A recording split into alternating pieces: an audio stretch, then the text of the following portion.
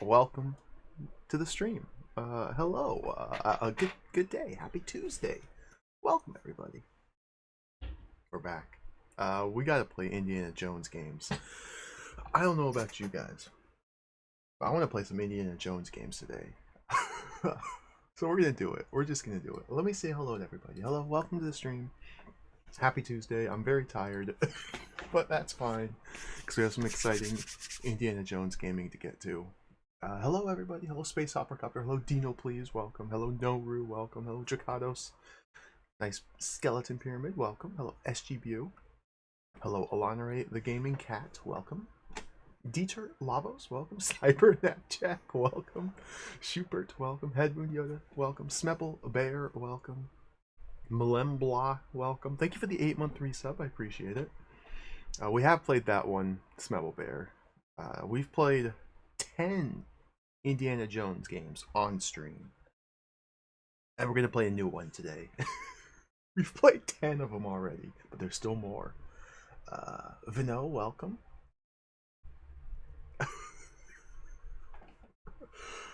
Dot Level, welcome. Welcome, everybody, welcome. Oh, Blind Justice, Alana Ray. I was so excited for that game. I played that game for like 10 hours straight. And it turns out it's an unfinished demo. I was so convinced that there was a real game. Blind Justice. Oh well. I had a fun time with it. Oh, I like this hoodie. I got this for Christmas not long ago. It's very comfy. I enjoy it. Welcome everybody. Welcome to the stream. I'm excited to play game today. Hello, Comson. Hello, Western Style Guy. Welcome. I haven't... Oh. No. That's one of the games I haven't played yet, Amos. I have not played Indiana Jones Desktop Adventures. It's on the list. We've played 10 so far. We've played 10 Indiana Jones games.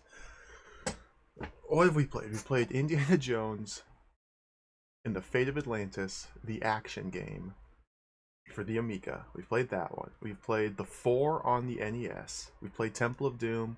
We played Last Crusade. We played Last Crusade. There's 2 Last Crusades on the NES. 2 different Last Crusades. We played both of them. We played Young Indiana Jones for the NES. We played Young Indiana Jones for the Genesis, which is a complete catastrophe. We played Last Crusade for the Genesis. We played Last Crusade, the graphic adventure game on DOS. We played Last Crusade, the action game on Amiga. We played... I'm losing track. Today, we're going to play Indiana Jones in Revenge of the Ancients by Angelsoft, an interactive fiction from Mindscape. We're going to take things down a notch. We're going to be nice and civilized, pretentious text adventure gamers today. we're gonna play a game based not on the movies, completely in text, starring an action hero.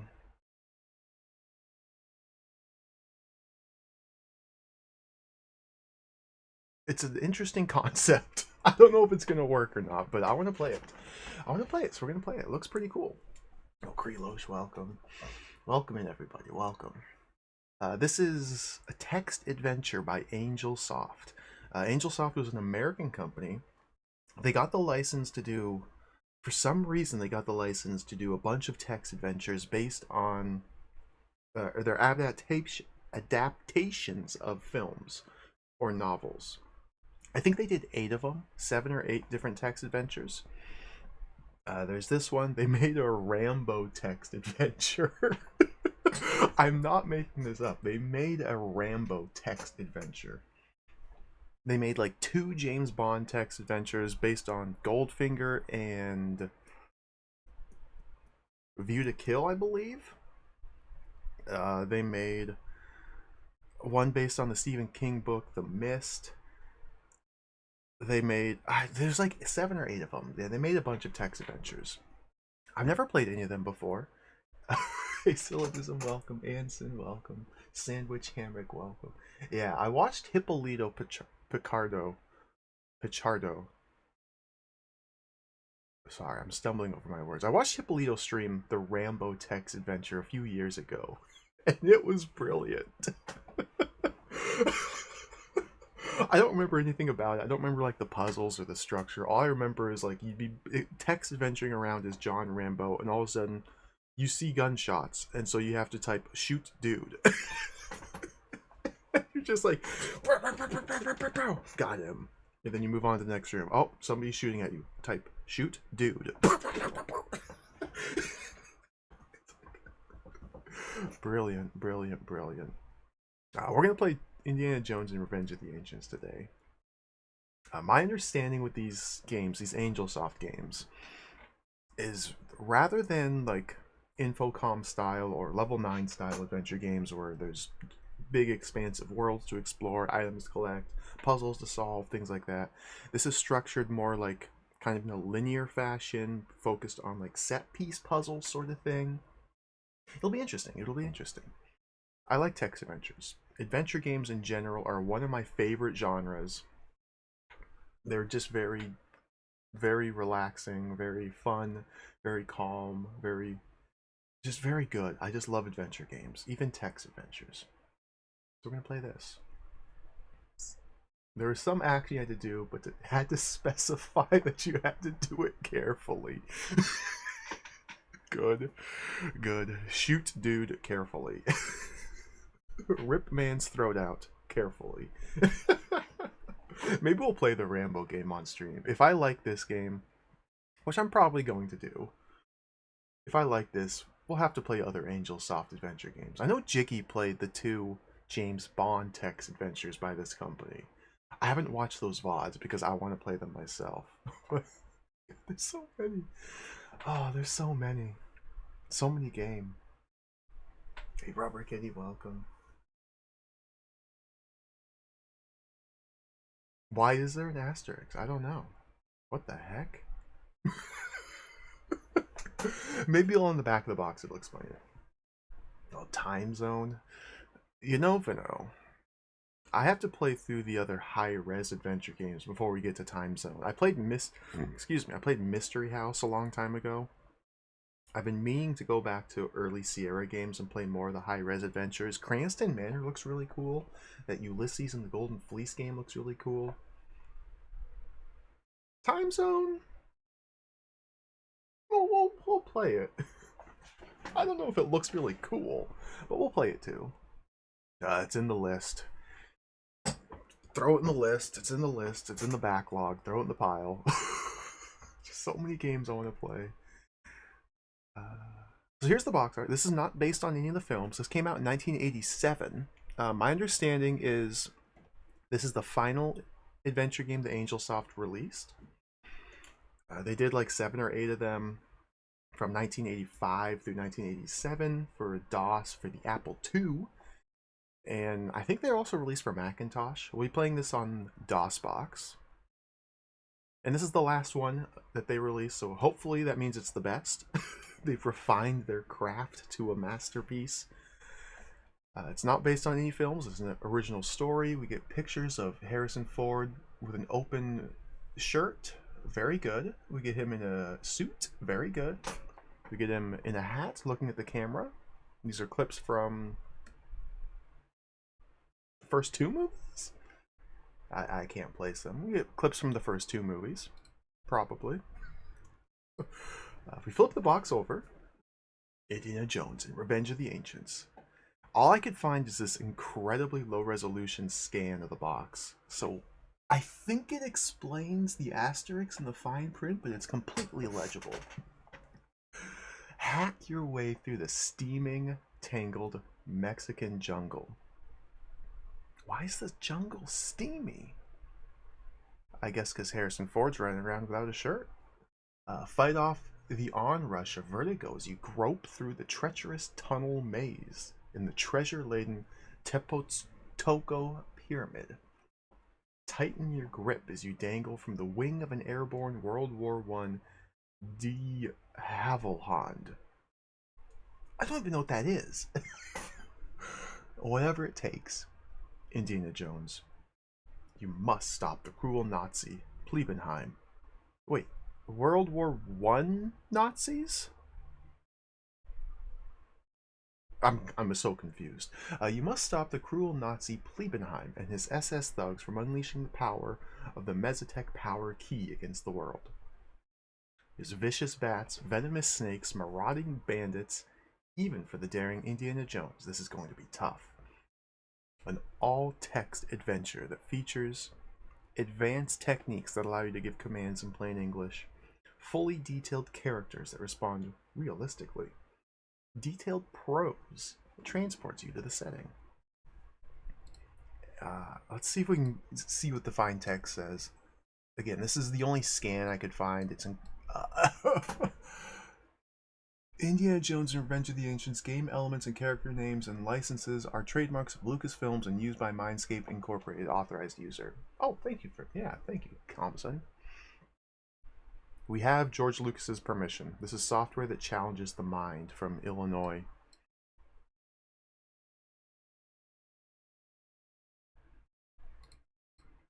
Indiana Jones. Let's read the manual. Let's read about game. There's a little bit of manual we should read. I've played text adventures before. I've played them on stream even. I'm familiar with the genre. But it always helps to read about game. I think this manual is just kind of like a a general purpose manual. An introduction to interactive fiction.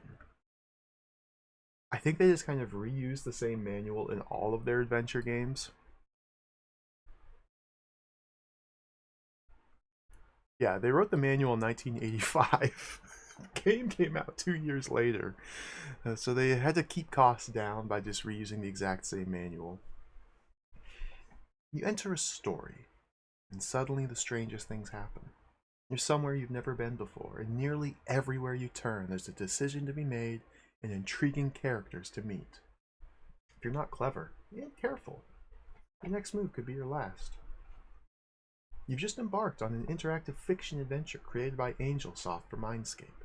You're about to confront some of the toughest challenges you've ever called fun. Wait, what? In interactive fiction, you are the central character in a story. The computer becomes a kind of live novel. It provides the setting, introduces the action, and narrates the story. But it's you who determines, through your actions and decisions, how the story proceeds. As you progress, bear in mind that we've included tricks, traps, and puzzles to confound you. You'll need to be your crafty best to find the happy ending in these stories.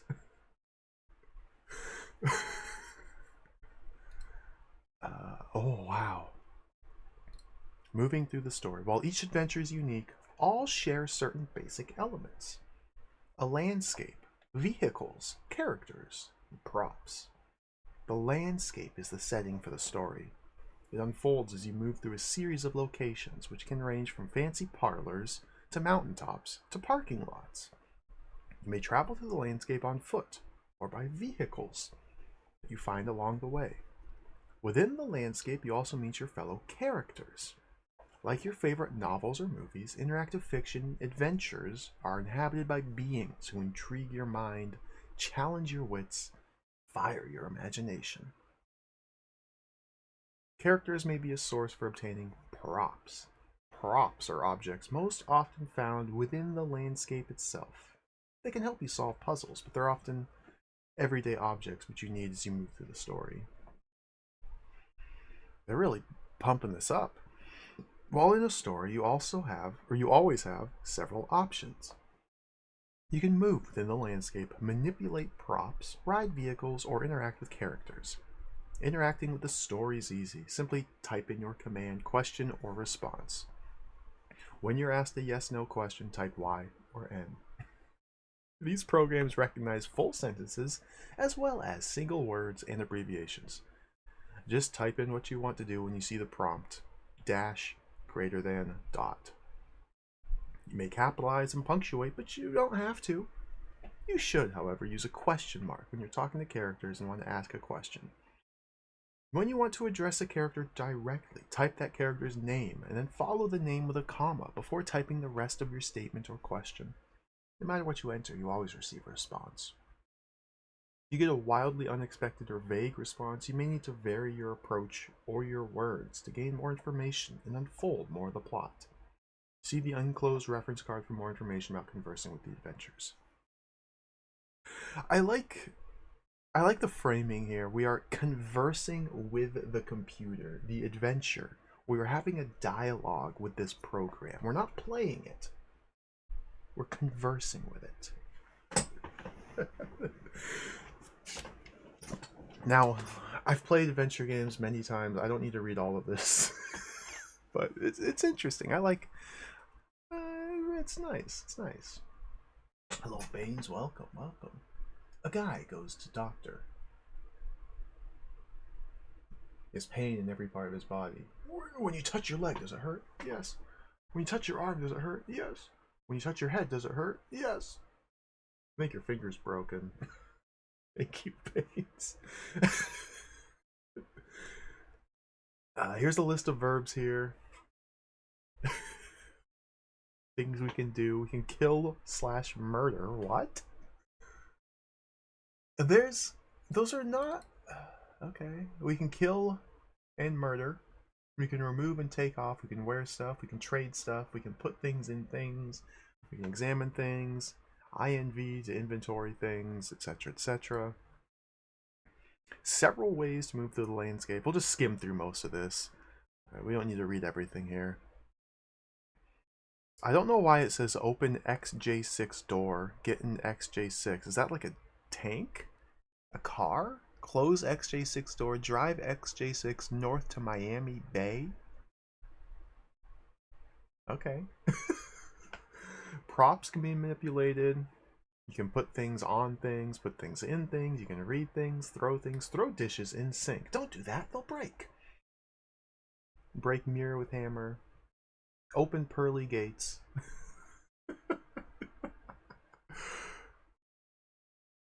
There's characters, we can talk to them, we can ask them questions. We're advised to make a map. I have my fancy but dancy Trizborts ready at the command here. We're going to draw maps as we go. I don't think this is going to be like a big sprawling adventure. I think it's going to be just a sequence of like tightly constructed set pieces that we journey through. I could be wrong though. Here's Pavlova's pigs. If you want to read about Pavlova's pigs,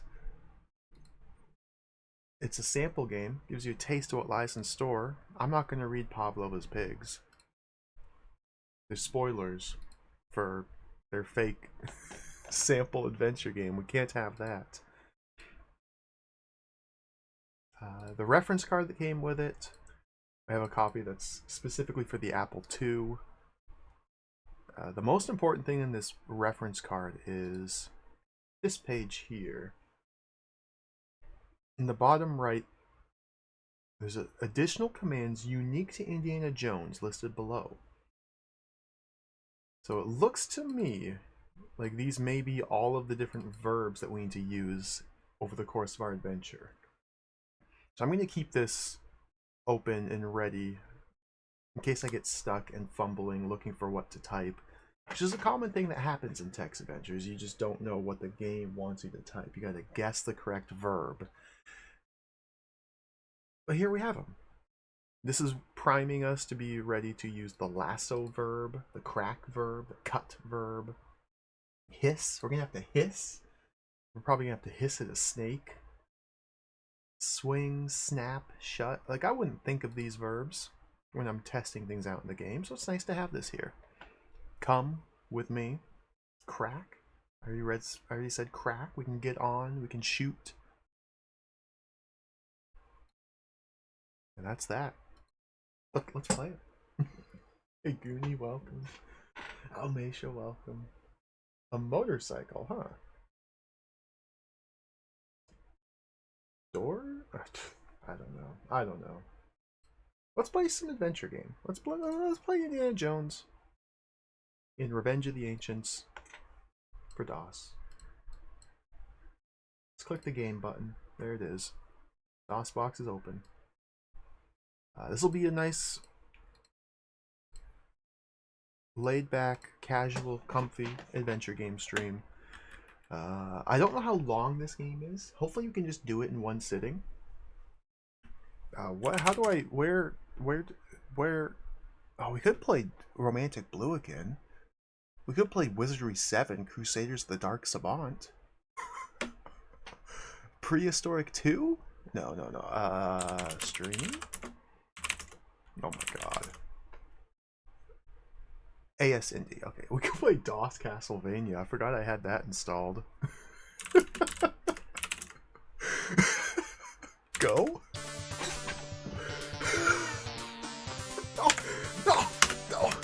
No! Get out! No! Quit!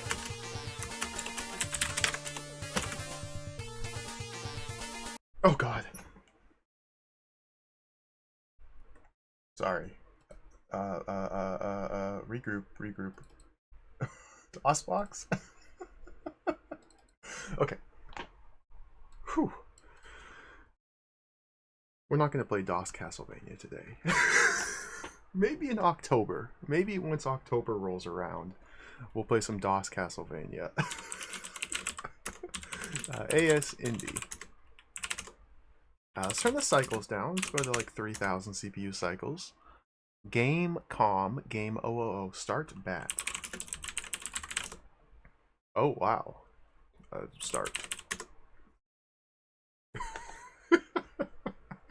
Mindscape presents Angelsoft Interactive Fiction, Indiana Jones TM in Revenge of the Ancients TM.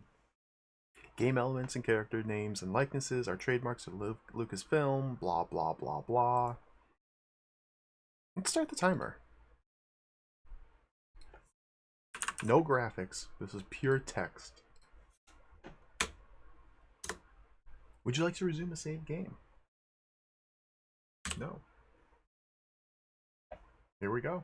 Full page yellow on black text. Let's go. G, welcome. Left empty, welcome. We're just getting started here. Just booted up the game. Move number 0. No pictures today. No, we are pictureless. We must use our imaginations to picture the scene. Not even a title screen. Wow. I guess that thing I just skipped through was the title screen. Move number 0. With the whine of bullets humming in your ears like annoying mosquitoes, you drop through a gaping hole, hoping it will lead to the central chamber of the Tepotteco Pyramid, and none other Mazatec trap.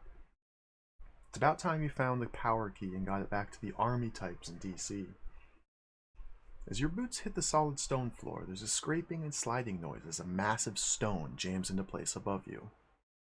This is a vast, shadowy space. An evil smell mingles with the sound of dripping water. Riverlets of viscous slime run down the eastern wall from an invisible seam far above. Through a door to the south, in the center of a domed room is a golden key, radiant in a shaft of white light. To your north is an open doorway, 18 feet high, through which a luminous glow emanates. A carved stone panel is centered on the western wall. If this is the central chamber, you can't be far from the key. The legends say he who holds the key controls the Earth's pulse. So that's it. So it doesn't say it here. It's just kind of implied that we are playing as Indiana Jones. We have no backstory. Not even in the manual. There's literally nothing. We're just here. I guess we're being chased by someone?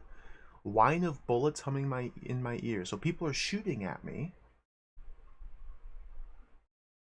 And we're in, like, a pyramid.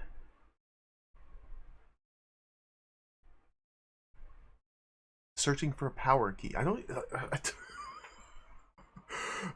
okay.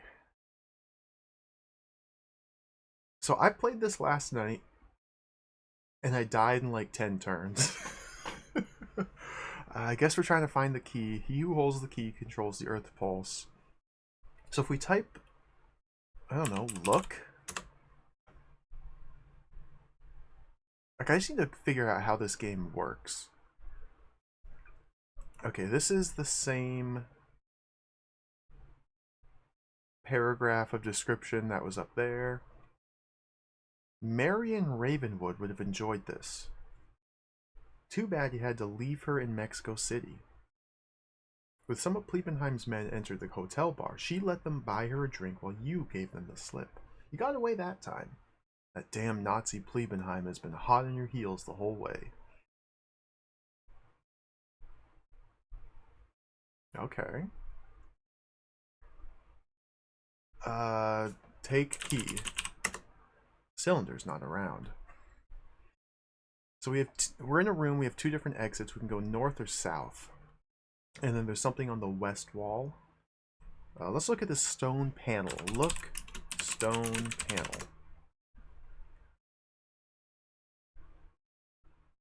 Nothing happened. Okay. So, look, stone panel, it interpreted that phrase as just simply wanting to look at the room I'm in. See, it's very important with these text adventures that we establish, like, the way the game interprets what we type. Because it's not always clear from game to game. Look, oh, maybe we want to examine the stone panel. This enormous stone panel. Okay, so looks at the room we're in. Examine specific props within the room. This enormous stone panel depicts the goddess of the earth, Coatlicue. Coatlicue? I'm butchering these names. I cannot pronounce it. Coatlicue. She's a huge seated figure with the features of a woman, but the scaly limbs of an iguana? Oh, let's go! Her large jaw dominates her skull-like head. A small stone peg juts from the middle of it. Time suddenly has no meaning. You feel some kind of outside force working on you, making you sleepy and distracted. What? What? Dark Dream, welcome. Bone Masher, welcome. Bear Eat Salmon, welcome. Yeah, the first thing they say. No, there's no Marion, sorry. It's just you.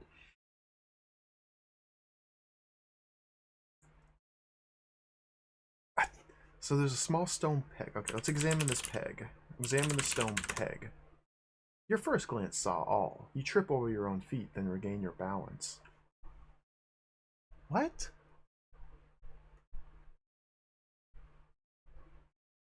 Okay, let's head south. A trapdoor opens at your feet, sending you tumbling down a seemingly endless chute. Like a clown shot out of a cannon, you're ejected from a hole in the cliff face and descend into a pile of bones of earlier explorers. The end. What? Oh, I died.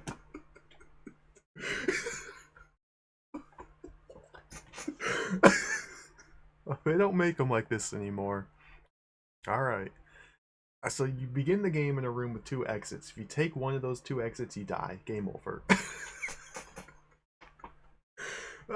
Would you like to play again? Sure. Resume a save game. I didn't even get a chance to save. Okay. Move 0. So let's go north. Your footsteps crash through a deep silence. Darkness blurs the ancient stone walls of the tomb. The air is soft, impossibly still. As still as death. A large boulder has come to rest against one wall. Going south will return you to the central chamber. Marion Ravenwood would have enjoyed this. Excuse me. Too bad you had to leave her in Mexico City. Wait. Oh, this Marion paragraph must be just programmed to appear on move number 1? I thought this was a response to me looking in the room I was in. No, it just happened. Joseph Corwin, welcome. Thank you for the 22-month resub. Welcome, welcome. I'm going to start drawing a map. I don't know how necessary it's going to be. Probably not. But I'm going to start drawing a map here. Bing. So I'm going to go away. There's my map. Can I put this right up here? Goodbye. I'm a map.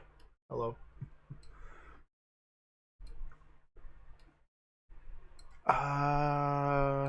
Can I, like, make this not melt my eyes? I guess we can go like that. Can I turn off this grid? I guess we can go like that. Okay. Cave.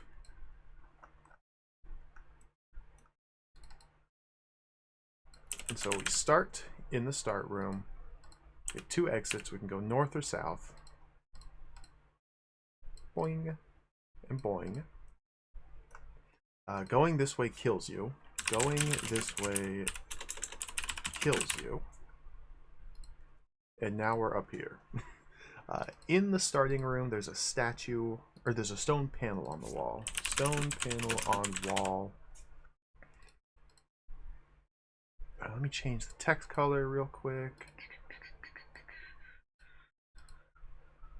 Let's make it white.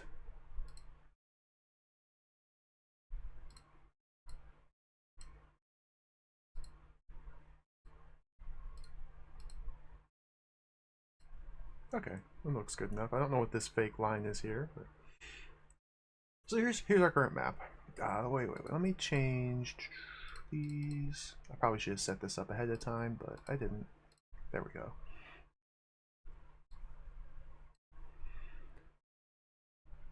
So we're in the north room. A large boulder's come to rest against one wall. Let's examine the boulder.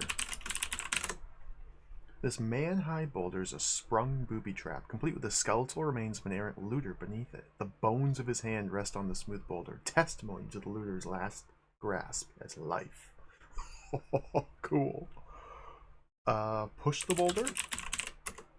You're wasting time. Examine the hand.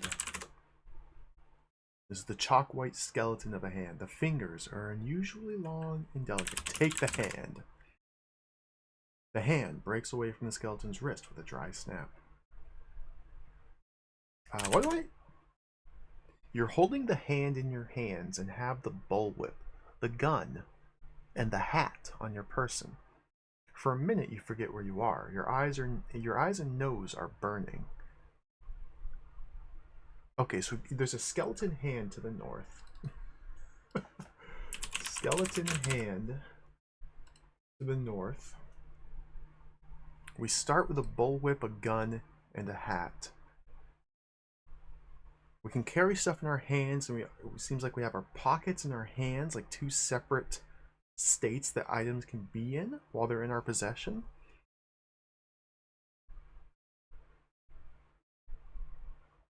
Why can't I breathe? Why am I forgetting where I am? Can I go north? You can't go that way. Time suddenly has no meaning. You feel a little lightheaded. Can I climb the boulder? You feel some kind of outside force working on you, making you sleepy and distracted. What? Look. Darkness blurs the ancient stone walls. The air is soft and possibly still. Going south.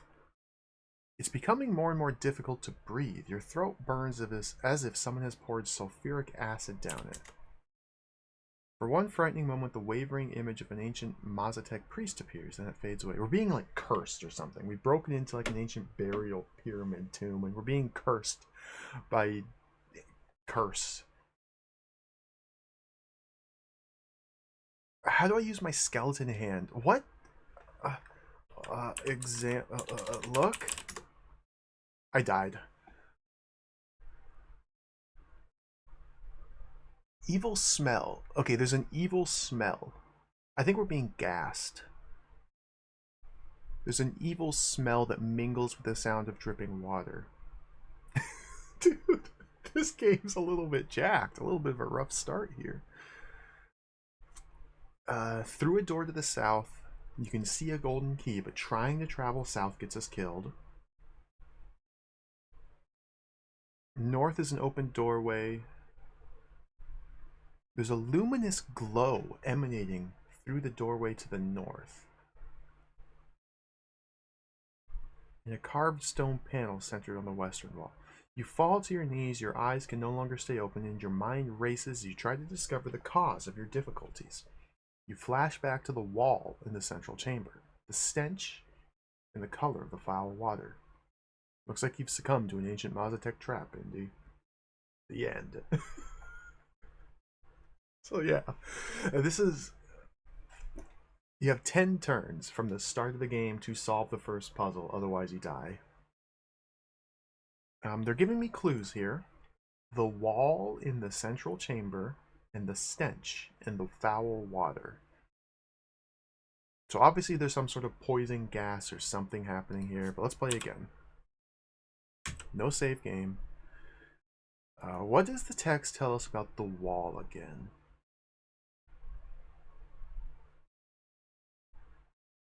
Nothing. Stone panel. Can we examine the wall?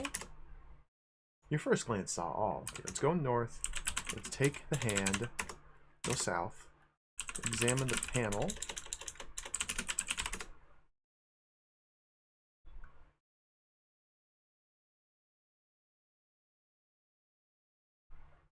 Her large jaw dominates the skull-like head. Small stone peg juts from the middle of it. From the middle of the jaw? From the middle of the head? From the middle of the panel? From the middle of the statue? From the middle of the iguana? We can't look at the peg. Can I take the peg? A trap door opens at your feet, sending you tumbling down a seemingly endless chute. Like a clown shot out of a cannon, you're ejected from a hole in the cliff face, descend into a pile of bones. I die. What?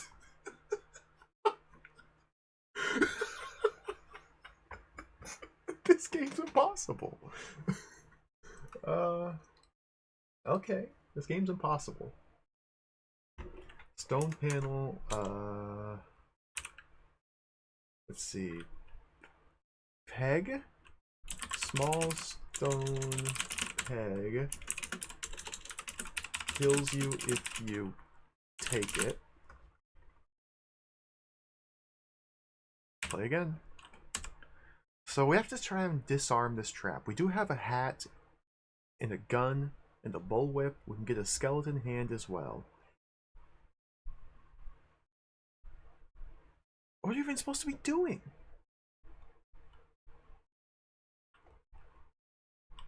I'm assuming that there's not hidden exits from these rooms. I'm assuming that they are describing all of the different exits, north and south. And if it's not explicitly stated there's an exit in those directions, then there won't be an exit in that direction. I should probably look at the water, yeah. Remember, think of the clues. Riverlets of viscous slime run down the eastern wall. Door to the south. Oh, chat and business, welcome.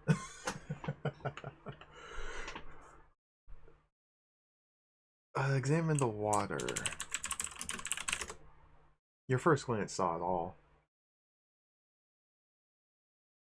Yeah, I didn't watch Jiggy play those James Bond games. I missed those streams because I want to play them myself. Yeah, he's played the 2 James Bond text adventures by the same company. And it was brought up earlier, but the Rambo text adventure that these guys did, you have to append carefully to one of the actions, otherwise you can't win. They might have reused that same gimmick for James Bond. What are we doing? How do we... That damned Nazi. Okay, let's go north. Take the hand.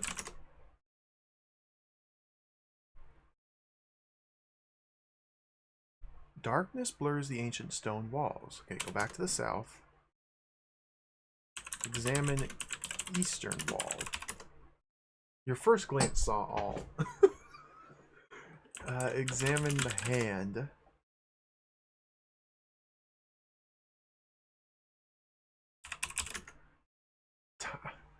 I only have 3 more turns.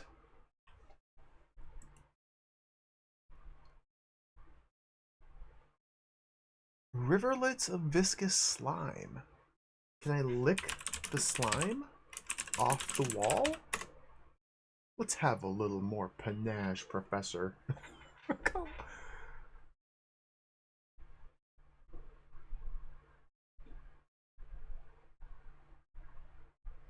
stone panel.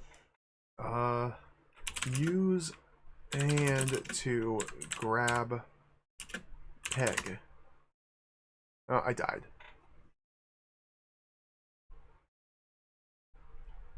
I was thinking like standing away from the trapdoor on the floor, use the skeleton hand to pull the peg. I don't even know why touching this peg kills you. It doesn't. You just die. Okay, try again. Just kidding.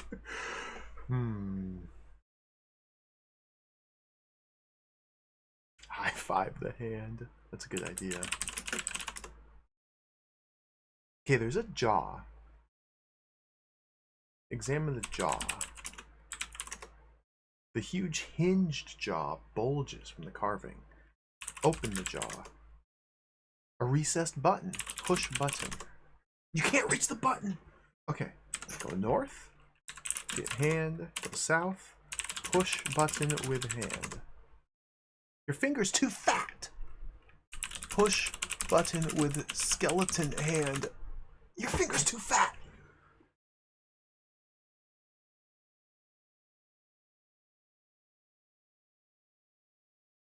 What? How?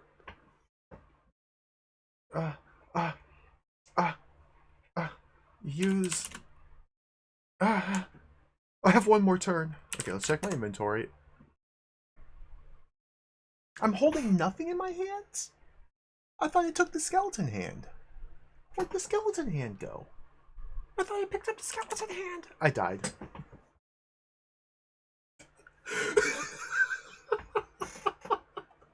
This is awesome. Try again. Did I mistype? Okay, go north. Take hand.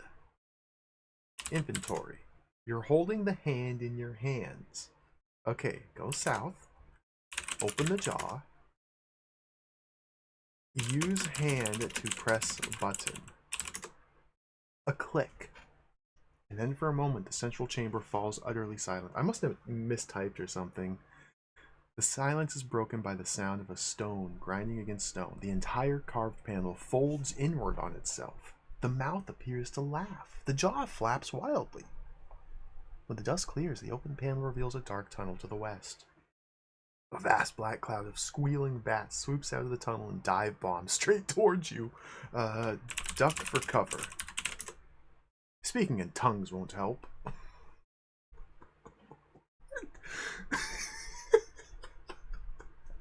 Go west. Having defined their prey, the disgusting rodents tear at your clothes like maddened harpies. Huh?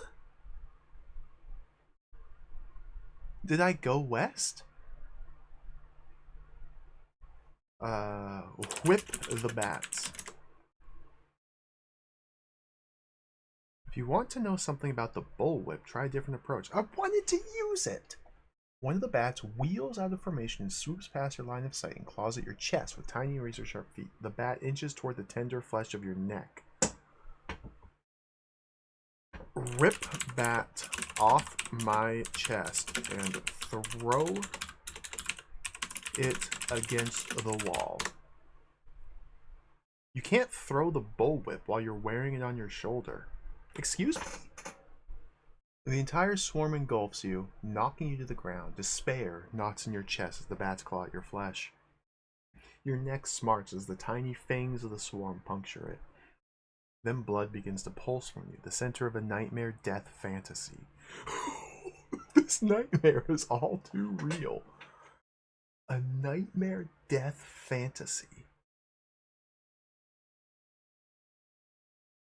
Alright. I didn't think bats were rodents either. Yeah, I didn't. I don't know. Maybe these are special rodent bats.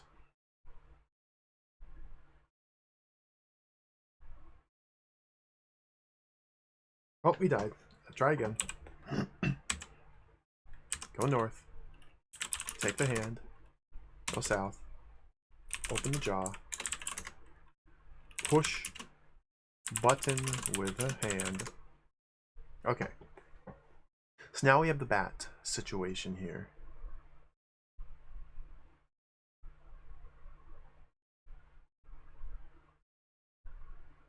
It's just puzzle after puzzle after puzzle.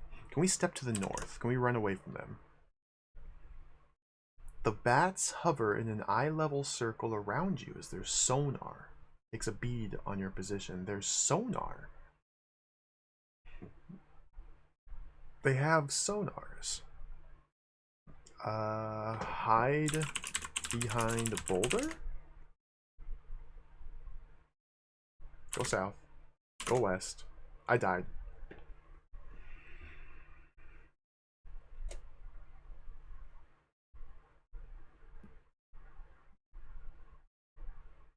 Despair? What the heck? Try again. Okay, go north. Take the hand. Go south. Open the jaw. Let's save here. Yes. We have 9 save slots, so we just save in slot number 1. Save over it. Hopefully saving doesn't consume a turn. It might consume a turn. I don't know how it works in this game. Push button with hand. I'm presuming this is the correct sequence of moves to make in the opening turns. I don't know if we're still dying from the 10-turn hard limit at this point, or if pushing the button defuses that trap and introduces a new one in the form of bats. Maybe the bats supersede the gas. It seems like once we open the door, we only have about 3 or 4 moves to either defeat these bats or make it past them. It's not exactly clear. So we can go that way. I have a hat, I have a bullwhip, I have a gun. Shoot bats with gun.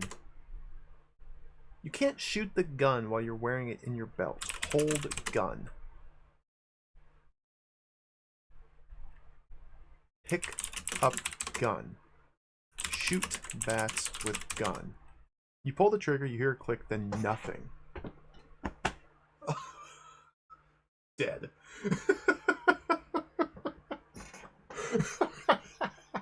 Cool.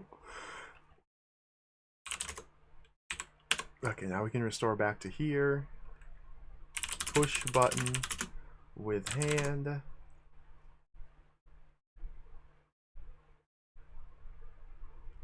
Take whip.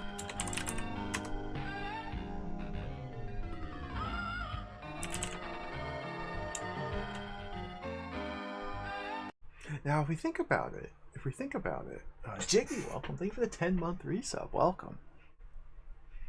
Welcome.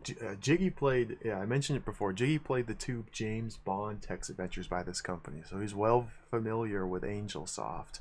This is the first time I've played one of these adventure games by this company.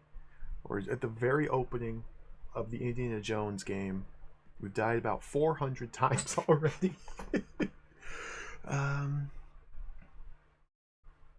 How do I attack bats with whip? Whip bats. Use whip. I don't know how to use my whip. Play again.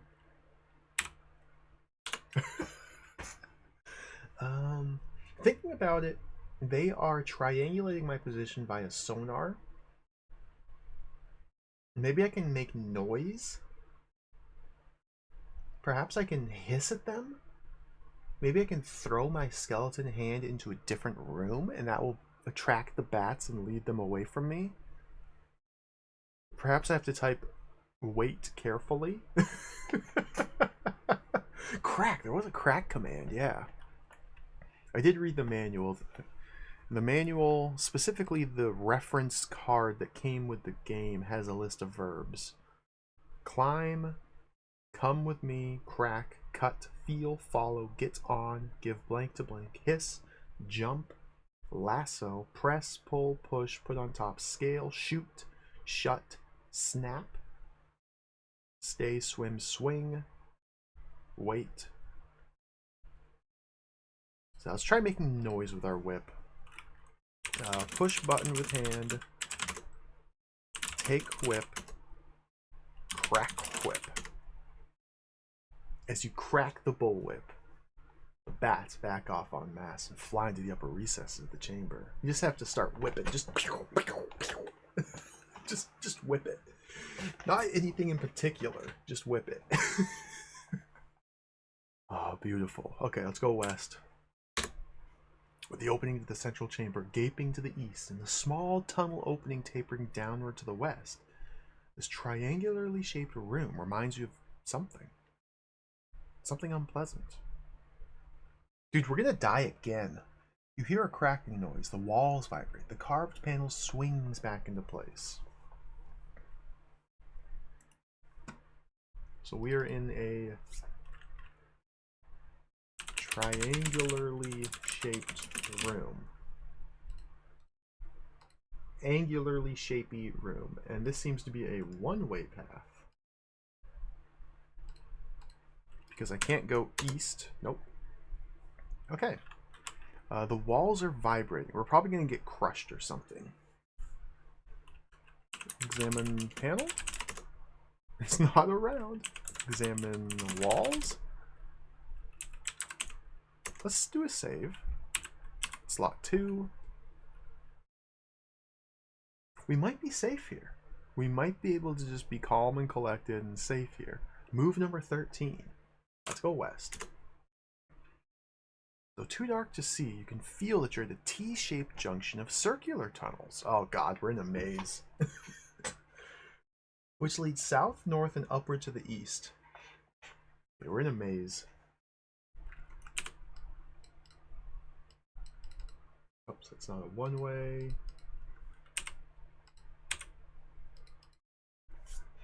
T-shaped junction. We can go south. We can go north or upward to the east. Let's go north. You can feel the smooth walls of a circular tunnel which bends to the south and upward to the east. What? Nightmare Death Fantasy.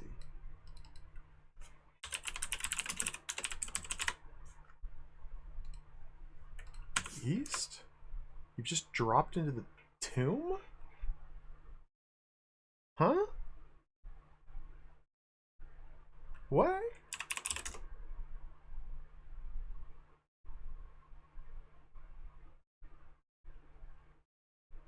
Oh, wait, oh. We're up here. Okay, we went like that. Okay. And this is probably a one-way arrow. We go west. Yeah, we can't go west. Okay, yeah. So we ended up back in here. We'll call this room Tomb, since that's what the game describes it to. Describes it as. So we go south.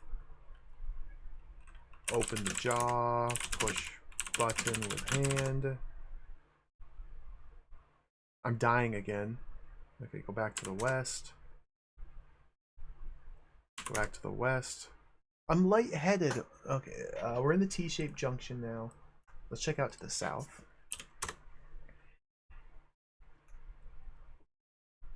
I'm dying again. Though too dark to see, you can feel that you're in a T-shaped junction of circular tunnels which lead south, north, and downward to the west.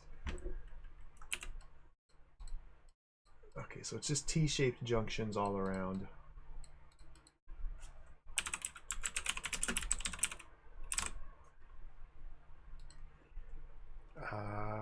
Which leads south. You came from the north and downward to the west. South. Feel the smooth walls of a circular tunnel which bends to the north and upward to the east. Okay.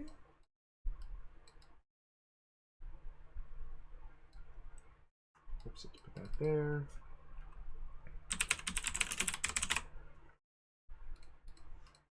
I don't know why I can't breathe anymore.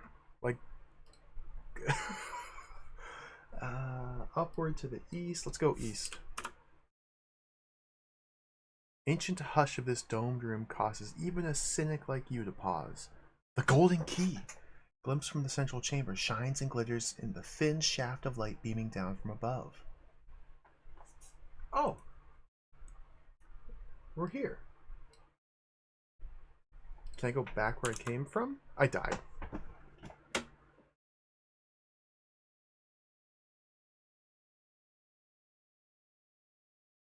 What? Okay, what? Key chamber. I'm confused. Restore. Okay, save number 2. So I think going back to the starting room is what caused me to get poisoned again. I think it's like every time you enter this room, you get inflicted by the gas debuff or something, and then you die after a couple turns. And when I went this way, when I went north and then through here and then back through here, I got caught with the sickness. I don't know how I got rid of the sickness in the first place, because you start in this room and you die in 10 turns after you start the game because of the sickness. But now, after defusing the bat puzzle trap, we've seemed to have unsicked ourselves, but we can re-sick. Let's just don't go back in that room. Okay, don't go back in that room. We're in this one here. Let's go west. Let's go south. Let's go west. You feel the smooth walls of a circular tunnel, which bends to the north and upward to the east. Okay, so we're over here.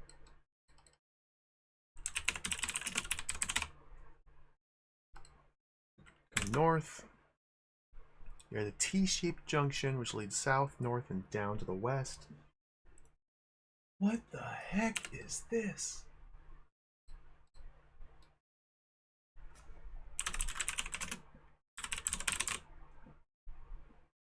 Oops. Leads north, south, and down to the west? West?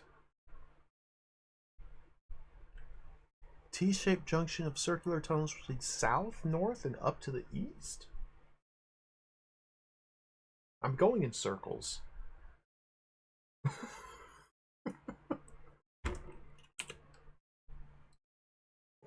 North. West. Wait.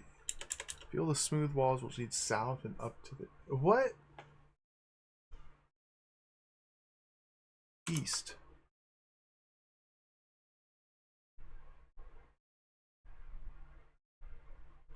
As you inch your way up the incline, the tunnel floor suddenly gives way below you. For a moment you hang weightlessly in the blackness, then you land painfully in a heap.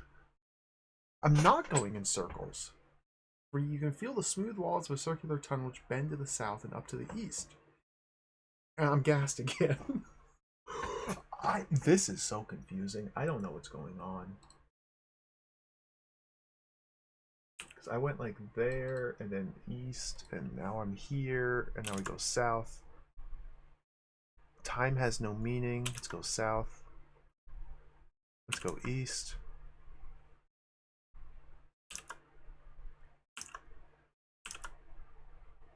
I'm dead.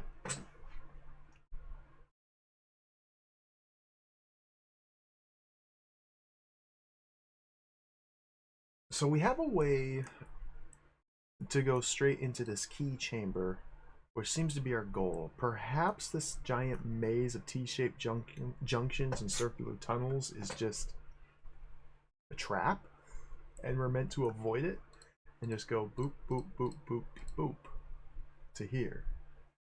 Let's try that. Okay, so save. Now we're back in this room. So we go west, we go south, we go south, we go east. Yeah, something like that, Cyber Navjack. Something like that's happening. And I think when I tell the game to go south or north, the path is curving as well. And we're like going up in the above rooms and below rooms. It seems very complicated. So let's just try and pretend that we don't have to deal with that maze. We're in the key chamber. The ancient hush of this domed room causes even a cynic like you to pause. The golden key. Let's just take the key. The cylinder's not around. It's... what? Take golden key. Huh?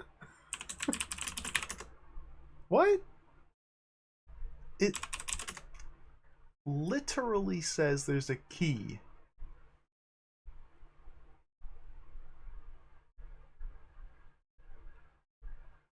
Shining and glittering. Huh? The cylinder's not here? What? Why? Cylinder? I don't know what's going on. Examine the light. Look up. Listen. Don't lose your nerve. I'm gassed. I'm gonna die.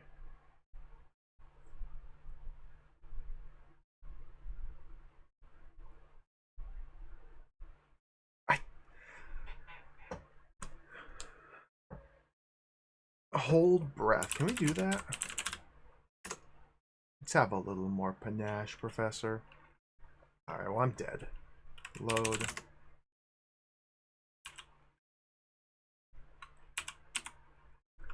I guess we have to map out this maze.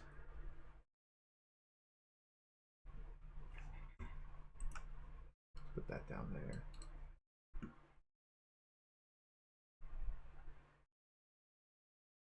Okay. I guess we're mazing. I guess we're in a maze. So from there, we want to go south, then west, north. So now we're in this T-shaped junction. Let's go north. Feel the smooth walls of a circular tunnel which bends to the south, upward to the east.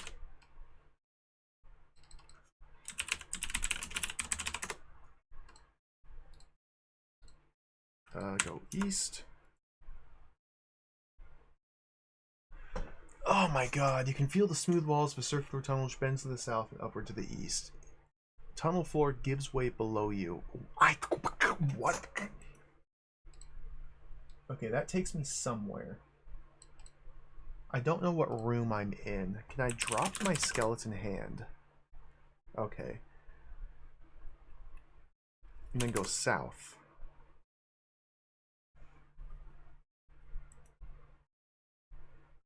I think I'm here? Wait, I have an idea. Can we load? Can we resume? Can we restore? Can we restore save game? How do I load my game? Wait. Okay, I died. So what I want to do is, we need to map this, but everything looks the same. Even the room exits are the same. I'm going to drop my skeleton hand here in this T-shaped junction, since there's at least 3 separate T-shaped junctions, which are unique rooms. Maybe. With the exact same room description, we need to drop items in them so we can know which one's which. Yeah, I'm going to leave a little trail of skeleton hands. So drop the hand, then go south, then go west, then go north. So that way when we arrive in a T-shaped junction, which is the same one we've been in, it'll tell us that there's a skeleton hand here. So now I'm in this room. So let's go north. Let's go east. Let's go south. Hand. Okay. Confirmed.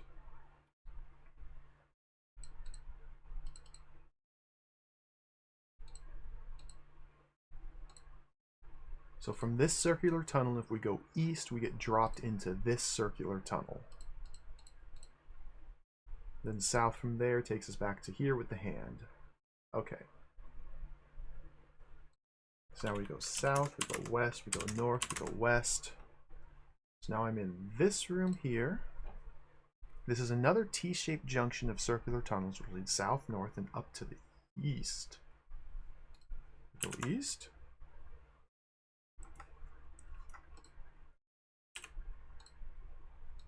Go. Oh, come on. South, north, or up to the east. We went east, and we're gonna go west. I'm dead. Dude. So we have a giant maze with rooms that are described as the exact same thing. We don't even know where we're trying to get to or what we're trying to do. We have a turn limit that seems to just be you die if you don't solve this maze in under 10 turns or something like that. This is awesome. Okay.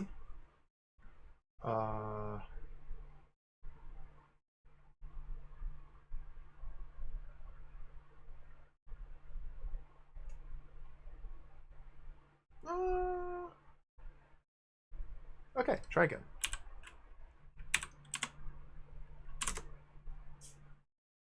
So we're in this room. So I think we're just trying to get as high up as we can. It seems like we're just going in circles. We're circularly ascending through these tunnels here. If we take the wrong exit out of any one of these paths, then we drop down a level.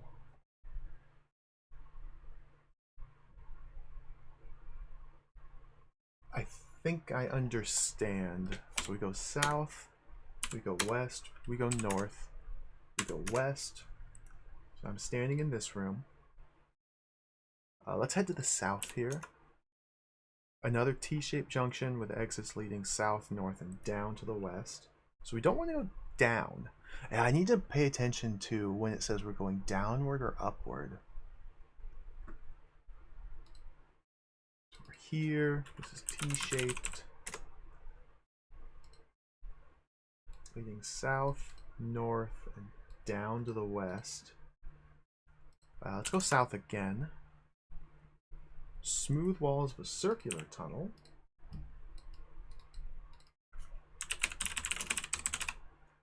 Which bends to the north and up to the east. Alright, let's go east. And we dropped into another circular tunnel. So I don't know where this dropped me to. Could be this circular tunnel up here, could be this one over here, could be this one up here, could be this one up here. I don't know where I am. We can go north or east from here. So it's likely this one or this one. In order to test this, I have to drop a hand. Okay, let's drop the hand. Go north, go west, go south, go east. I died.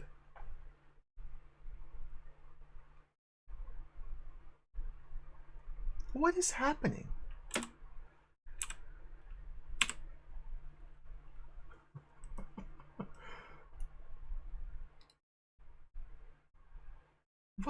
What the?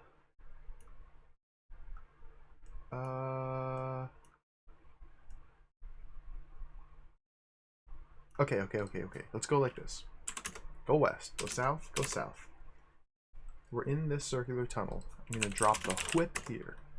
Go north, go west. I'm gonna drop the hand here. Go north, go west, go south, go east. We're in the whip room. Okay. Takes me there. One way. There we go. See, it's simple. We just have to throw multiple different lives at this maze to establish the connections between the different rooms. And now we run out of turns. We only have like 2 or 3 turns left to work with, so I have to die. Just have to die. Try again. Go west, go south, go west, go north, go west, go south. So I'm in this room here. Let's do a save here. 3. And go west.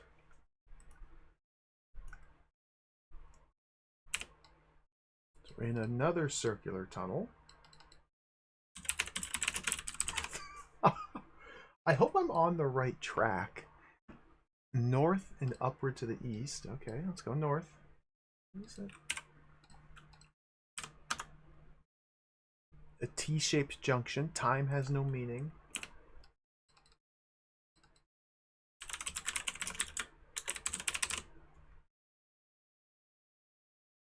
This is quite a demented game. South, north, or down to the west.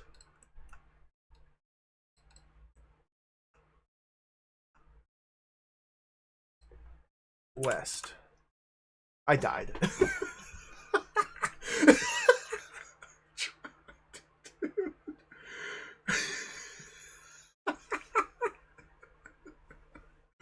Cool. Alright. So this leads to death. Death.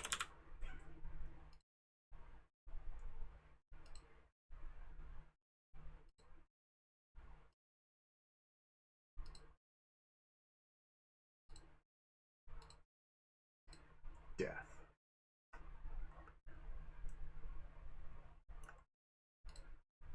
We'll make it through this. This is just brute forcing our way through a maze. Play again. Save game 3 puts me at this T-shaped junction. So we go west, we go north again. Feel the smooth walls of a circular tunnel which bends south and upward to the east. Okay. Circular tunnel. Let's go east. Oh, we made it. The snaking trail of the tunnel spirals upward, finally ending at the inner sanctum, a primitive stone grotto, bare except for a slim black pedestal against one wall. A small gold totem atop a thick granite cylinder stands on the pedestal. Cylinder's here! It emits an unearthly low-pitched hum.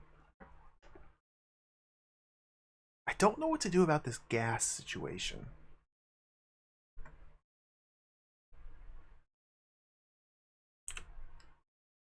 So we went this way. We're now in the inner sanctum.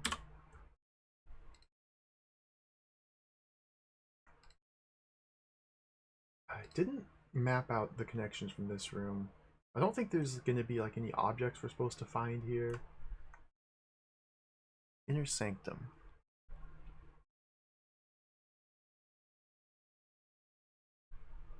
Okay, there's a black pedestal against a wall, small gold totem, unearthly low-pitched hum. Save. Save 4. The tunnel is to the east. Okay, so let's go like that. Examine cylinder. A 2-foot-long stone cylinder with a hole smoothly drilled through the center. Cradled within the center is a pure, multifaceted crystal about the size of a baseball. I'm gonna be rich. It emits an unearthly low-pitched hum. Take cylinder. You take the cylinder. Stone slab crashes to the ground to the east. The wall to the west collapses. Light and air pour in. The pedestal tumbles out of the opening and into the valley below. A glance down reveals that the inner sanctum is now a shallow cave in a steep cliff face. 1,000 feet below is the vast valley. A few feet above, a narrow shelf of rock just from the cliff edge.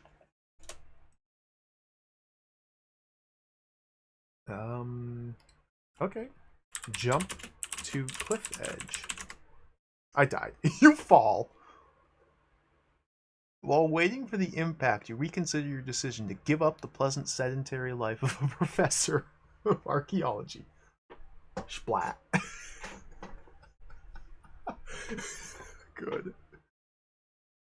Good. Play again. Save number 4 puts us back in the inner sanctum. Let's examine the totem. Made of pure gold, this palm-sized totem depicts a terrifying creature, an eagle.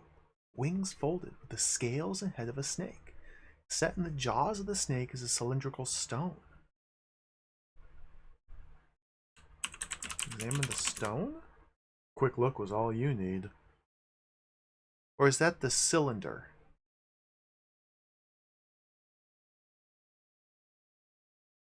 Can I take the totem? And then take the cylinder?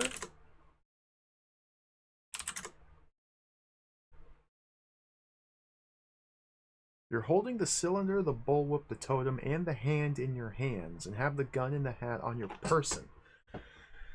I don't want to carry these all in my hands. Put cylinder and whip and totem and a hand in my pockets. You can't do that. I don't want to be holding these in my hands. What? This game is so goofy. I'm checking the manual here.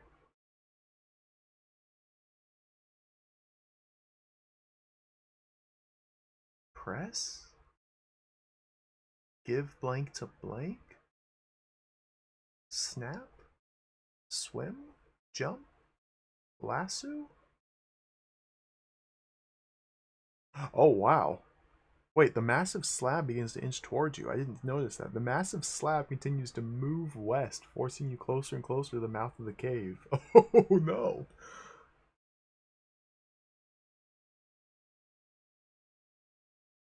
So we know that there's a cliff that we can... There's a couple feet up, and it's like 1,000 feet drop down, and there's like a ledge up a little bit. Can we... Crap. Whip the ledge? I can't jump to the ledge because I die. Maybe because my hands are full? Put cylinder in pocket. If you wanted to put the cylinder in your pocket, you should have worn your safari pants. What? What? Put cylinder in person? You can't put it there. You can't put it in your prison pocket. Alright, the massive slab pushes you off the cliff. You fall. While waiting for the impact, you reconsider your decision to give up the pleasant sedentary life of a professor of archaeology. Splat.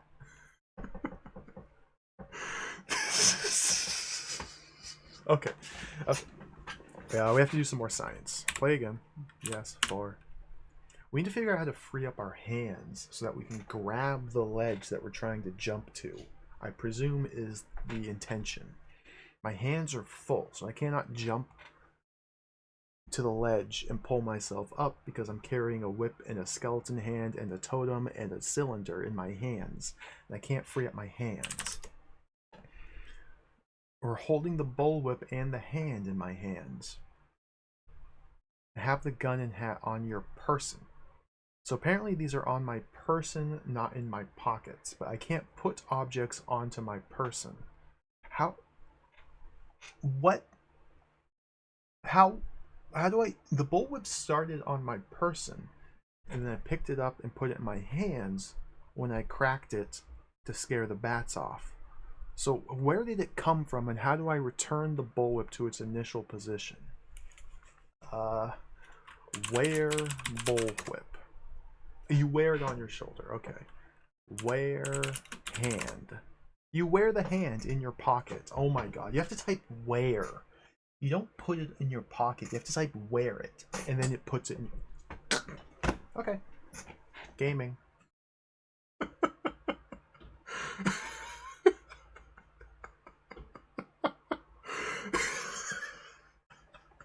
Awesome. This room, we have the totem, we have the cylinder.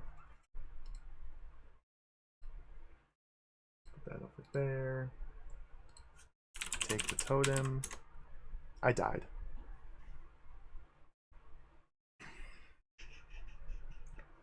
Would you like to play again? Yeah, I want to play again.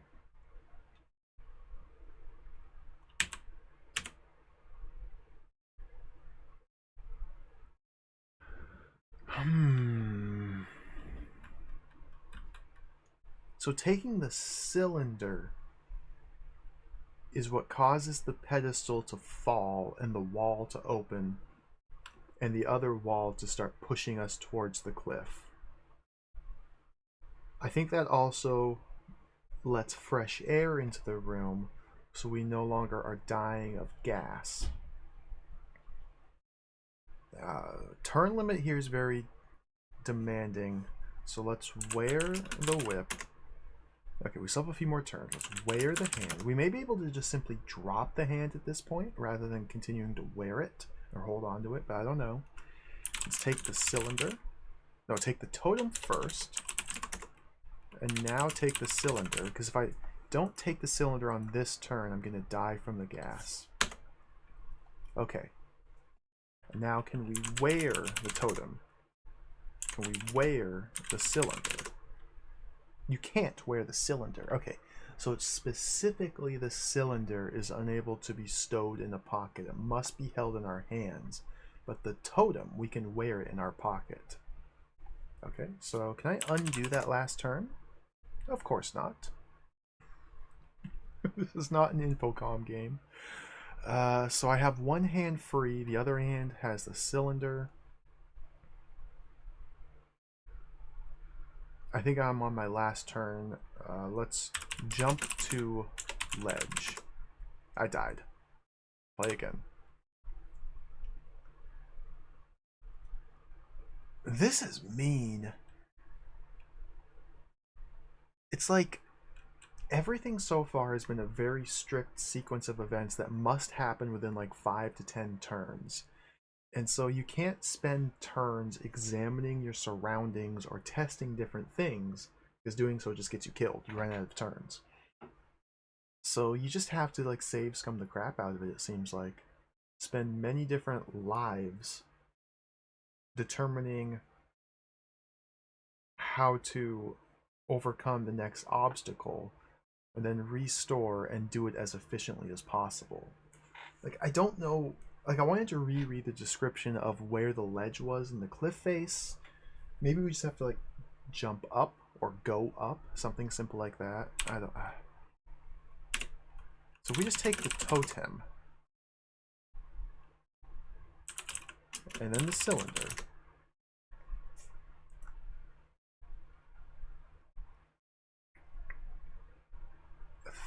A few feet above a narrow shelf of rock. So I might be referring to the wrong thing here. I typed jump to ledge. Maybe I have to jump to the shelf. Maybe we just go up. Grab shelf. Climb to shelf. Jump to shelf. I died. Oh my goodness. Play again. I don't know what to do. We'll figure it out though. Hey, Kagarado, welcome. Bobroskaya, welcome. Aristotle, welcome. Welcoming everybody. It's your boy Jay. It's not quite there yet. It's not quite the hardest game ever made. I haven't played Hitchhiker's Guide to the Galaxy, so I cannot say. This seems like it's pretty penetrable, I would say. It's just a little mean. It's a different style of adventure game. Because like I'm used to Infocom or like the level 9 games like Night Orc and Gnome Ranger, where you have these giant open areas to explore, tons of items, like kind of open-ended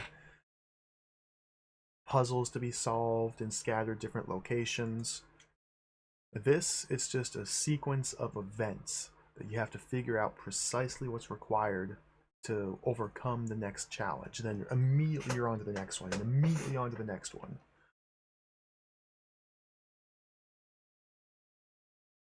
And the very strict turn limit makes it feel a bit more daunting.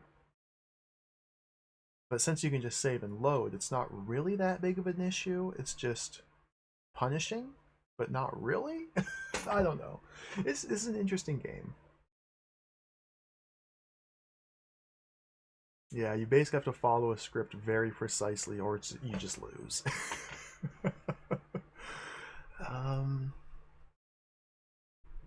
Alright, so take the totem. Let's examine the totem. Like, what's the deal with this totem? Made of pure gold, this palm-sized totem depicts a terrifying creature. An eagle, wings folded, scales and head of a snake. Set in the jaws of the snake is a cylindrical stone. Can we take the stone? Nope. If we don't take the cylinder on this turn, then we die. Okay, let's examine the cylinder we just took. A 2-foot-long stone cylinder with a hole smoothly drilled through the center. Cradled within the center is a pure, multifaceted crystal about the size of a baseball. It emits an unearthly, low-pitched hum. We smash cylinder. We break cylinder. We open the cylinder. I died. Play again.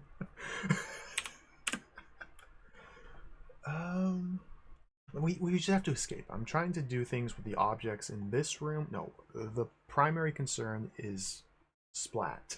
We have to not splat. Shaboy J, this was made by a company called Angel Soft.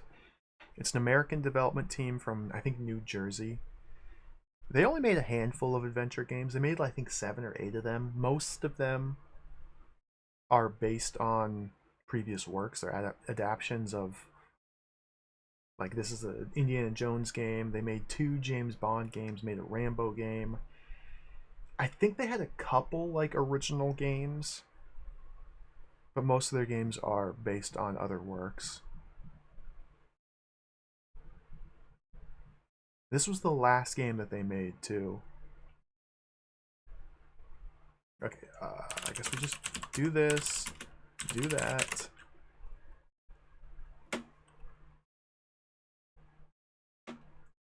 There's some way to get to this narrow shelf of rock. Save.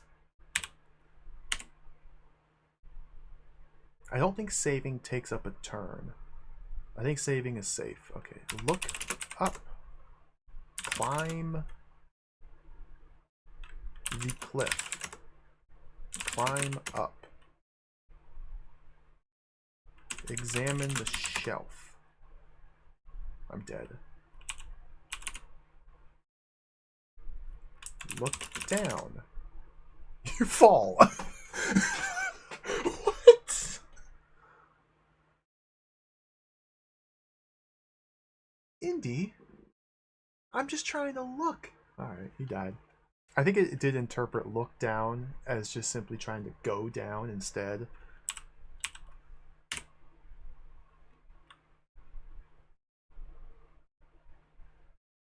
I can't look down.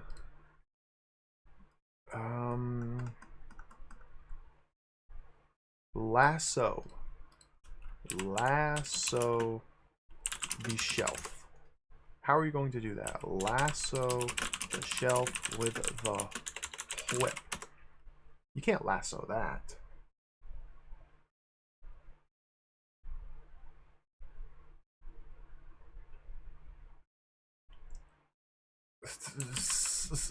Shimmy.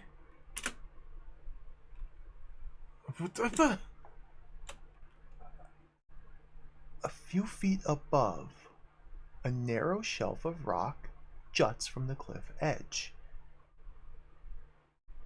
So I'm picturing we're standing at an opening. We're in a room. The wall has just fallen out, revealing that we're on the side of a cliff 1,000 feet down. It's just a sheer drop 1,000 feet down. And then just outside and up, there's a shelf. And I want Indy to grab onto the shelf and pull himself up to safety. That's all I want to do. It might be my hands are full, and so I need to restore to a previous point and fix the hand situation.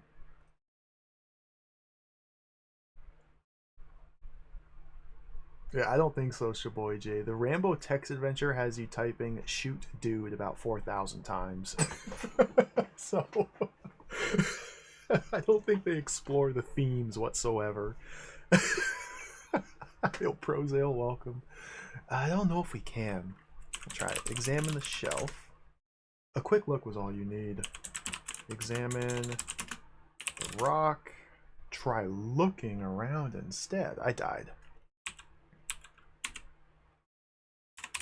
Look around. Let's examine the slab. People. I can't.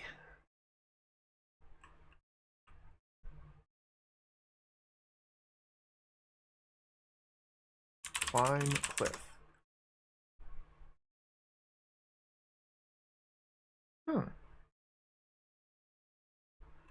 I feel like I'm just missing the correct verb. Climb is explicitly listed as one of the verbs that the game recognizes. Get on. Maybe we have to get on the shelf. Maybe we hiss. Jump seems to just get me killed no matter what. Scale.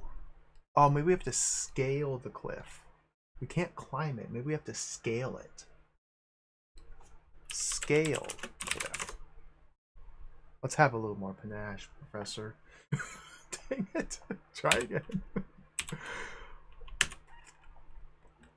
We weren't able to lasso it.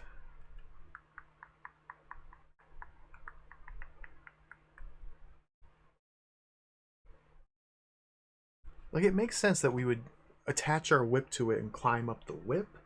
It makes sense that we would jump and just grab the shelf and pull ourselves up. I can see Harrison Ford doing a number of different things to get himself out of the situation. I just can't communicate to the game. I can't converse with the game in the way I'd like to. Yeah, we should try lassoing again. Good call there. Lasso shelf. Lasso shelf with a whip. You can't lasso that. Lasso cliff with a whip. How are you going to do that? Snap whip. Try again. This is jacked. Climb. Climb up. Climb cliff. Climb shelf. Climb to shelf. Climb up the cliff. Climb out. Climb to safety.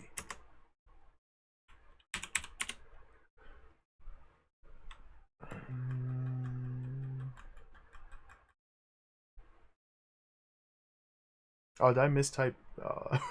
Lasso cliff with a whip, not a ship. You can't lasso that.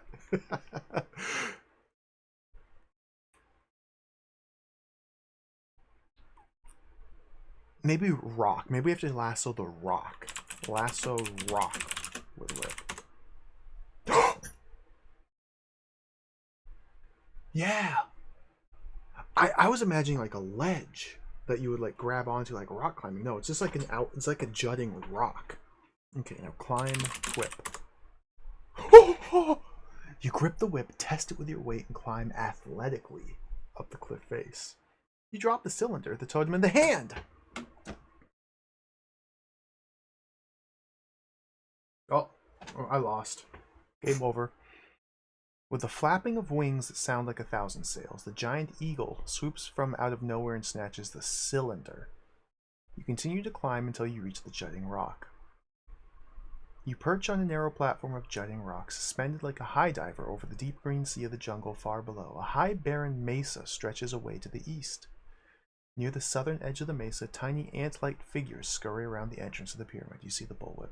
So we have to go back and redo this and put the totem in our pocket and the hand in our pocket. So we dropped everything we were carrying in our hands while we climbed the cliff face with the rope, or with the whip. We can't stow the cylinder. The cylinder getting caught by the eagle seems like it's a scripted thing that will always occur because there's no way to put the cylinder out of our hand and into our possession. But the totem we could have held on to. So before we get too much further, let's just jump off the cliff. Go back here. Let's wear the hand. Wear the totem. Let's lasso rock with the whip and climb the whip. Okay. And I think at this point we're good. We have to find the cylinder, which will be probably an eagle's nest now. We didn't lose the totem or the skeleton hand. Alright. We're doing it. Gaming.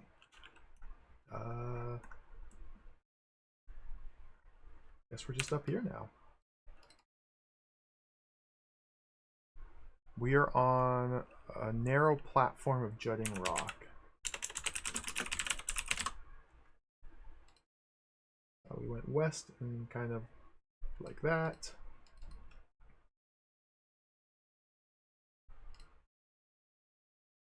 Yo, Retro Gaming Denmark, welcome. Yeah, this is my first time playing an Angelsoft game. And I love Indiana Jones games. Figured we'd try this one. This has been pretty cool so far. It's very... it's very weird. It's a very, like, rigid game. It's pretty cool. I'm into this. I love adventure games.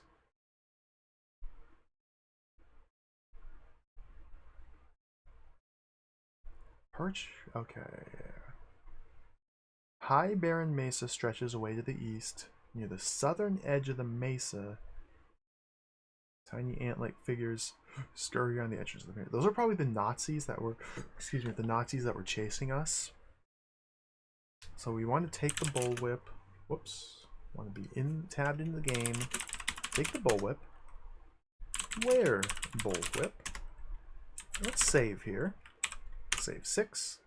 Let's go east. Hey, Dialoco, welcome, welcome. The ground of the mesa is as desolate as the surface of the moon. At its north end, a stone, known as the Bridge of Fools, balances delicately over a deep ravine.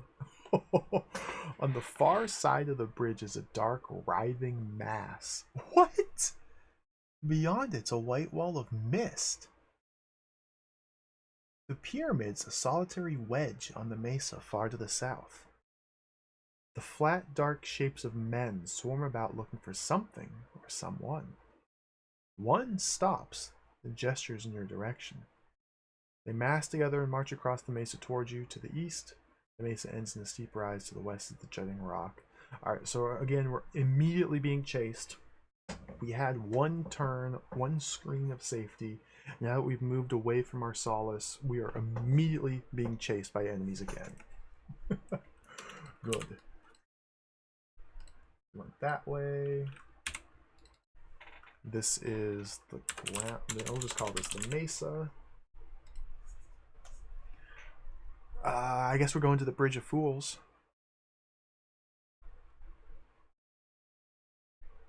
So we can go north to the Bridge of Fools. Oh, we just saved. Let's see if we can go south. To the east, the mesa ends in a steep rise. Let's go east. Let's go south. What the heck?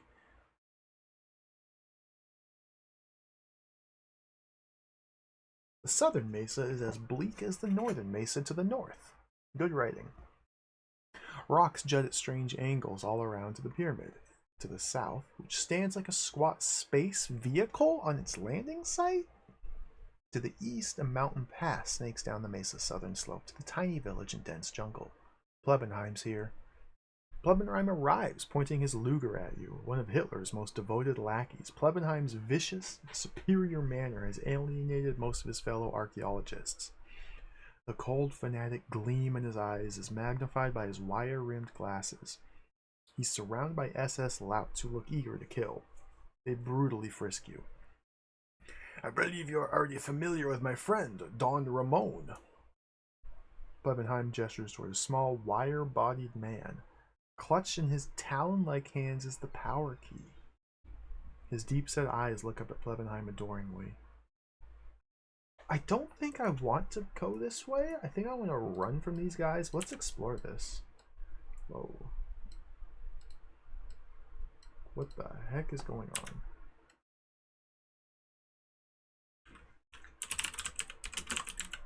There's the southern mesa.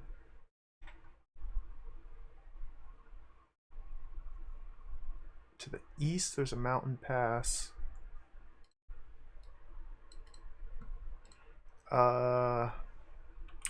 Plebenheim. Shut up, you jerk. You'll never work up enough adrenaline to do that. What? I thought that was how you talk to people. Plebenheim. Hello. It's clear now which is the superior nation. What? Plebenheim, where are your manners? Soon your entire nation will be as bad off as you are. Take whip. It's not around. I have great respect for your work, Dr. Jones. That's why I'm contributing the services of my pet rat, Tristan, to your demise. Plebenheim snaps his fingers. The Nazi soldiers tie your wrists with a rope, then hang you over the cliff edge. Tristan begins to gnaw the rope eagerly. You're dangling from a thin sisal rope over the cliff edge. The solid rock face feels cool against your back. The vista in front of you is stunning, but you don't have the time to contemplate it. Oh, goodness gracious. Hiss at rat. So you've learned to love what you hate. What?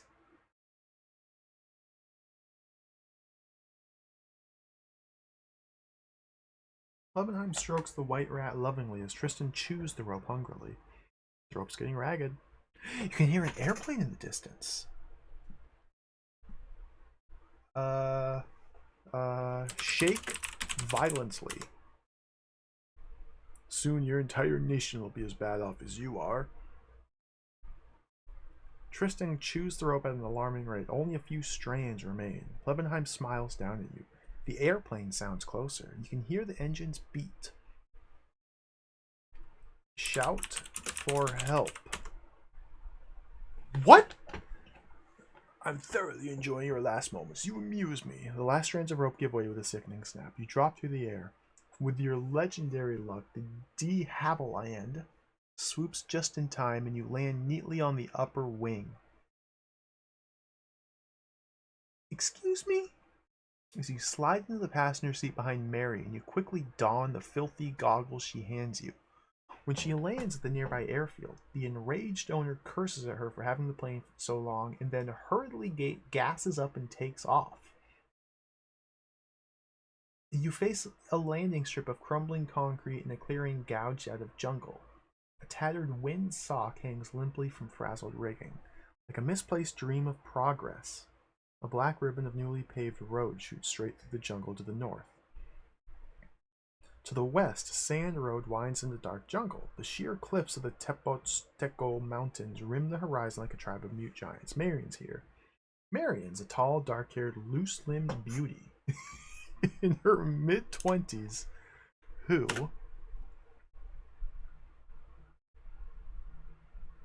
belies her natural elegance with a tough, elbows-on-the-bar tomboy manner. You know she's trouble, but you're a fool for love. There's a crumpled telegram in her hand. The motorcycle's here. Yeah, was that good? Were we supposed to not go to the Bridge of Fools? Yeah, I gotta know what happens if we restore back to here and go north to the Bridge of Fools.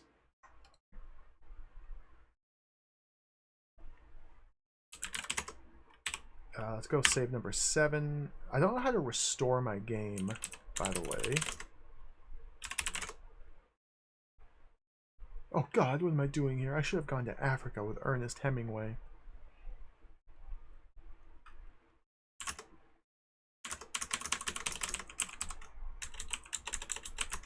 I just want to just want them to shoot me. Just shoot me. Shoot me. Shoot me. Shoot me. Shoot me. Shoot me. Shoot me. Okay, I died.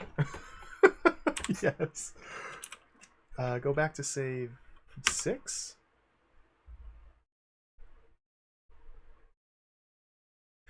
You'd think there'd be a way to just restore my saved game without having to die first.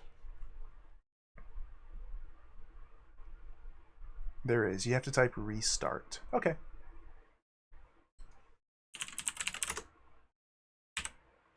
There we go.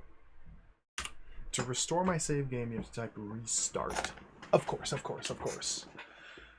Alright, so we're back here on the rock platform. So we go east. Then let's go to the north and see what happens. You're standing on a huge stone which forms a natural bridge across the ravine. a fatal half-mile drop to the green jungle below.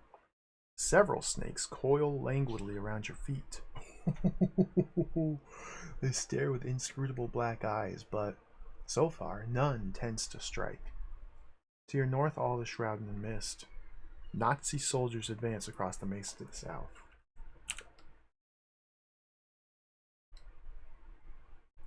Standing on a huge stone which forms a bridge. Stone bridge. And there are several snakes. Hiss at snakes. Examine the shankies. Examine snakes. One of the snakes rubs its head on your ankle. Pet the snake. Take the snake. As the mist mysteriously lifts, the snakes slide into holes in the ground. What?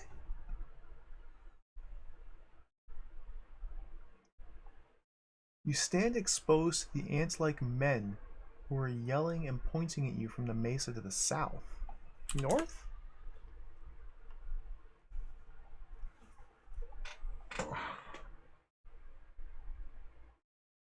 What?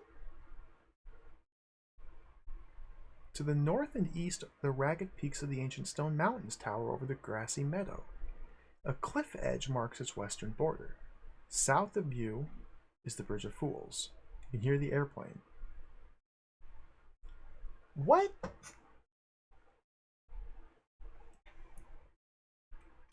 Okay, so we crossed the Bridge of Fools. I don't know what's happening.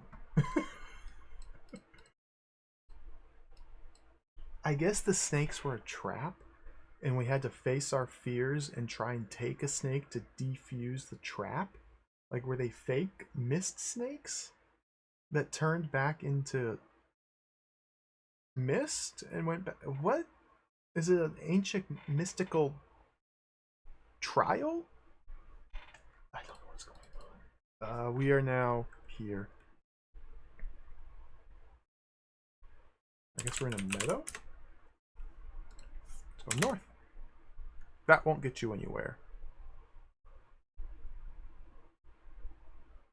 Oh, okay, now we're caught. Okay, go back. Go to restore, game 6, go east, go north, take snake. Yep, in the mist lifts, go north. Is there anywhere I can go from here? Cliff edge marks its western border. Go west. Can't go that way. And I've been caught.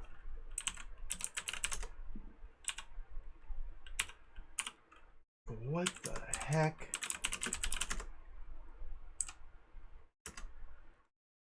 Go east. Is this just a dead end?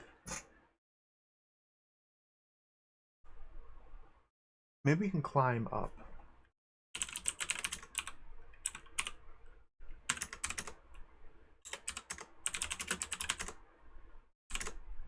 Let's save here. We'll call this one save 7. Overwrite it. Climb up. You're wasting time. Okay, restart.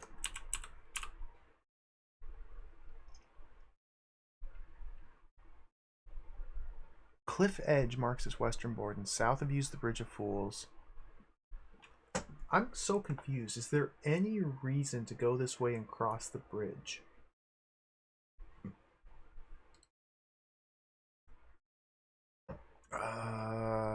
We can't go west, we can't go north, we can't go east. South leads us back to the bridge. We can't look at the bridge. We have one turn to act until we get caught. I feel like I'm trying to recover the... My guess here, this is my theory. My guess is because when we escaped the pyramid, we dropped the cylinder with the magic crystal in it, and an eagle picked it up. My guess is we're supposed to find and recover the cylinder before we get caught by Plebenheim here, and reconnect with Marion. Unless we're supposed to ignore the cylinder and... I don't know. I don't... Do they take all my items? I lost my whip.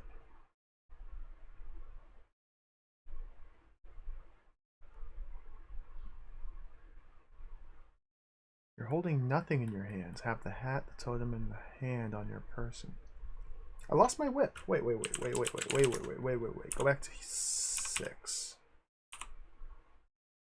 Take whip. Where whip. Save. I forgot to pick the whip up after we climbed up here. Okay.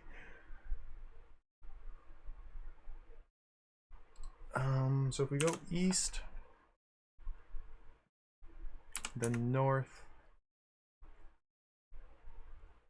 a fatal half-mile drop to the green jungle. Several snakes coil languidly. If we just go north,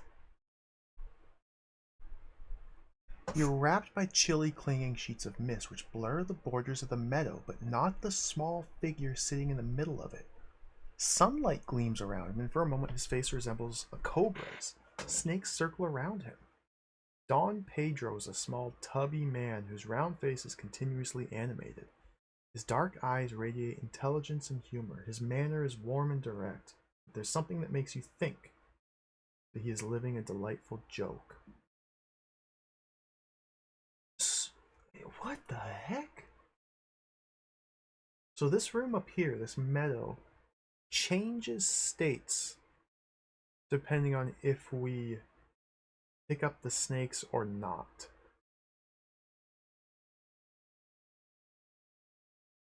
So this is very confusing. I don't understand what's happening. Examine Don Pedro. A small tubby man. Okay, we just saw that. Talk to Don Pedro. There will come a time when even you, an American and a man of science, will shed your human skin.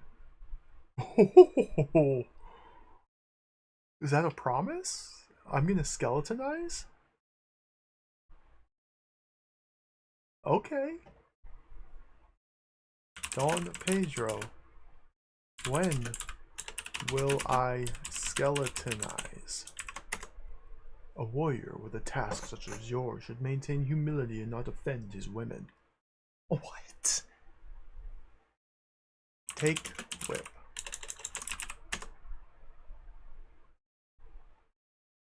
Now you can see the plane.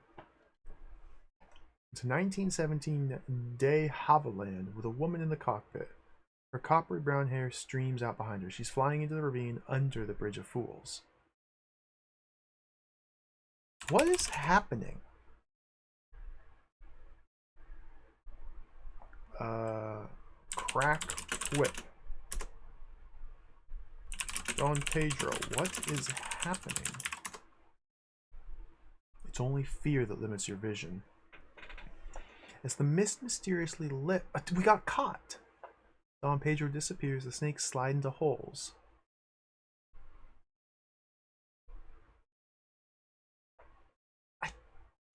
See, I can't figure out if I'm supposed to be doing something. Or if we're just simply supposed to wait until we get caught. Now there's branching paths here. There's different ways with which we can get ourselves caught.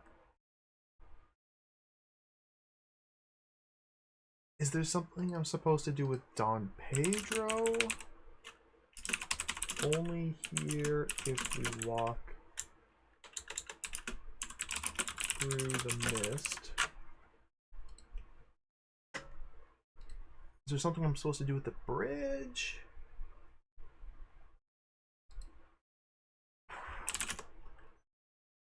I lost my whip again because I was holding it when I got caught. I wasn't wearing it. So when you're holding it and you get caught, you lose it.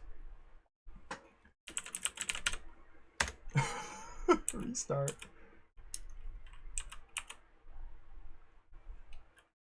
This is so confusing.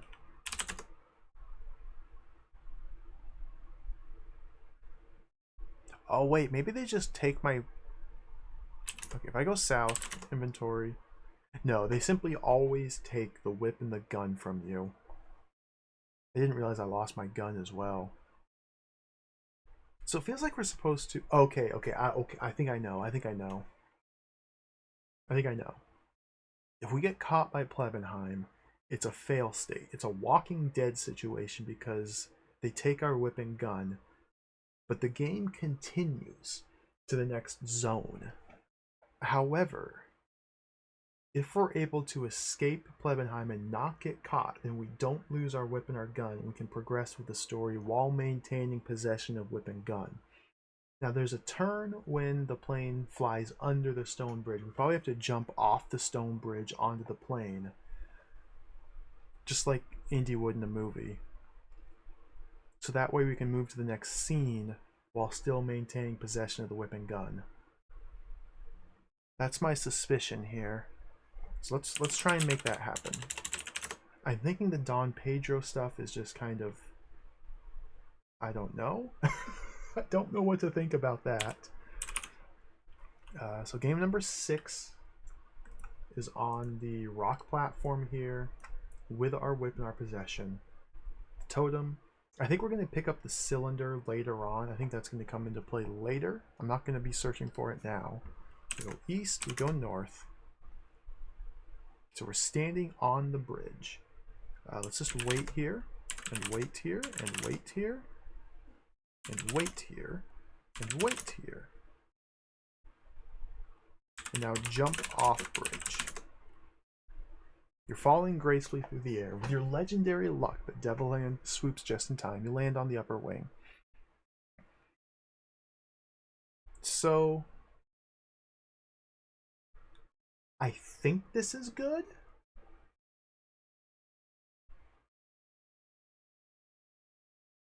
I don't know though.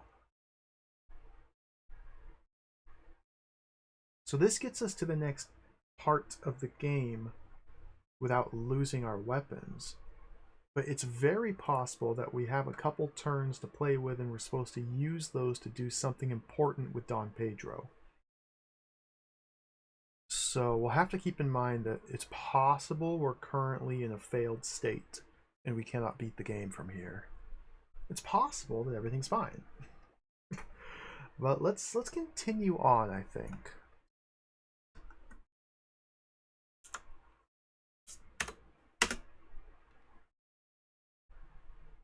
So we're in a landing strip now.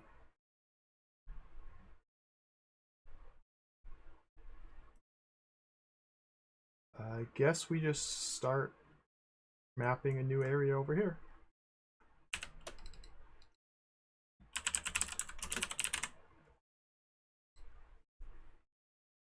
Yeah, we didn't get to see the pet rat, sadly.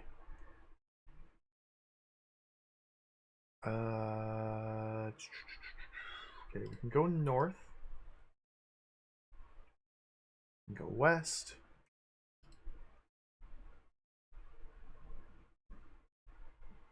Tattered wind sock is explicitly described here.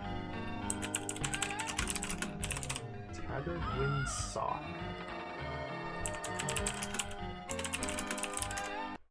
First glance saw it all.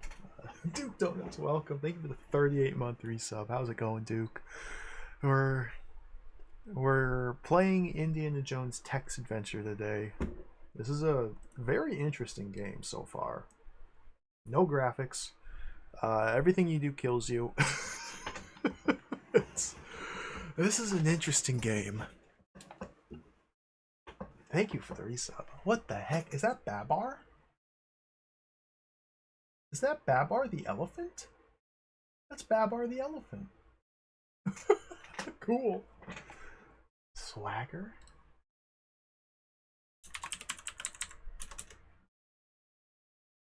That's an awesome emote.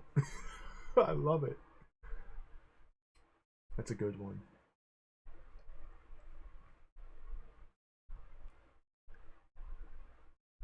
There's a crumbled telegram in her hand. Marion, Hand me the telegram. This isn't the time to chat about the hand. So, in the game so far, we are playing as Indiana Jones. The game begins and we're just immediately inside some ancient pyramid in search of a mystical key. There's poison gas traps. There's a maze that we already went through. We found our way from... Yeah, we started out here. We found our way through this maze to reach the inner sanctum of the pyramid, which had a mysterious cylinder and a totem. We picked those up, which triggered a trap. The wall of the inner sanctum broke away, and the other wall started pushing us out. So we used our whip to whip onto the cliff face and pull ourselves to safety, dropping the cylinder in the process. The cylinder, I don't know what it is. It's just a cylinder that has like a crystal in it. An eagle swoops by and picks it up and snatches it because we're forced to drop it, seemingly. Once we climb to safety from the trap, a bunch of Nazis start chasing us. So we escape to the Bridge of Fools and jumped off of it onto an airplane, which Marion just happened to be flying, even though Marion was explicitly stated not to be in the game. She's here now. And that's about it. Like, it's just like a non-stop sequence of events happening. During this process, we've died approximately 1,400 times. But now we're here.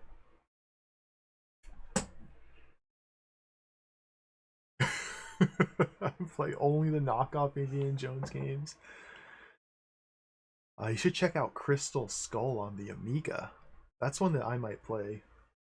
It looks pretty cool. Crystal Skull on the Amiga.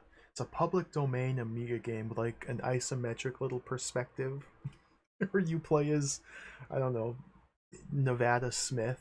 No, that's those DOS games. Oh, the name's on the tip of my tongue.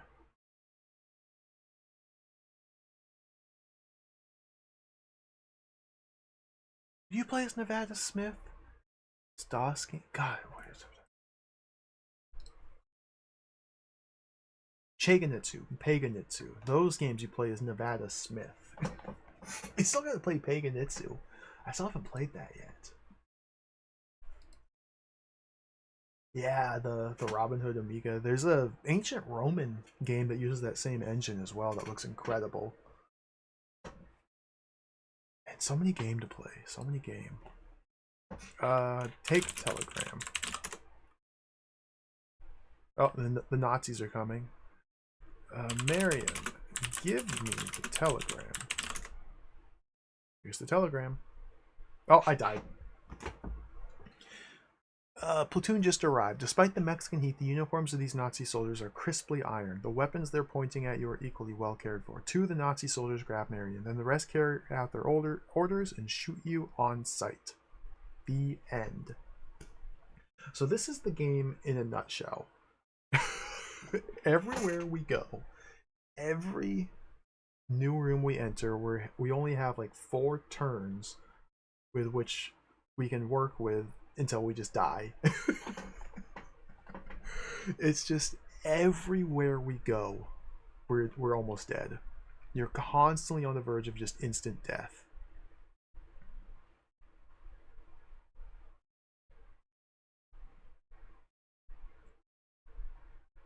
So I wasted a couple turns fumbling my communication trying to get Marion to hand me the telegram so I can read it to see what it says.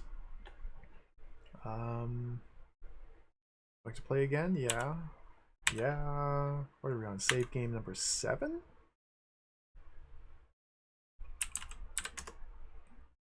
No. I don't think I saved.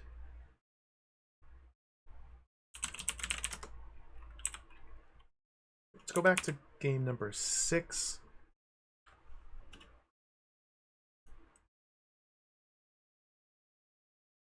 I'm still convinced that I missed something with Don Pedro.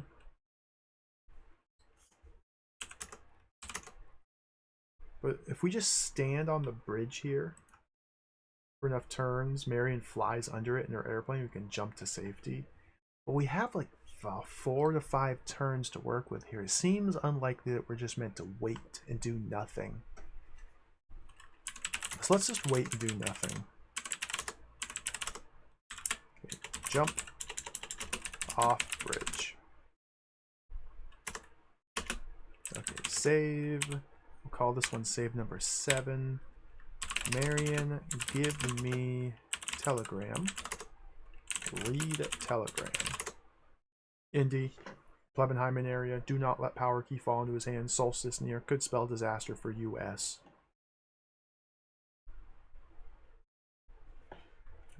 Who is this for? I guess it's for us. Who's this from? Solstice for the Nintendo Entertainment System is near? Doesn't he already have the power key? Drop telegram. Marion, follow me. I'm right behind you.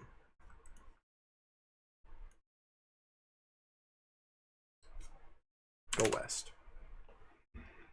Sand road is dappled in green light, pitted with beetle shells pounded into swirls by human feet. From above comes the buzzing and screeching of birds and insects. To the south, steep mountain peaks pierce the clouds. The road cuts through the dark jungle to the north. To the east is the airfield. To the west, faint attempts at footpaths are crippled by tangles of spiky vine. There, it sticks by you.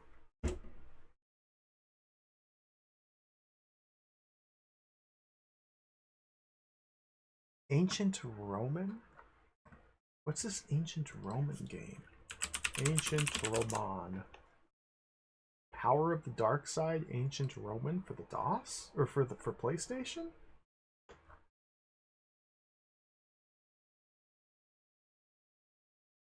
Well, this looks awesome. This looks awesome, and also like it's only in Japanese.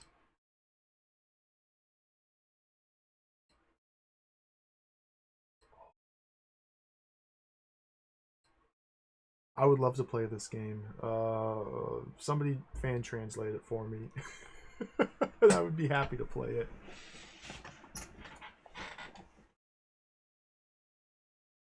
Oh, we have to at least give it a try, Trost. Shadow Madness. I did not drop Shadow Madness because of its visual style. I dropped it because it was a terrible game. Just because another game looks like Shadow Madness doesn't mean it's also going to be a terrible game. This looks pretty cool. I don't know when the next big RPG stream will be. Like, I've been playing offline. I started playing through Wizardry 7, and that game is like 1,400 million hours long. So, I don't know if I'll want to juggle trying to play that offline with trying to play another RPG on stream. So I may wait until I finish that in my own spare time before playing a game that's long RPG on stream, but I don't know. We'll see. I think I'll pass Draconos. Now, honestly, Shadow Madness, the one cool thing about Shadow Madness was just before I dropped the game, at the end of disc 1, there's like this first-person shooter Doom clone section, and that was really cool. Like, that was really cool. It just wasn't worth suffering and struggling to play the game for the small snippets of fun.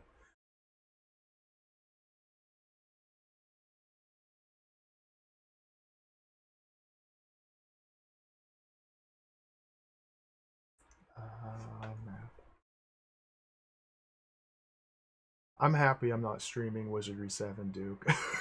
I hate to say it. It's a behemoth of a game.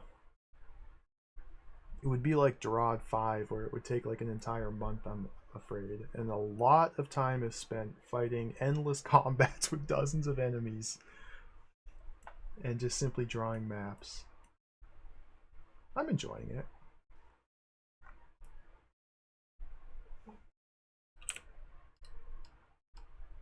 put this here. Windsock. Move that over there. So this is a sand road.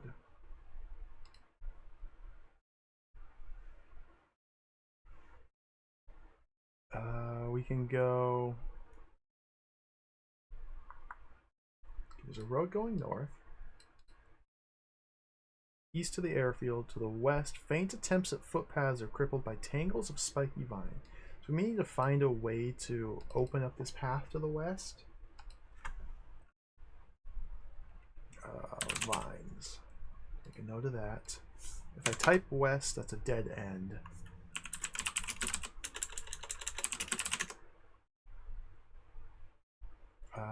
Remove vines. Let's go north. Oh, what the heck just happened? Before you are the decaying remnants of an Indian village. We're in Mexico, not India. Jungle chokes the rectangle of collapsed bamboo huts. Limp serapes? What's that word?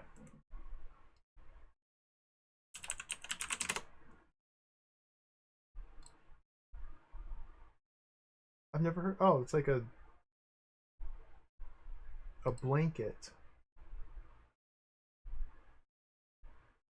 Sarape or jorongo is a long blanket-like shawl or cloak, often brightly colored and fringed at the ends, worn in Mexico especially by men. I've never heard that word before. Okay. A graying long underwear hang on the line in a desultory tropical breeze. A junked jeep stands on cinder blocks with its hood up. Scrawled across the side of the largest huts, Viva la Revolucion. The road leads south to the sand road. To the north it dips into a pool and then continues on the other side. A trail leads west into the jungle. Okay. Dude. Whoops.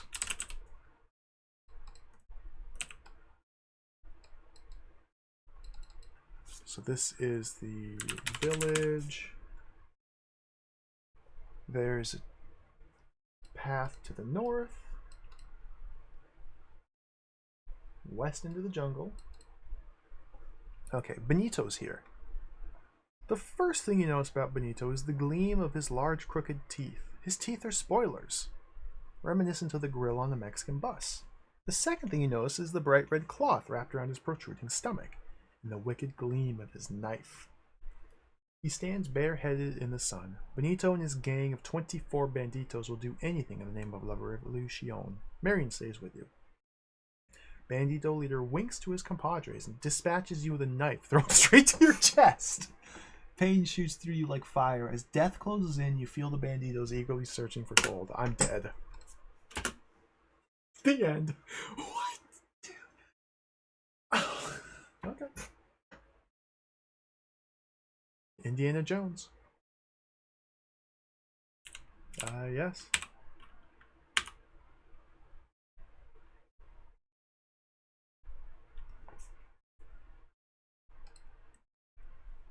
Oh, there's a motorcycle here.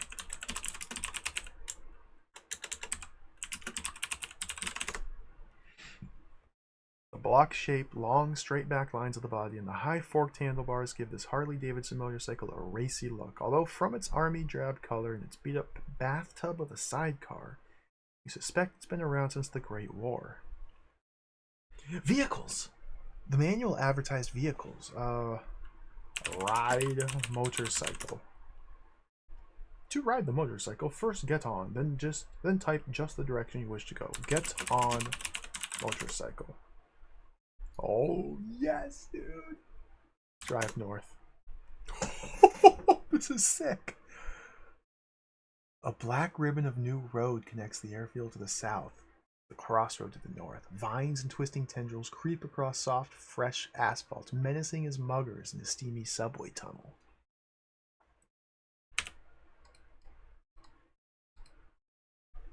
We're on the road.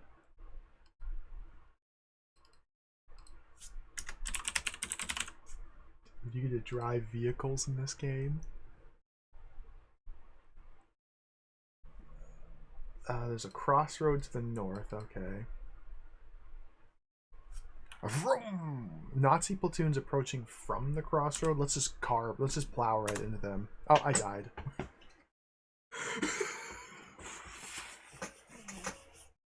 From this crossroad, a narrow road runs north and the new road leads south. A pitted dirt road snakes east and curves west and out of sight. Heat waves shimmer from the asphalt and dragonflies hover in the humid air. The platoon's here. They shoot you dead.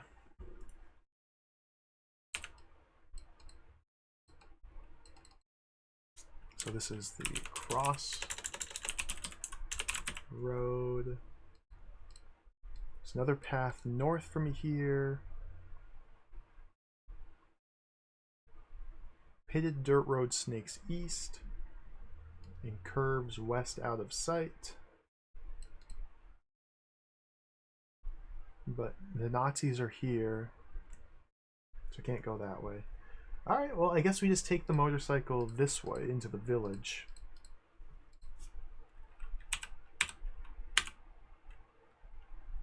Get on motorcycle, drive west, drive north.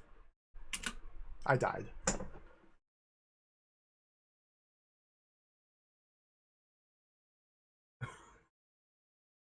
Dude, this this game is so jacked. Play again. Whoa. Beep.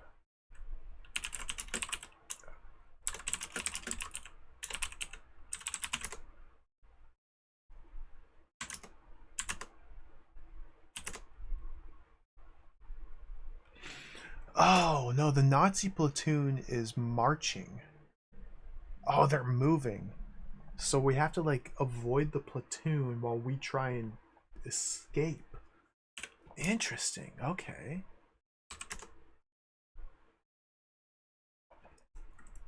So what happened here is I drove west onto the sand road. I tried to drive through these vines and failed. So I was like 2 turns past. The Nazis started in the crossroads, and I guess they went like to the village because it said the Nazi platoon was in the village while we were here. And so now I moved over here. The Nazis presumably went south. I went up here. We don't know where the Nazis are, but now the Nazis are not on the crossroads, so I can go north from here, and we're in the crossroads. So we're actively avoiding an instant death trap in the form of Nazis that are moving around chasing us. So you may have to like manipulate their position to open up paths to progress further. Who cares that we're riding a giant loud motorcycle? Yeah, just as long as they don't see us. Let's just keep going north. This narrow road paved with flat stones cuts north-south through the marshland. The road dead ends in the north at a bridge construction site by a rushing river. A pile of girders and cables look like giant collapsed erector set.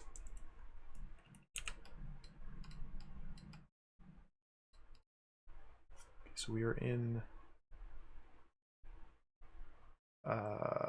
bridge construction site.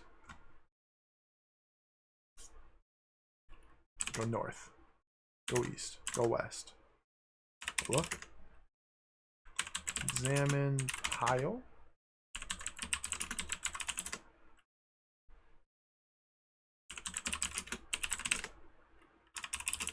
River. You sit on the fat seat of the motorcycle. I don't know if this is a dead end or if there's something I'm supposed to do here. So let's go back to the south and go east. The long driveway makes a lazy slalom toward a 3-story villa to the east. The grand house sags on its foundations like a broken old man, yet an armed guard stands on its portico. Overgrown bushes and spiky weeds line the northern and southern edges of the motorcycle. Okay.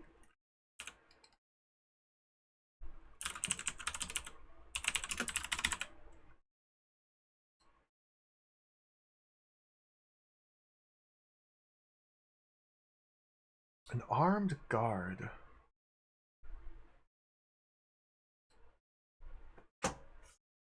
save. Do slot 8. Can we go north? Can we go south? Can we go east? Can we examine the guard? Your first glance saw all. Come on, dude. Get off motorcycle. Oh, the driveway. Okay.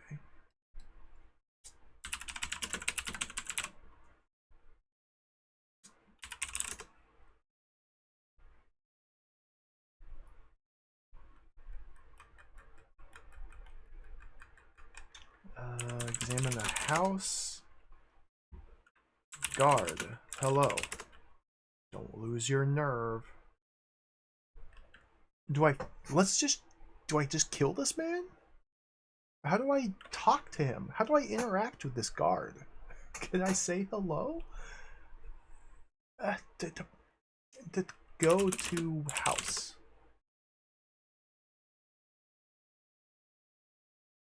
Huh? So from the driveway, I couldn't go north, I couldn't go south, I couldn't go east. I had to explicitly type go to house to go to the house from the driveway. Non-standard room exits are very mean in text adventures. Ah, okay, well, we stumbled onto that. Okay, new room. We are now... You made your way through the bushes south of the driveway to the wall of the villa. Vines as thick as telephone poles climb up the moss-mottled wall to the rooftop. Okay, so now we can climb up the house, apparently. Where? What are we doing? What's our goal? What is happening? Are we behind the house? I guess this is just the side of the house.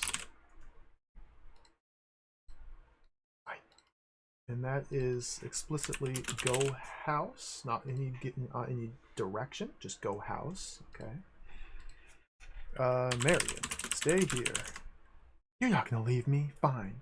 Or you're gonna leave me, fine. But don't count on my being here when you get back. Huh? And just climb house, climb vines. The flat rooftop is made of loose red tiles. At your feet is a closed, splintery door built flush to the roof. Go Dennis.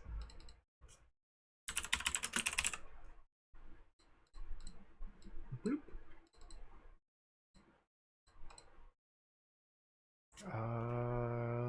Open the door. You pass through the roof door, which closes behind you, and you climb down the spiral staircase. 10-foot-high brick walls line this narrow hallway. The spiral stairs are to the south. East of you is an open doorway through which you can see Plebenheim and Ramon. Oh, this is the Nazi house. I didn't realize this was a Nazi house. Okay. We found the Nazi house.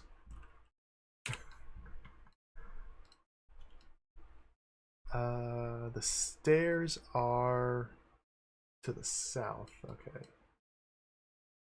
We'll format it like this. That was open door. If I go south from here, a whole bunch of stuff just happened. Okay, we will go back up to the roof. And now Don Ramon, Plebenheim, and his thugs have me surrounded. In the struggle, I'm knocked unconscious. What? The last words you hear from Plebenheim's thin lips, it all falls into place. You're jarred back to consciousness by a terrifying, loud, rattling sound. You're in a cage in the open back of a Mercedes truck, bouncing along a narrow trail through the jungle. Suddenly, the truck hits a large bump, and you and your cage fly off. The truck continues on, the driver oblivious to what's happened. The cage lands in the dense undergrowth. The cage is constructed of the finest steel wire meshed in a grid pattern. The cage door is clamped shut and held in place by a sturdy lock. So much is happening. So much is happening. So much is happening.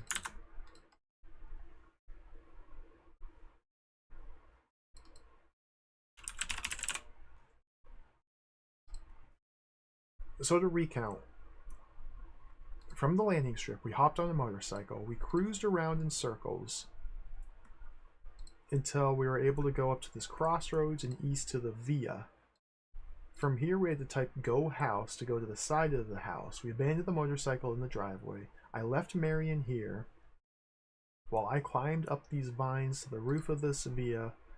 There's a door on the roof, just as you do. And so we opened the door, climbed into the house. I went back up to the roof to test the connections between the rooms, and then I was instantly surrounded and captured. From the hallway, we could see Plebenheim and his goons.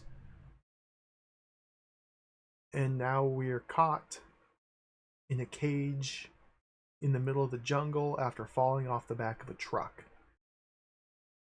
I don't want to be here yet. So let's go back to the driveway. Now it's extremely possible that there's things to do back in the village here, because there were different exits described from this room. This was like a whole thing. I feel like I'm just missing tons of things in this game, but I don't know. Like, what was the deal with Don Pedro?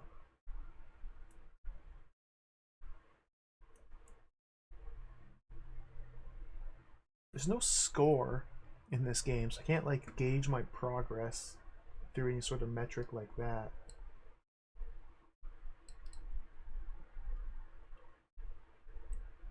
I guess let's just be a bit more careful breaking into the house. Get off. Can I go house from here? Motorcycle won't make it that way. Okay.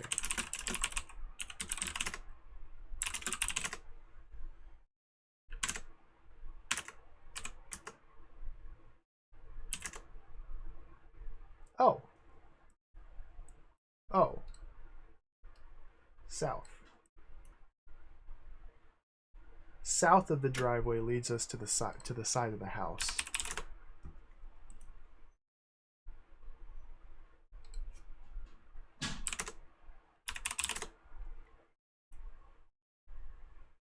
Overgrown bushes and spiky weeds line the northern and southern edges of the via driveway.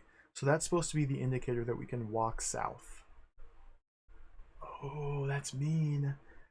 That's a little bit mean. What am I doing? Oh dear. Oh dear. Okay, oh dear. Let me try and fix these.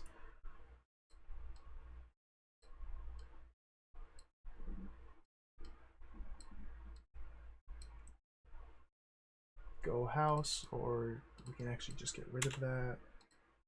So from the driveway, we can go south to the house. We can climb up to the roof.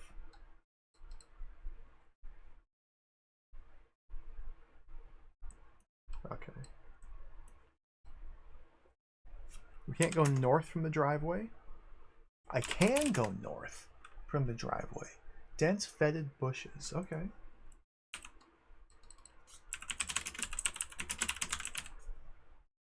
This is a legitimate room up there.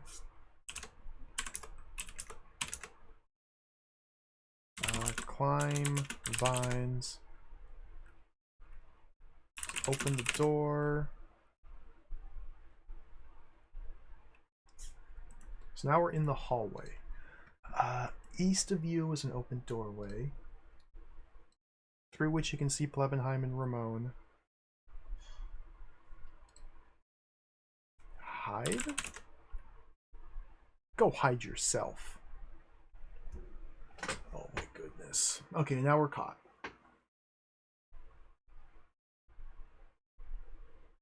Is Marion with us?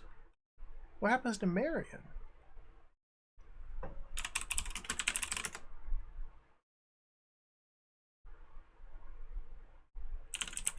go back. Like, I can't tell if I'm supposed to do something other than getting caught.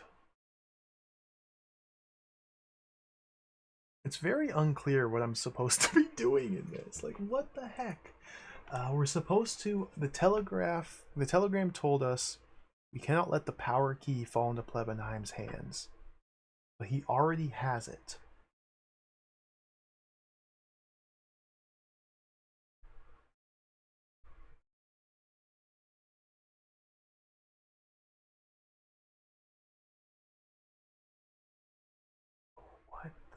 heck?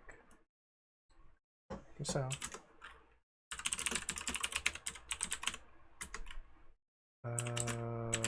Maybe there's something in the motorcycle.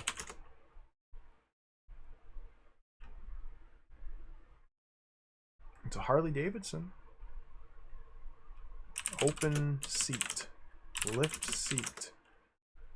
Look in motorcycle. Now, let's go south. Climb up. So let's save here. Save slot number 9. Wait. Flat rooftop is made of loose red tiles. At your feet's a closed door. To the north of the tops of the vines. Go north. Oh, going north takes me down from the freaking roof. God, this is so confusing. Let's move this down here.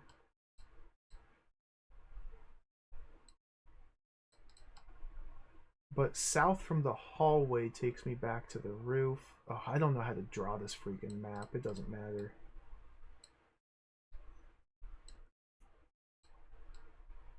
There. We'll just leave it like this.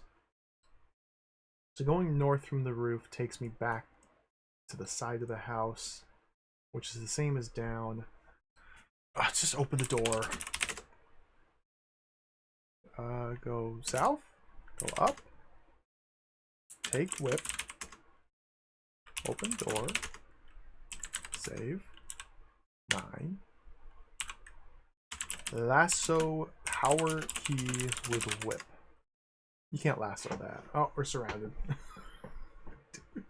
Hey, Par, still welcome. We're doing some Indiana Jones gaming here. This is a text adventure, as you can see. It's a original story starring Indiana Jones. We're in the jungles of Mexico, being chased by Nazis, trying to get some magic key. It's a very rude game.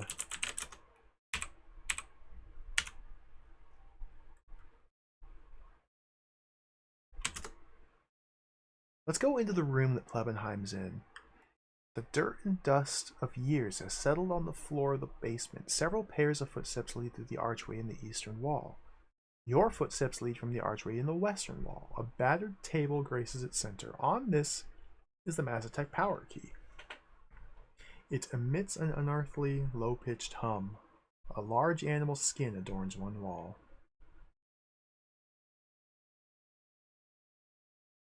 Don Ramon, Plebenheim, and his thugs have you surrounded. And this is all the same that we've seen before. So we are able to go and get a brief glance inside this room. So this is the basement, apparently.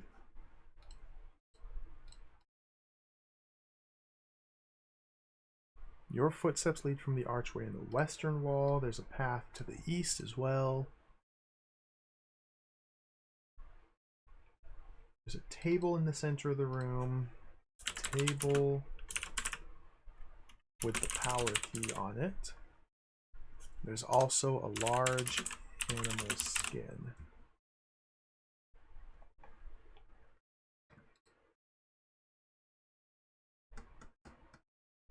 So, again, it's not precisely clear. At this point, we can get ourselves caught intentionally to move to the next scene of the game. But in this scene here, we have accomplished nothing other than getting ourselves caught to move to the next scene. I don't know if that's good.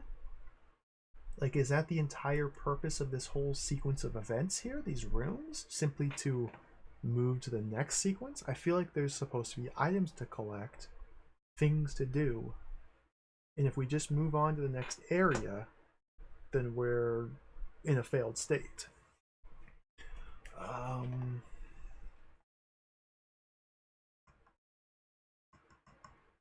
So there's the whole village over here I didn't do anything with.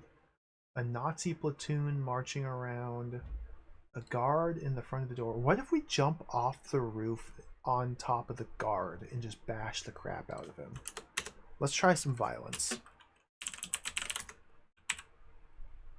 go to save number 8. Get off the motorcycle. Go south to the side of the house. Go up. Jump off roof. That's good, Indy. You need your exercise. What?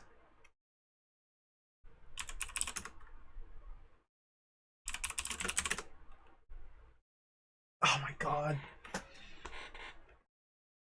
What am I doing?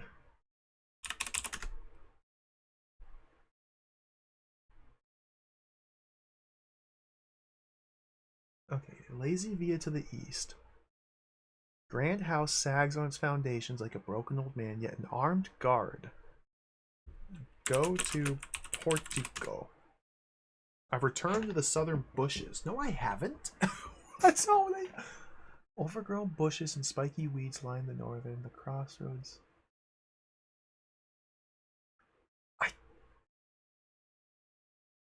I feel like I'm supposed to be doing something. This is such a bizarre game.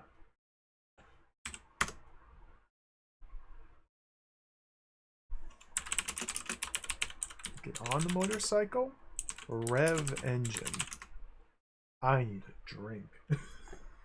Marion, get it together.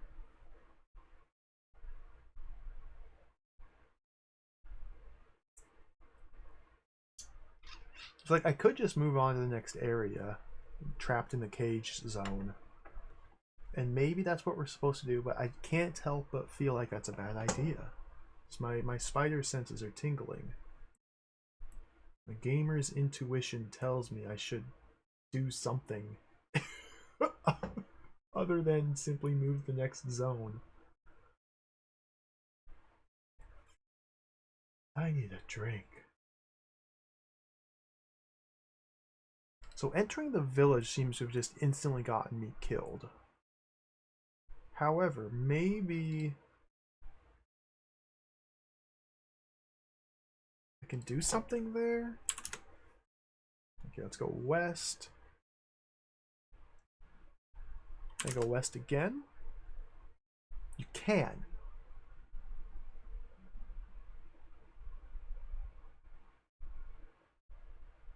Okay, explain this to me.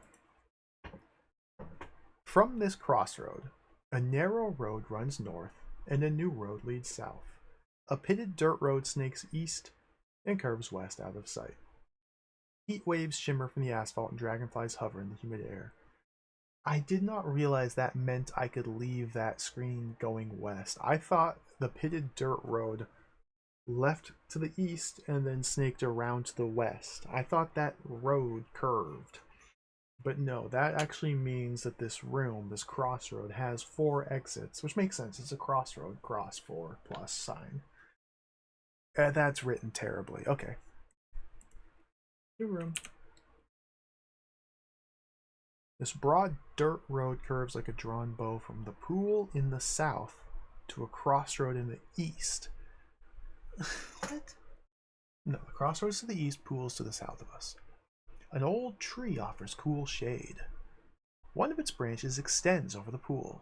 North of the road lies a patch of quicksand swarming with mosquitoes. Yeah, we have tons of stuff to do here. But let's not get ourselves caught. We have to keep exploring. So this is a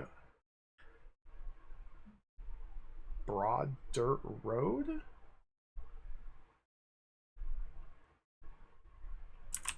Call it that.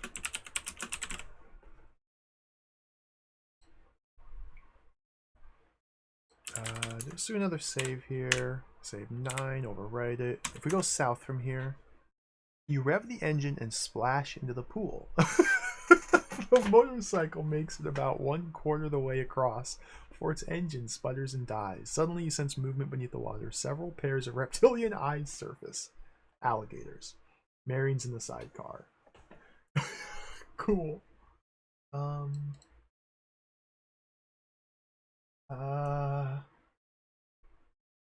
Let's go. Let's move all of this stuff like that.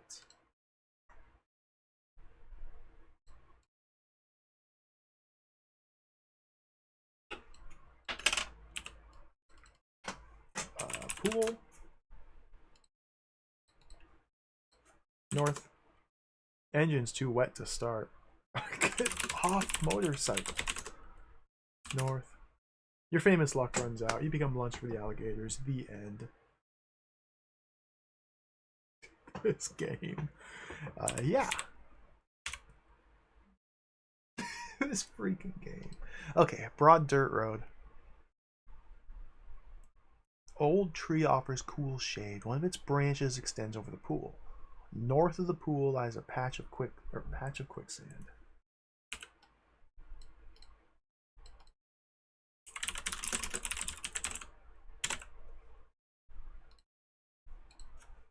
Get off the motorcycle. Examine the tree. Climb the tree.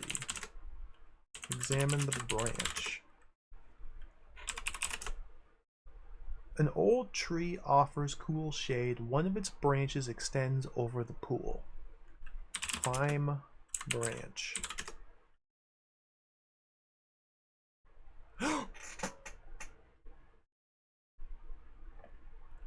Save. Take whip. Lasso branch with whip. Oh, come on. Swing across pool with whip. It's quite a scene you're making. Dude, there's a pool full of alligators. Indy's standing on one end. There's a tree with a branch hanging over the middle of it. You just want to latch on and swing. He does it in the movies all the time.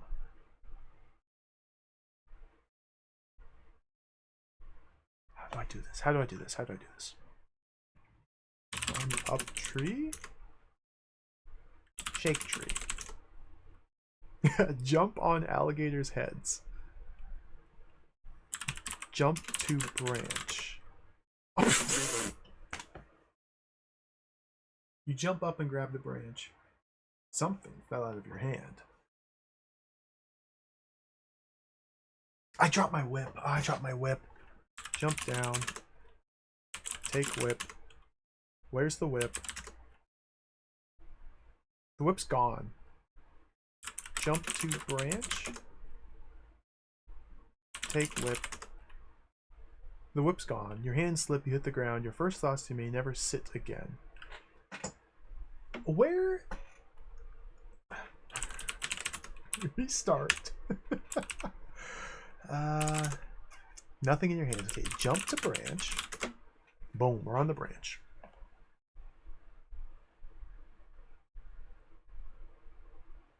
And now go south. You make your way hand over hand along the branch until you're hanging above a mud-colored pool. The branch extends from an old decaying tree which stands on the northern end of the curving road. The Marion sticks by you. A Nazi platoon's approaching from the pool. What is happening? Go south. Your hands slip, and like a dog catching a biscuit, the largest alligator catches you in mid-air. The end. Good.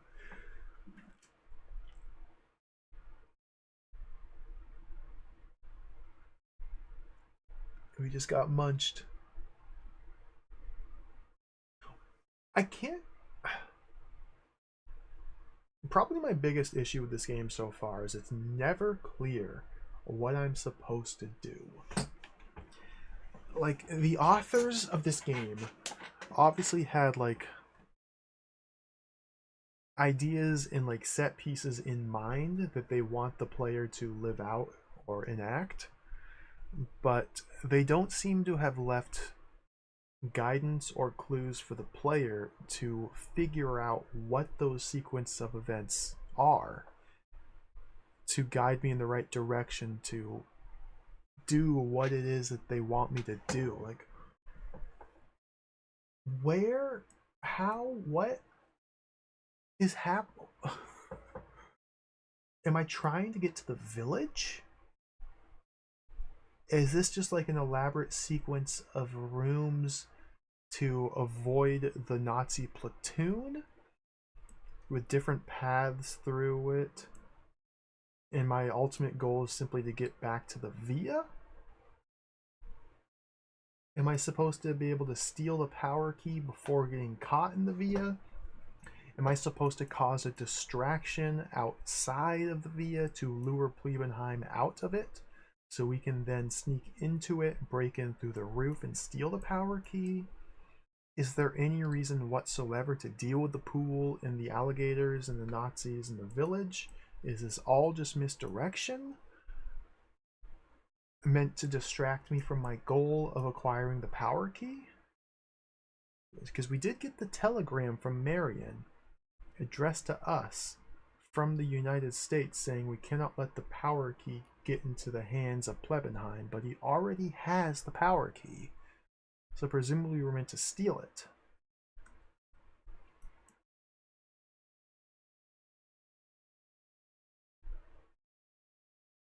Why do we have a motorcycle? I don't get this at all. I thought low pan. Shut up, Mr. Burton. You are not brought upon this world to get it. Sneak Plays, welcome. Thank you for the 100 bits. Yes. Full text gaming time. Full imagination gamer mode today. Like, I appreciate what they're going for with this game. I just feel like it's not working.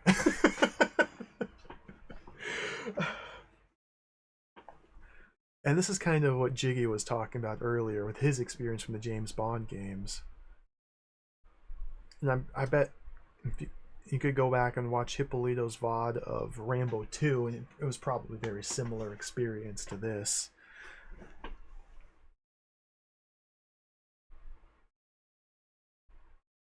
Like, when things go well and you do solve the puzzle and stumble onto the appropriate sequence of events of which they're trying to guide you towards, terribly, but they're trying to, it's pretty cool. Like the whole sequence of defusing the trap at the very start of the game, crawling through the maze, jumping out to freedom, that was pretty slick. That was pretty cool.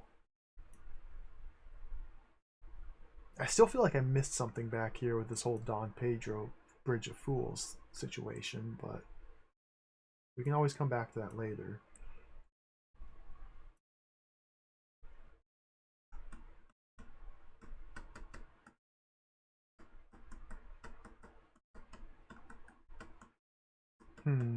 What would Indiana Jones do? That's a good question.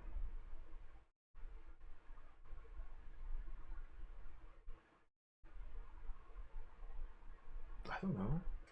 Punch some Nazis. We would punch some Nazis. That's what Indiana Jones would do. He would charge in there. We have a gun. Just punch some freaking Nazis. Can I type punch Nazi? Can we punch some Nazis? Punch Nazi. Oh, don't lose your nerve. Okay. Now, almost definitely there's a reason why there are a tree with branches over this alligator infested pool. Like this, it's like we're seeing, how do I describe this? It's like I'm approaching this seeing like things that can be used to solve a puzzle, but there's no real reason to do so. But because these objects exist in the game, surely that in itself is a reason to interact with them and try to cause a puzzle to appear to then solve it. It's like, it's a very strange feeling trying to puzzle through and logic through this. Because I don't even know what I'm trying to do. Because this could all be optional.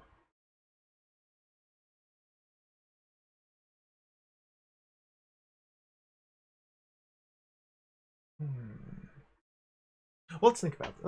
Let's continue exploring. Continue exploring. I haven't gone up to this patch of quicksand. I can't go that way. Wait. Off the motorcycle. That's a dead end. Huh?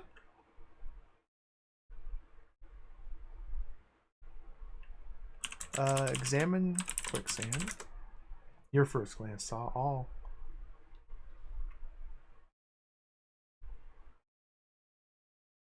Why does it tell me that there's a patch of quicksand to the north?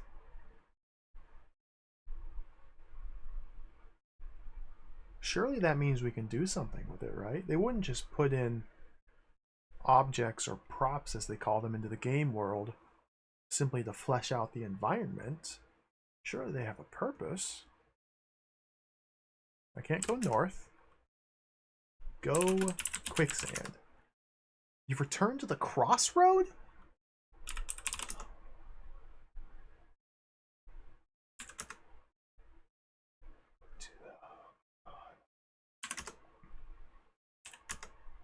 Oh, I died. Make your way down the road, wade into a pool the color of iron ore. Suddenly you sense movement beneath the water. Several pairs of reptilian eyes surface.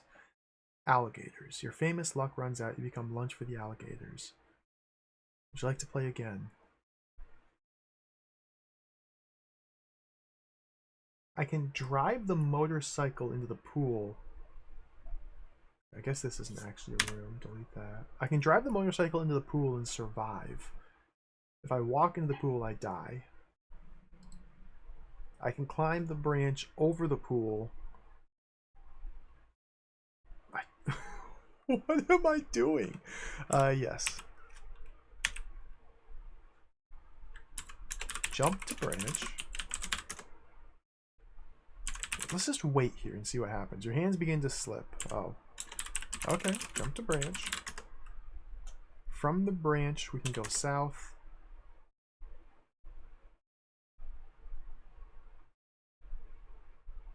Why can we do this? Where do we go from here? We're on a branch, hanging from a branch above a mud-colored pool. This seems like just no purpose.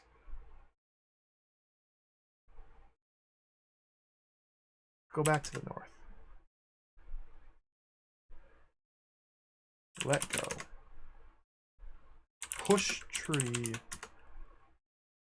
Knock tree over. Dig tree. Oh my god, what am I doing here? Marion.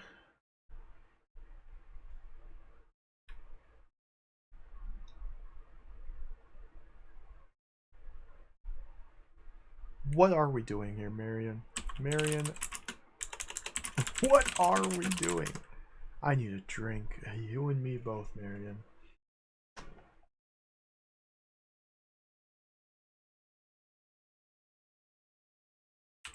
Let's look at our items here. We have the bullwhip, we have a gun, goggles, a hat, a totem, and a skeleton hand. Out of all these items, we've used the bullwhip once, we've used it twice, and we've used the skeleton hand. We haven't used the hat for any reason. We haven't used the gun. Let's look at them. Look at the gun.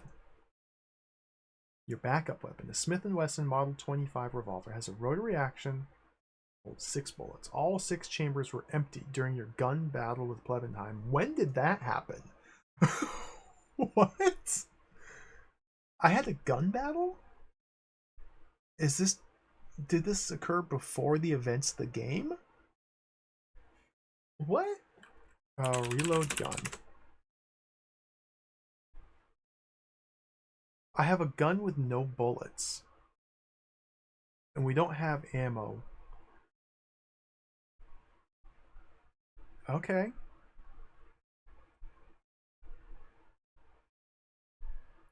I guess I had a gun battle. Examine the hat. After years of use, the soft felt of your wide-brimmed fedora shapes itself perfectly to your head. You wouldn't think of going exploring without it. Wear hat. You're already wearing the hat. We have a totem. So we got this totem back in the pyramid sanctum where the game started. There's a totem and a cylinder in this inner sanctum. The cylinder has a hum to it in the same way that the power key is described as having a hum to it. it doesn't seem like we're able to hold on to the cylinder while we escape the sanctum, but we could. We are able to hold on to the totem. I don't know what to do with this. Pure gold, a palm-sized totem depicts a terrifying creature. An eagle, wings folded with the scales and head of a snake. Set in the jaws of the snake is a cylindrical stone. I think this is just a clue telling us that we need to use the cylinder, which we lost, and insert it into the mouth of a snake at some point for some cause. So maybe this is just a helpful clue as to what to do with the cylinder once we're able to recover it. Again, we dropped the cylinder while escaping from the sanctum, and an eagle flew and snatched it out of the sky. Hopefully we're going to come to an eagle's nest and be able to recover the cylinder. Although it's possible that there was something we were supposed to do way back here in the inner sanctum to prevent the cylinder from falling. And it's possible there's some way to hold on to the cylinder throughout this entire game, and we're just in a Walking Dead state here. I don't know. Yo, Joker Sage, welcome. Oh, Indiana Jones on the NES. Those NES games were great. Oh, Sentient. I love Sentient as well. That game was a masterpiece. It's a slow burn. It's a very slow burn, Sentient. It takes a long time. It took like... I might be misremembering, but I think Sentient was the game that it took me a solid 24 hours of gameplay to solve the very first puzzle. I think, yeah, we played Sentient for like 30 hours. It was like at least 12 hours, maybe 20 hours before I even figured out how to play the game. But man, once you finally understand what to do, that game is awesome. It's completely off the rails. Eat your feet. Who is guessed? We look to the skies. I wish there were more games like Sentient. Designed by no one and programmed by a tree. Okay, what are we doing? What are we doing? I'm getting distracted. I don't know what I'm doing. Why am I here? Throw totem into pool. You can't throw it while you're wearing it. Okay, take the totem. Now it's in our hands. Throw totem into pool. You throw the totem. Take the totem. You take the totem. Wear the totem. You wear the totem in your pocket. Okay. Omega Number, welcome, welcome. This is the same company that did the Fog. Yeah, this is an Angel Soft game. Indiana Jones, The Revenge of the Ancients. I have no context for how far we are into it. These games are very strange. This is the first Angel Soft game I've played. It's a very strange game. I don't know what I'm supposed to do at the moment.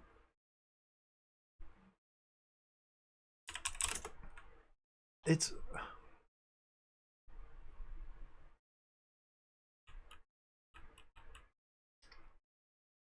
Broad dirt road. Blah, blah, blah. Yeah, Joker Sage. The game's got a confusing inventory system where you pick up items and you can either hold them in your hands or put them in your inventory. And those are like two discrete states. You can only use items if you're holding them in your hand. You can't use them if they're in your pockets.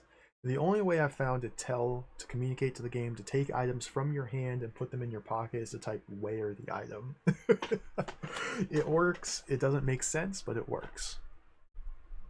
So wearing the totem puts it in the pocket to free up my hands. You also have to free up your hands to use them for other things, like jumping to grab onto things, climbing things. You need to have your hands free. If your hands aren't free, then you automatically drop what you're holding, and then you go to climb it. I'm at a loss. I'm at a loss here because it seems like there's nothing to do or no reason to come over here. But the fact that there doesn't seem to be anything to do here makes it very suspicious to me. Which is why I'm so reluctant to leave here and just move on. Because it feels very strange that in a room, or in a game that seems to be as tightly designed and set piece oriented as this, it seems strange that they would have these rooms with things you can interact with for no purpose. Like, there must be a reason why these rooms are here. Maybe I'm approaching this from the wrong way. Maybe this pool in the tree branch is a way where we are meant to escape from the south to the north.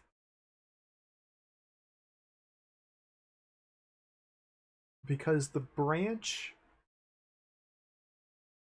or the tree's on the northern bank of the pool, with the branch extending about midway over the pool. The pool has alligators in it, so we can't swim in it. If we were already on the southern end of the pool, perhaps we could jump to the branch and shimmy our way across to safety. So perhaps I have come to this area from the wrong side, which is going to be distracting. Let's loop around back to the village and see if we can make something happen there. Go east, go south, go west. Now we're here at the sand road.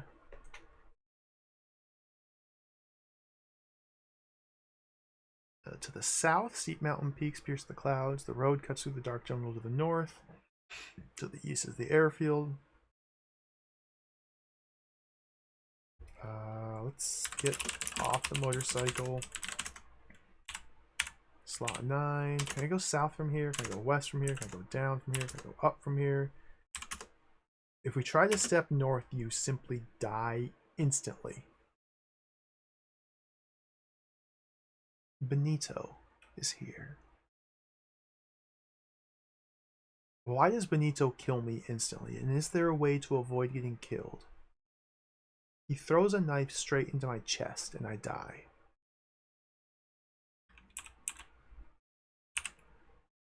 This is a game that's not afraid to kill you for entering the wrong screen, which is very clever, very fun, very neat.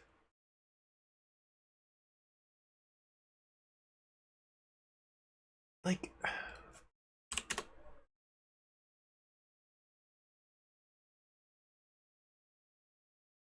a junked Jeep stands on cinder blocks with its hood up.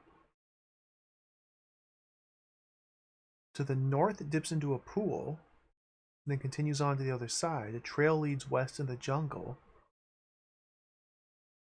Okay, so this leads to the pool.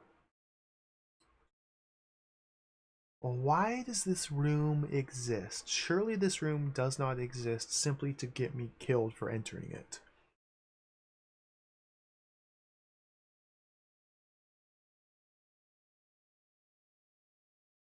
But I die the instant I enter the room with no chance to act. So what can we do from the adjacent room?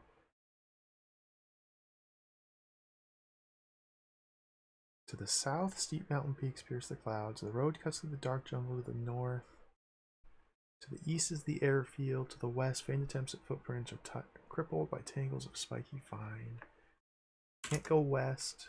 Can't climb the vines. Can't take the vine.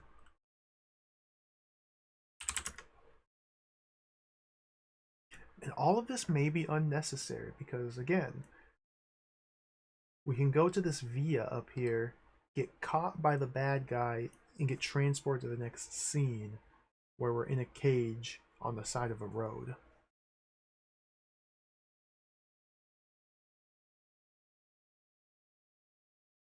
The only reason I'm continuing to explore and probe and poke at these areas here is because we haven't done anything with these areas here.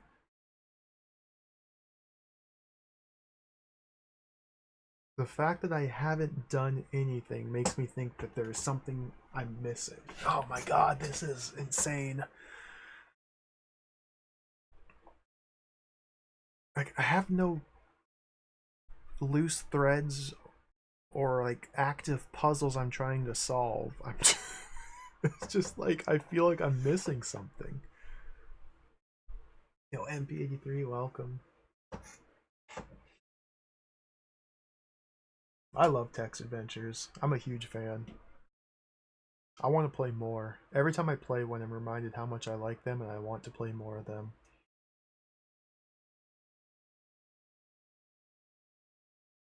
I think they're incredible. It's a very simplistic experience in that it's just text and that's all. But it's the sort of game that feels like, or it's the sort of genre that feels extremely satisfying to me to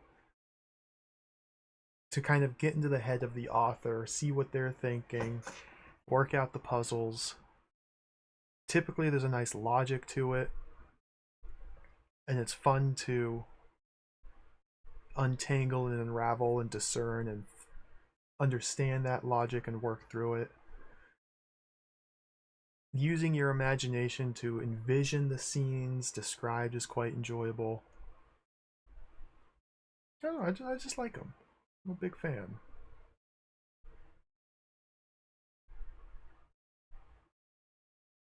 They feel like handcrafted challenges.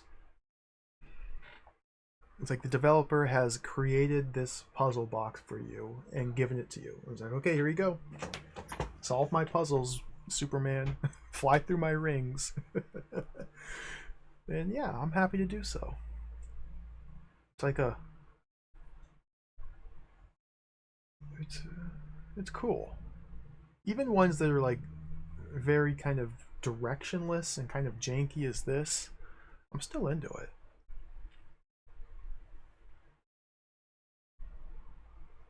Oh, I want to play A Mind Forever Voyaging. A lot of people rave about that one.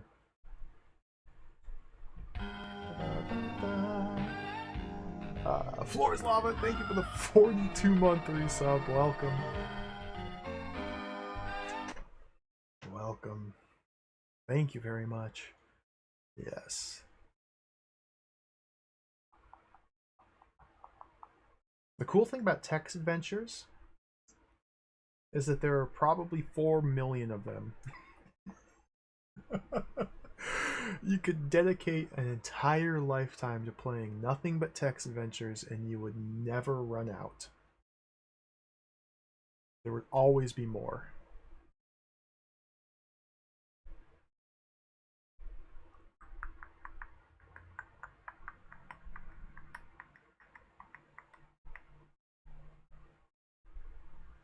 I almost played Trinity last October. I was this close to playing Trinity. It was Trinity and Lurking Horror, and I went with Lurking Horror instead. But Trinity I've heard so many good things about. I really want to play that one.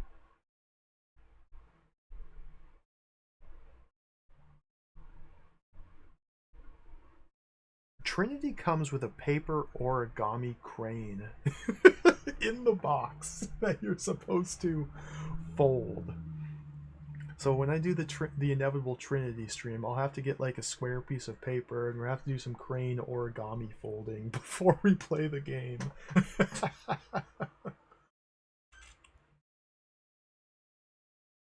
I love level 9 games.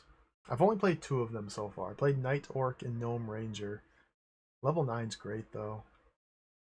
We have to play Ingrid's Back still. Ingrid's Back. We have to finish the Ingrid story. I have to play Ingrid's Back. Lancelot looks cool. The earlier level 9 stuff looks great as well. Snowball's supposed to be really fun. Worm in Paradise. There's like a sci-fi trilogy that level 9 did. Looks cool. I haven't played any Magnetic Scrolls games. Those have been on my list to get to. I wouldn't mind just playing some random, just indie adventure games. Like there's thousands and thousands of just some guy sat down with the quill and just made his own adventure game. Like the Spectrum alone has like tens of thousands of adventure games.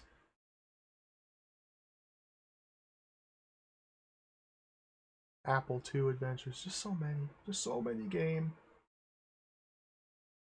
The Ooze, yes, the Ooze.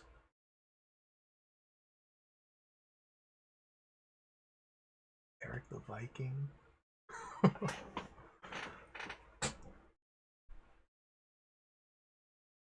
I don't know what I'm doing or how to play this or what I'm supposed to be doing. Fish. Fish, yeah, Fish looks awesome. Fish, I want to play Fish really bad.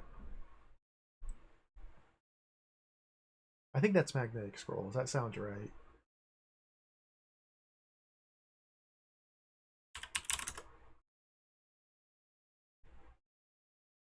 So I'm trying to make my way into this village, but it's just not working.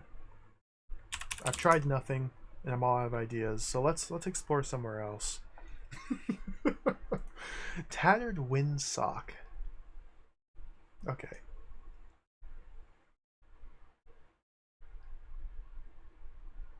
Now they've explicitly said that there's a tattered windsock in this room here, the landing strip. It's listed as an object. Examine wind sock. Examine sock. Examine tattered wind sock. Oh, the Nazis are coming. From the Sand Road. That would be from the west, so we have to go north. Go back to the south. Climb windsock. Take windsock.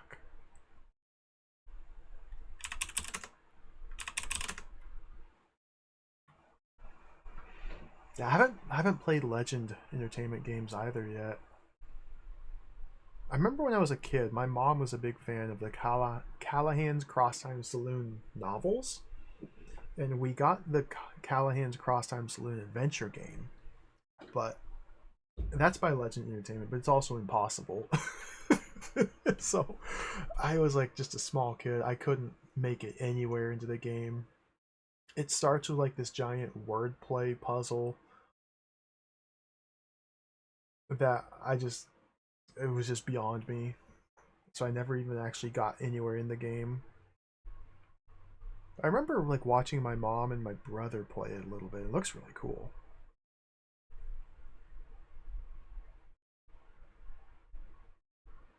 Deathgate's another one that looks really fun from Legend. I want to play Deathgate. God, so many games.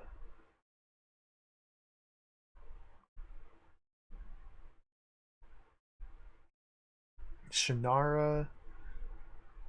Was it Station Fall, I think? Dr. CDCS highly recommended. I think it's Station Fall. I might be misremembering the name.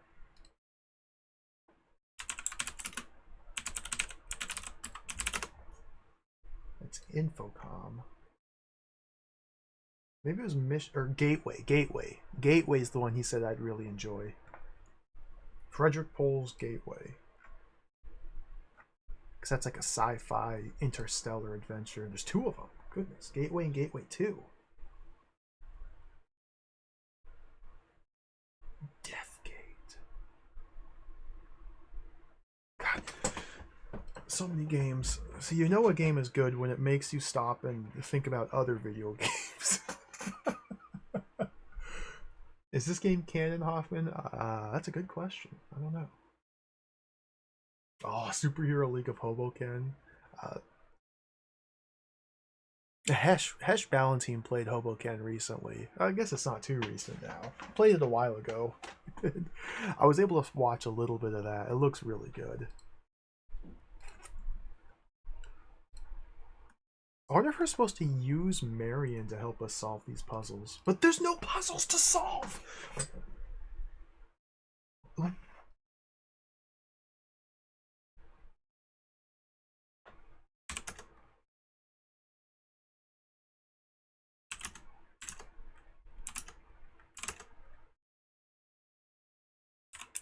Where am I?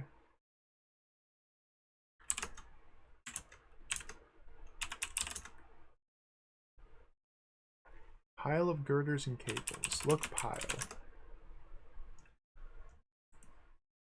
If I didn't know any better, I'd say that there's simply nothing to do in these rooms.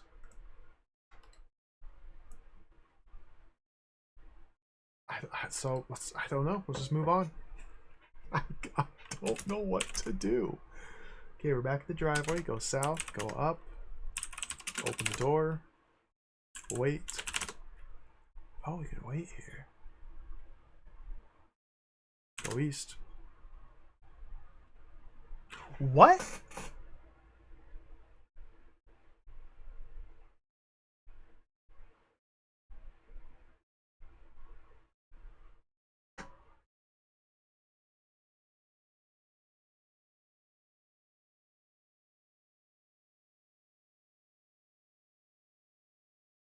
Okay, we're in the basement room.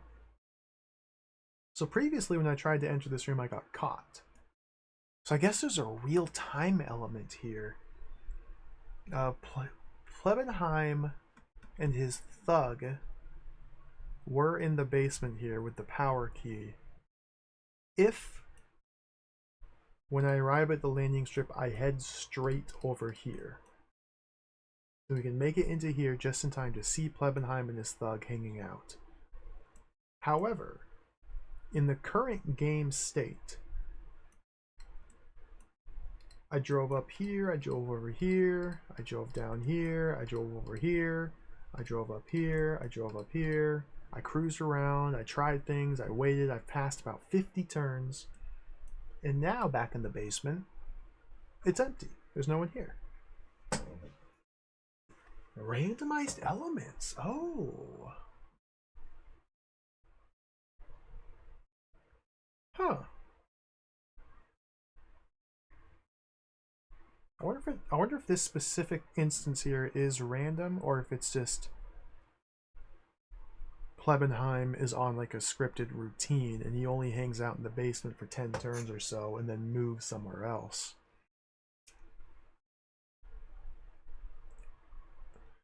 This is very confusing. Okay. Well, we have access to a new room, so let's save here. Examine the skin.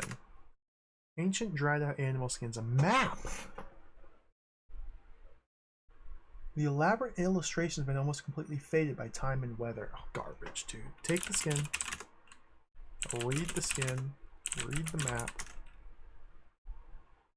Oh, I'm surrounded. I died. Or I did. I didn't even die. No, we got caged.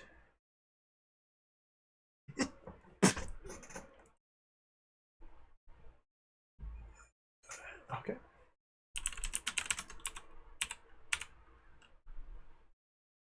Let's go east.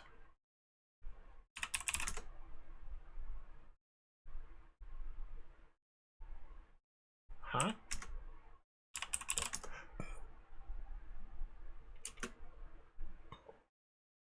What's...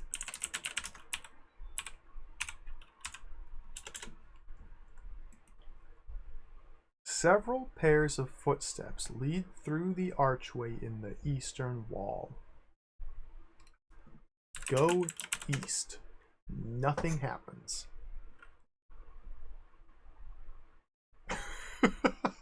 Cool.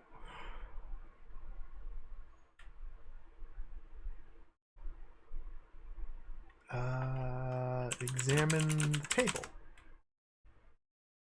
Look behind animal skin. Move animal skin. If you want to know something about the animal skin, try a different approach. So just randomly while standing in this room, we're going to get captured. Again, Getting captured seems to teleport us to the next sequence, the next set of rooms. But I have accomplished literally nothing in this set of rooms here, which is why I'm so hesitant to move forward. Because there certainly must be something we're meant to do other than simply getting caught. But let's just get caught. Let's just play this out and see. Because I don't know what to do. Marion's done nothing. No, absolutely nothing. Well, I also haven't tried to have her do anything.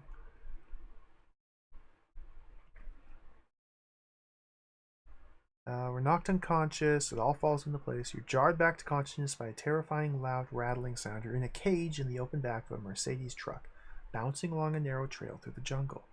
Suddenly, the truck hits a large bump. You and your cage fly off. The truck continues on, the driver oblivious to what's happened. The cage lands in the dense undergrowth. The cage is constructed of the finest steel wire, meshed in a grid pattern. The cage door is clamped shut and held in place by a sturdy lock. So let's save here. Let's replace slot 1. Let's just open the lock. Open the cage. You hear your least favorite sound, the sibilant hiss of a snake. Then you see it. A serpent of seemingly endless length moving slowly toward you through the jungle underbrush. Hiss at snake. The snake seems to wink at you, wrapped itself around the cage door, and with one great squeeze snaps the lock? Don Pedro's laugh echoes through the jungle. You look around, but neither he nor the snake are visible.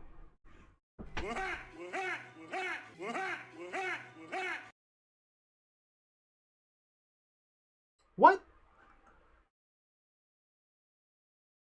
I covered up the alert. Thank you for the raid, Absurdity. Welcome. Welcome to the stream. Thank you very much. How's it going? I'm hiding. I'm behind a map today. You can see me picking out. You can see about 4 pixels. We're playing an Indiana Jones text adventure. This is called Indiana Jones and the Revenge of the Ancients.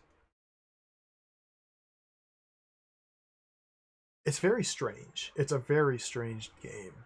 Thanks for the raid. We're getting winked at by snakes.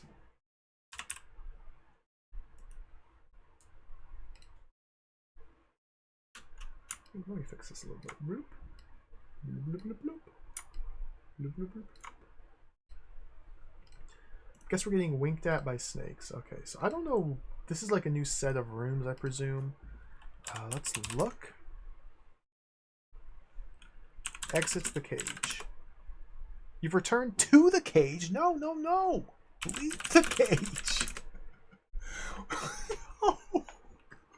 North! Get out of the cage. Okay, you're in a clearing in the dense jungle. Giant roots cross a track which curves east and north. South of you, a 6-foot-high anthill swarms with red ants. To the west is the cage.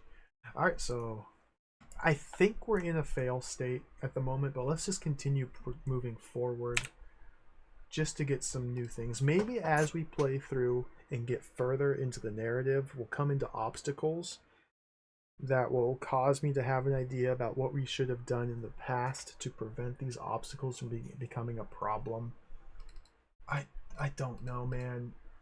Clear it. Giant roots cross a track which curves east and north. South of you, there's an anthill. To the west is the cage. I guess the cage is considered its own room. Go like that. South. That's a dead end. Okay, the anthill's not its own room. Your first glance saw all. Go to anthill? Huh? The jungle thins out as the track descends north toward a raging river and leads south toward the clearing. Where did I just go?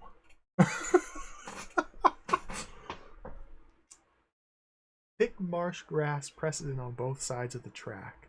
Hundreds of wild crows perch on the branches of trees, which hang out over the water. I don't know where I went. I lost my whip, by the way, and my gun. So every time we get kidnapped by the Nazis, they take our gun and our whip from us.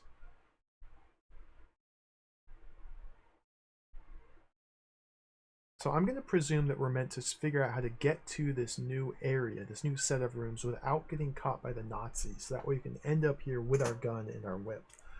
But I don't even know where I am at the moment.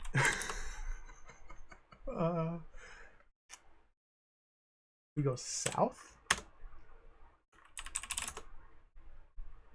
Okay. Sure. So standing here, we're told that an anthill is to the south of us. If I type go to anthill, we move north. For some reason. Okay, good. That makes sense. That makes sense. Good.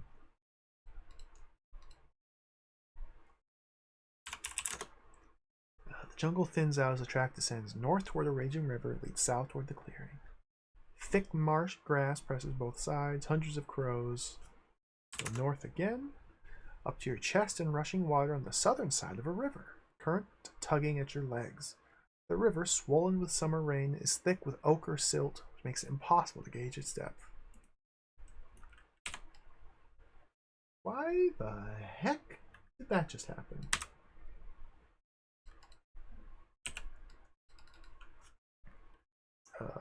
In the river. Keep going north. Oh, I died. The current drags you downstream and over the waterfall, where your famous luck runs out. A 7-foot alligator grabs your leg and pulls you under. For the next few minutes, the alligators enjoy a taffy pull. Your body is the taffy. Cool. Oh, we got Indiana Jones got taffy pulled. Awesome. All right. Hiss at snake.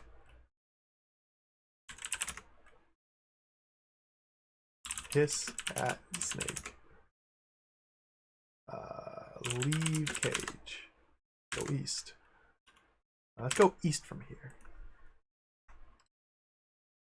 Giant banyan leaves line the jungle trail, making it barely passable.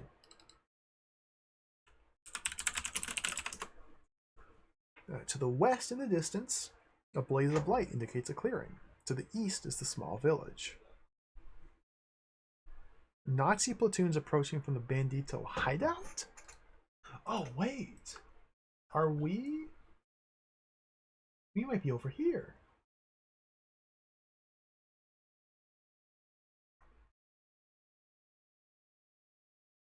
If I go west. Oh dear. If I go north. Go south. Go east. Save. 1. Go east. I'm dead.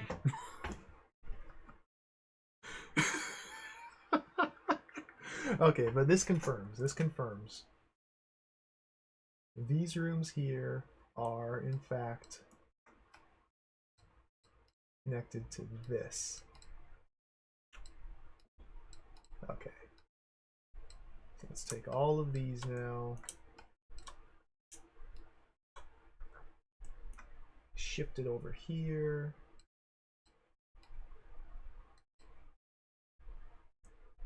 Okay.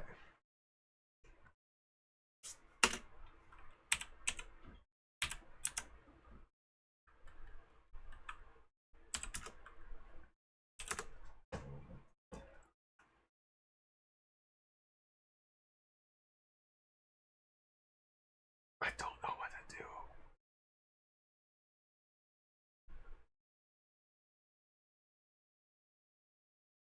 So if I go east to the village, I die instantaneously. So whatever we have to do to survive entering the village must be done before we walk onto this tile.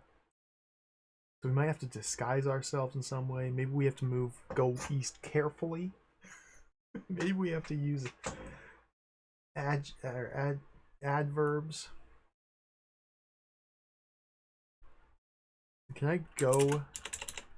Can I sneak to the east? I died. Okay.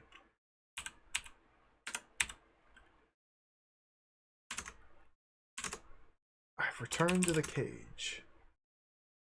My home, my safety. I'm in the cage. Take the lock.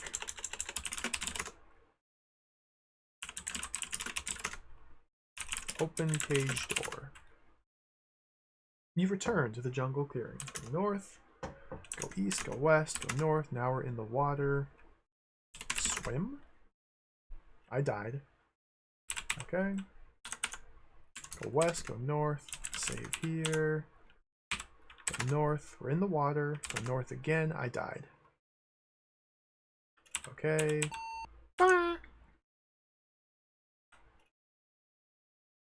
Examine the trees. Climb trees. Go north.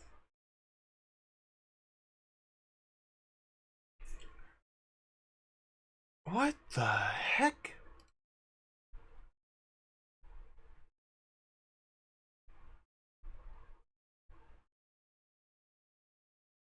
I'm looking at the verbs in the manual. Scale, shoot, shut, snap, stay, swim. Swim is explicitly listed as a verb. Swing. Get on. Feel. Get on tree branches. There's nothing to get on here, and I died. Swing. Swing across river. Swim across river. Swim river. Swim north.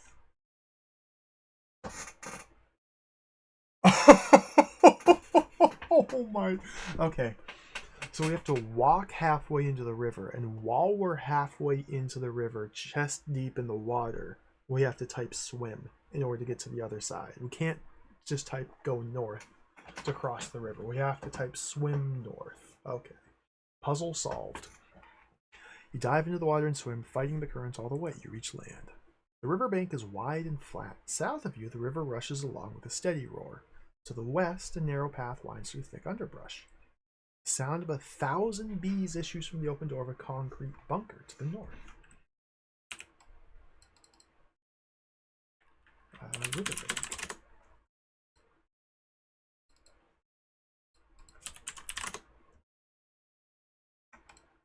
It was obvious. We had to swim.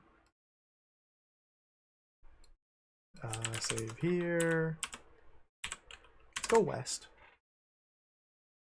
The garbage-strewn path leads through hillocks of broken glass, which refract the sunlight and cause rainbow-like beams to light up the path. Through these beams, a hill is visible to the west. Okay. Cool. The garbage path.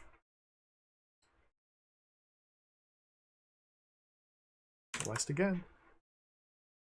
You walk a seemingly endless trail until you reach a small plateau at the hilltop. The southern and northern slopes descend precipitously to the jungle below.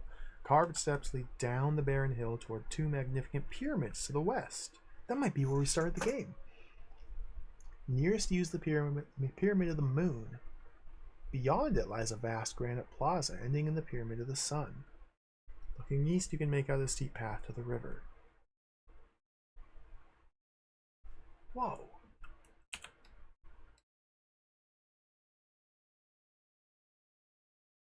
So this is the plateau.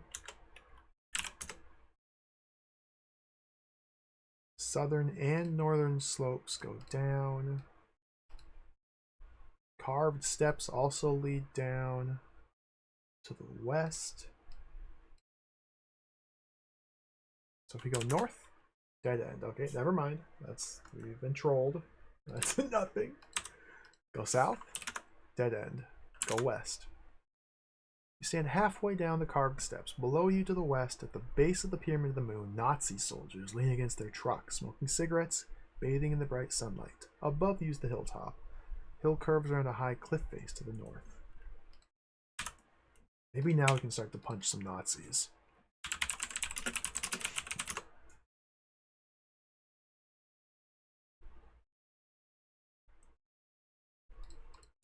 Go north, south, go west.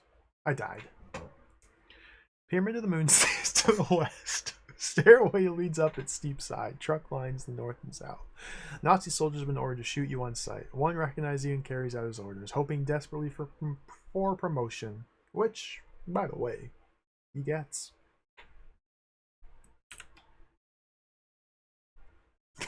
This freaking game. They really enjoy killing you the instant you enter a new room. But this could be random. It's possible if we wait 20 turns, the Nazis will leave and we'll be able to safely go in there. This could be random. We're at the riverbanks. Let's go west, west, west. Wait, wait, wait, wait. Nazi platoons are coming for me. Okay, go west. I died.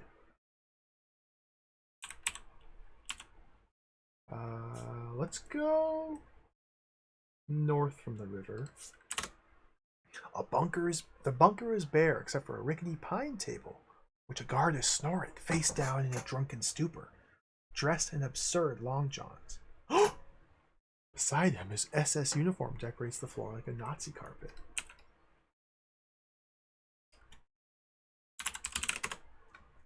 We get to disguise ourselves.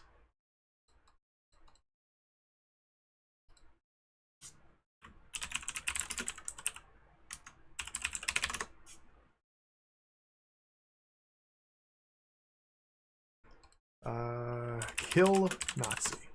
You're wasting time. Murder Nazi.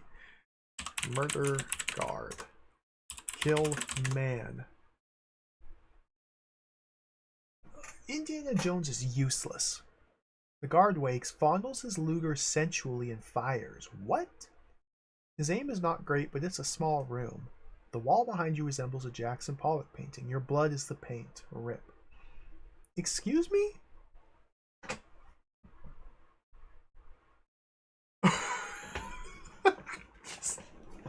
What? Try again. Why did he sensually fondle his Luger? Take uniform. Leave. Wear uniform. Save. Go west, go west, go west, go west. I died instantly. I'm wearing the uniform and they shoot me on sight. Okay. Wear uniform. Examine uniform. The stiff and elegant Waffen-SS uniform is worn in Berlin's glamorous night spots or when committing acts of barbarous abuse on other humans.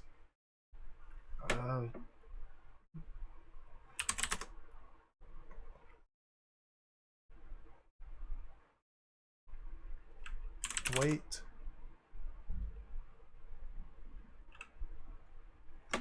I died.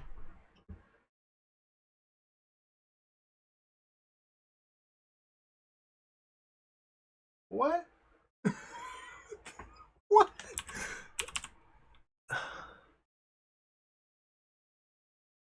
Okay, I stole the uniform and I'm currently wearing it. I died. I can't go back to the bunker because I instantly die. If the Nazi platoon catches me, I instantly die. If I go too far to the west, I instantly die. I can't go to the base of the pyramid because apparently this uniform is not a disguise to fool other Nazis.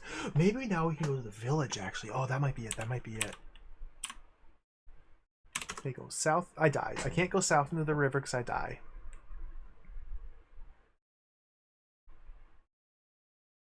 What is this video game? Why? Swim south, swim south, swim south. Swim south. Swim across river.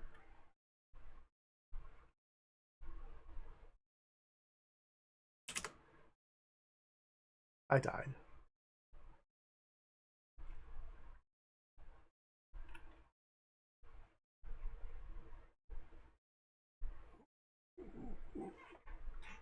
So crossing the river is one way?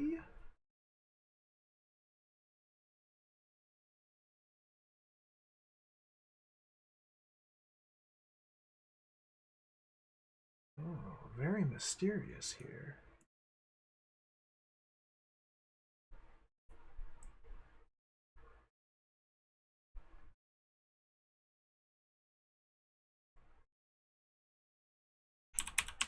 Very mysterious. Wear goggles. You're already wearing the goggles. Wear hat. Remove hat. Go west, go west, go west. Go west. I died. I think I'm stuck. I think I'm stuck.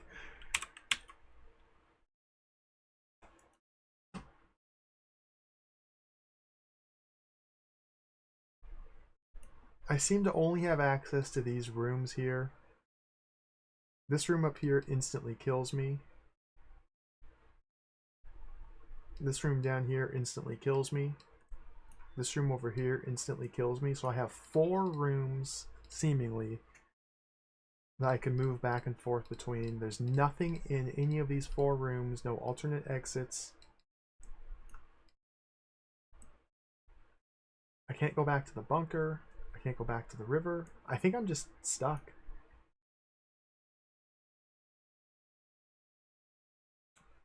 I can't go back to the north. I died, yep. Fondles his Luger sensually and kills me. I can't go that way. Beep!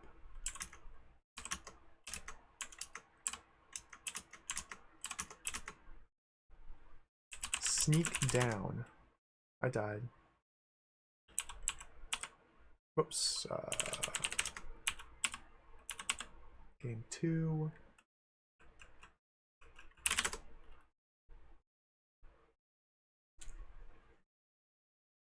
I have a skeleton hand in my pocket.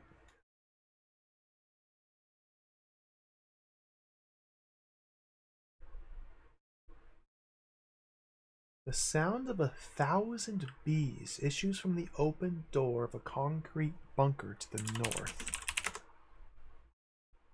I can close the door?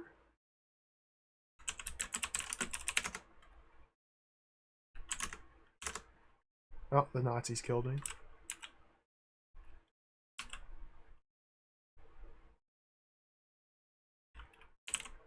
If we restart back to state 1, this is before going into the bunker.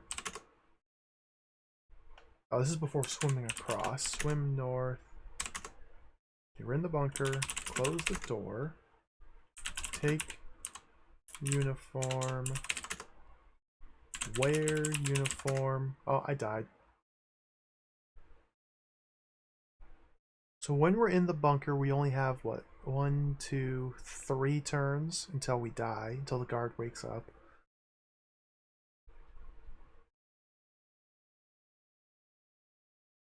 I have no idea what to do. I'm totally stuck. I know this game comes with a hint sheet, or rather, there is a hint sheet on MOCAG, the Museum of Computer Adventure Gaming History. We may have to resort to the hint sheet, because I have no idea what to do.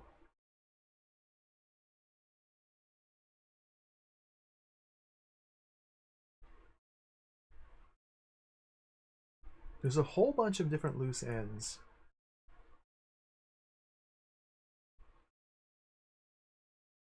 Going as far back as the cylinder in the inner sanctum.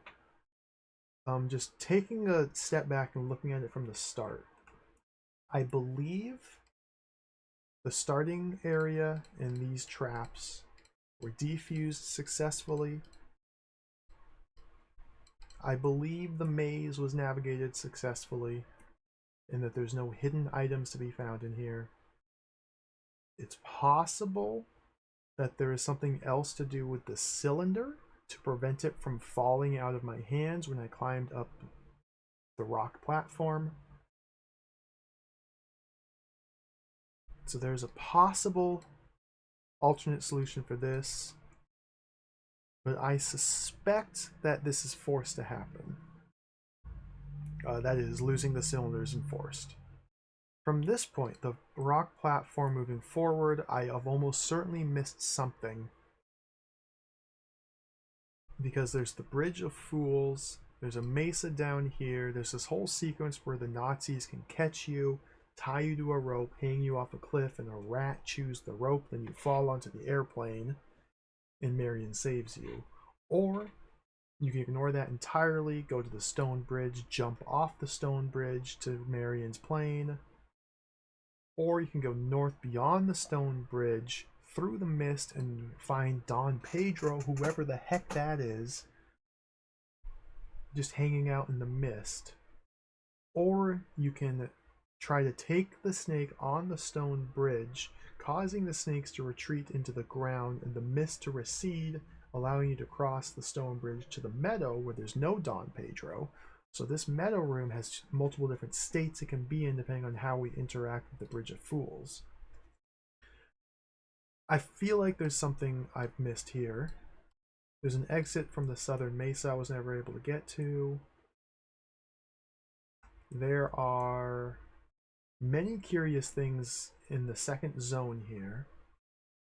The pool full of alligators, the tree branch on top of it, the village where you die if you enter it, multiple areas that I haven't been able to do anything, the via, which you can climb on top of and then break into from the roof. Down to the basement, you find a map on an animal skin, but you can't take the map. You can find the Nazi bad guy here, but sometimes he's not. There's the motorcycle, which we never did anything with.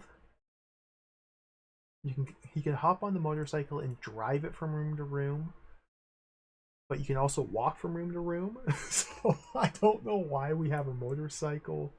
Marion's with us in this when we first arrive at the landing strip. And then when we get caught by the Nazis, she's just gone. So that's not good, but maybe it's fine. Maybe we're supposed to use Marion to help us solve some puzzle. Maybe we're supposed to give items to Marion and meet up with her later. I didn't do anything with Marion. Literally nothing. She just followed me around. So I should probably probe at that a little bit further, see if I can make some sort of progress. There's a Nazi uniform we can steal from this bunker. There's a river we can only swim through once, seemingly. Pyramid of the Moon where we die because there's a whole bunch of Nazis down there. There's a roaming Nazi platoon that's just randomly moving about from room to room. If you're in the same room as the platoon, you just die. But it's pretty trivial to avoid. So what are we even trying to do? I guess we need to... The map. The large animal skin was explicitly described as being a map.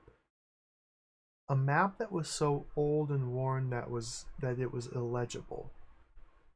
However, perhaps we can make it legible in some way. I wasn't able to take this animal skin, but maybe if I find the correct item and bring it to this room and use it on the skin, we can reveal the map and learn something new.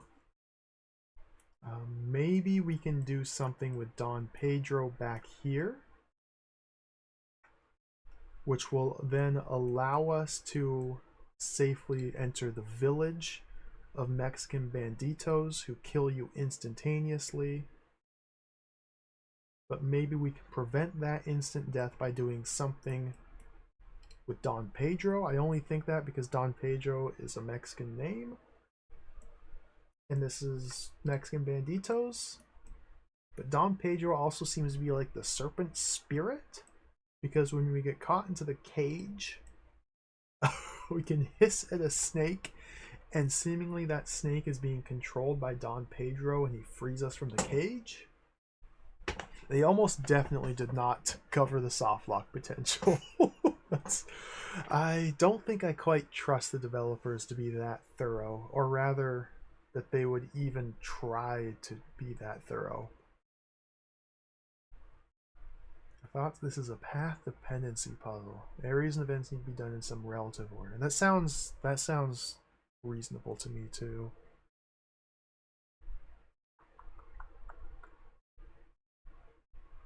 We may have to take a hint, because I don't know. The big thing I think I want to try is heading back here and seeing if we can get any information out of Don Pedro. Maybe I feel like this is where I screwed up, and something needs to be done way back here, which will allow me to progress at this point.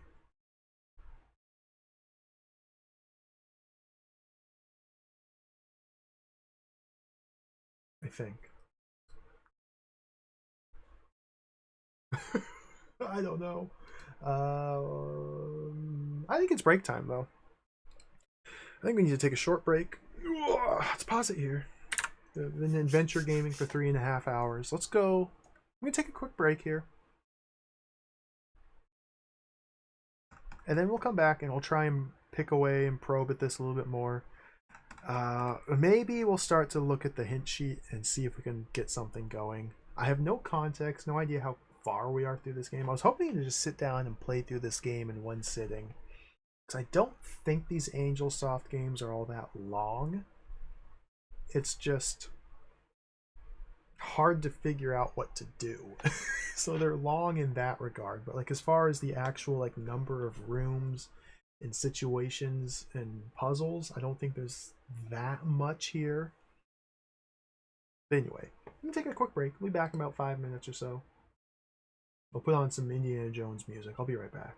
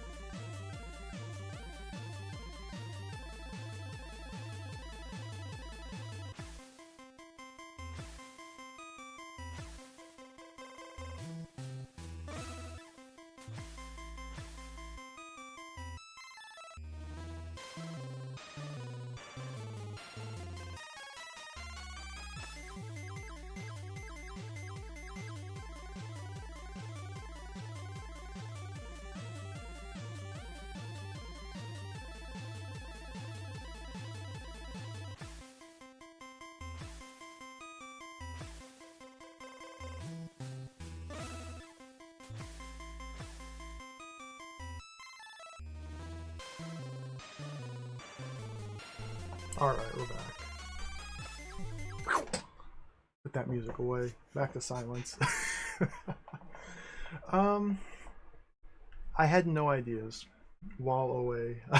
I had not a single clue as to what to do. So I'm going to pull up the hint sheet. mocag.org. Search Revenge of the Ancients. Hint sheet. Alright, one moment here. Let me get this capture set up.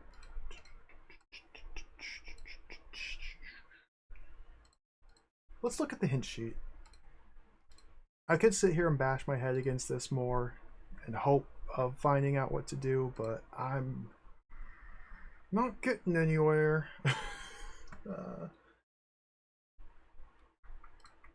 Where's the capture? That one? Indiana Jones and Revenge of the Ancients, clues and hints. We hope you enjoy being lost in another world, dazed, maybe a bit confused. If you're too lost and need help, take a look inside, but just a peek. Indiana Jones in Revenge of the Ancients. Dude, they made a typo on Revenge of the Ancients. Okay, we gotta scroll very slowly. Thank you for buying. We trust you're enjoying the game immensely. Now let's see if we can get you on the road towards defeating the evil Plebenheim and his Nazi thugs before their plans bring about the destruction of the United States of America. Remember, the Nazis are looking for you, so good luck, Indy. General clues. Why do I keep losing things? Try wearing them. Okay. I can't remember what to... I can't always find what I'm looking for. Remember to examine things closely. I keep getting caught by a Nazi platoon. Avoid them at all costs, except at the Bridge of Fools.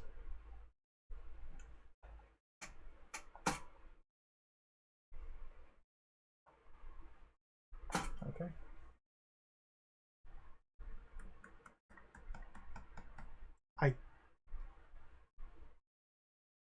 I think this is something I need to do now. Okay, so there's one point we can explore. In the cave, secret passage in the head, skeleton hand, crack the whip.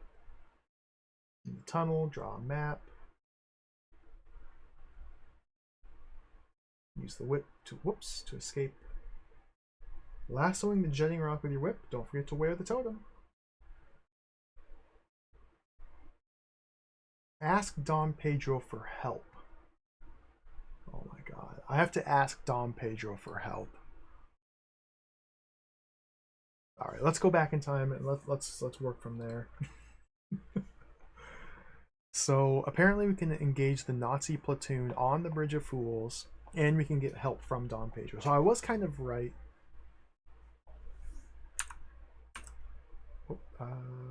Let's resume the timer. I don't know if I have a save back there. Where's this at? T-shaped junction.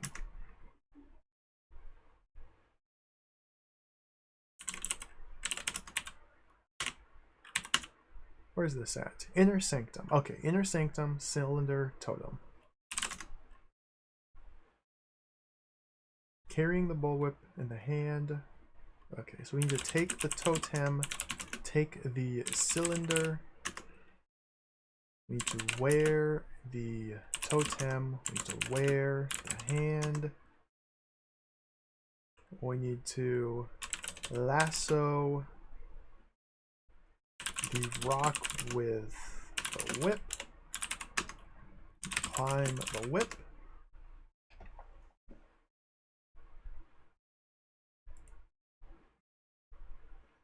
See again, we drop the cylinder here. The cylinder is extremely suspicious. I'm guessing that the key is in two parts. And I'm guessing that we need the cylinder and the part that the doctor has, that the Nazi doctor has. And that's the key. I think the key's in two parts. Or rather, the cylinder is at least part of the key or related to the key. The giant eagle swoops from out of nowhere and snatches the cylinder. I get the feeling this is guaranteed to happen every time. Maybe not. Okay, so now we're up here. We want to take the whip, wear the whip. We want to save here, do a new save, slot 1. Alright, so we're here on the rock platform. So let's go east to the mesa, go north to the stone bridge. If we try to pick up the snakes, they disappear and the mist recedes and Don Pedro's no longer there. So let's just walk through the mist to the north. There's Don Pedro. The small tubby man whose round face is continuously animated. His dark eyes radiate intelligence and humor.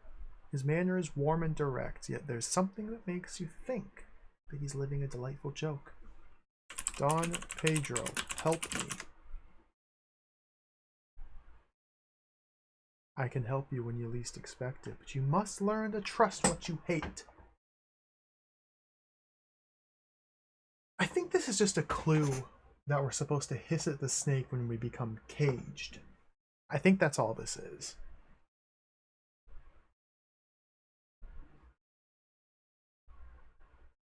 I think that's all this is.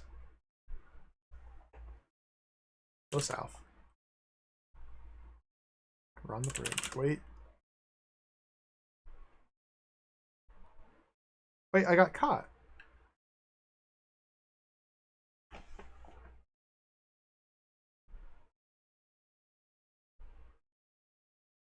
What? Jump off bridge? You fall.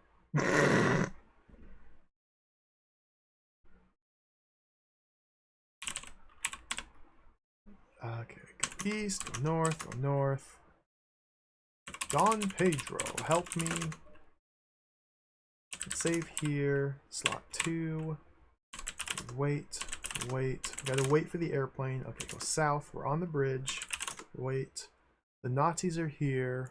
Marion's flying the airplane. Jump off the bridge. Boom, we're free.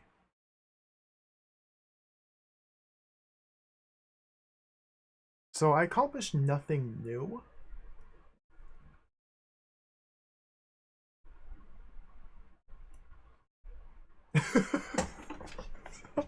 I didn't accomplish anything. I did not actually help at all. I guess I'm kind of working under the assumption that the only thing I can do with Don Pedro here is get a clue to hiss at the snake when we end up in the cage. Maybe that's the only reason we can come across him. Why we're supposed to just meet a strange man in the mist and ask for his help, I don't know, but it seems like that's all we are supposed to do.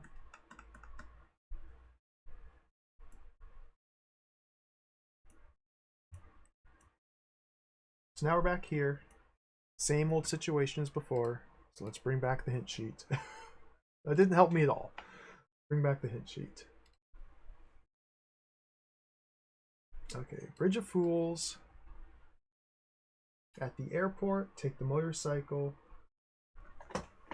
What should I do with the totem? Give it to Marion and tell her to hide it.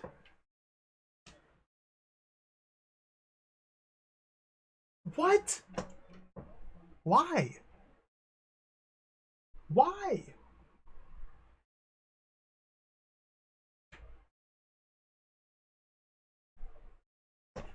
Keep reading.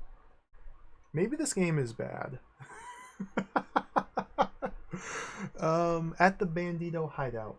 Benito keeps killing me. That could ruin a person's day. He probably thinks you're a nosy person or a Nazi. He still kills me. He's a revolutionary. Tell him what he wants to hear. What's that? Viva la revolution.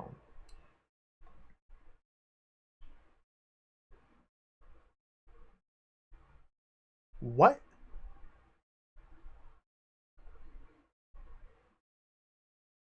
So there's a problem here.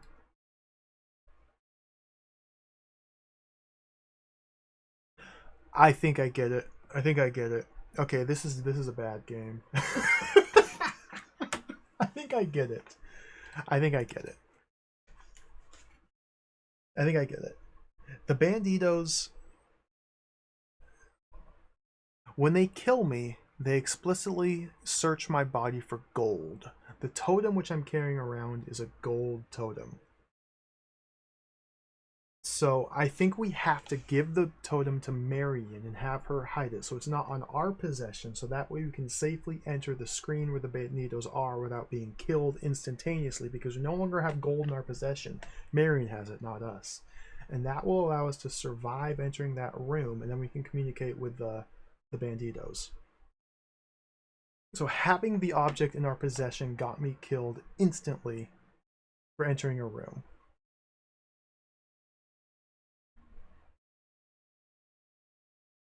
I think. Let's see if that's true. Let's see if that's true. Okay. So give totem to Marion. See, I would have never thought to give this to Marion and have her hide it. Marion, hide the totem. I'll hide it where even you can't find it.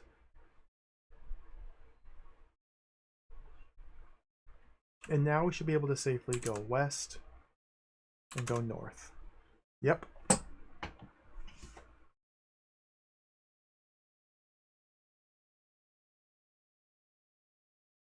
Okay.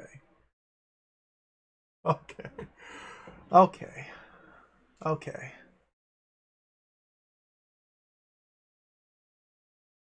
Okay. I don't think I would have ever figured that out. I don't think I would have ever figured that out. So the reason we got killed when entering the screen is because we had the totem in our possession, but we can give it to Marion. She stuffs it down her blouse or something. And that's not suspicious at all, having a solid gold totem.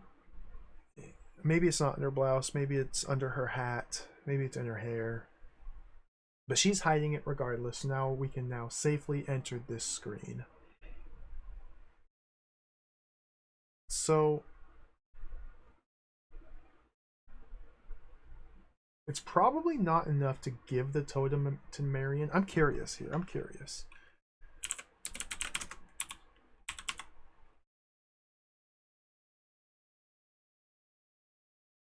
Don Pedro. Wait. I want to see what happens if I just... Where was my save? I didn't save, did I? Oh my god, okay. Don Pedro, help me.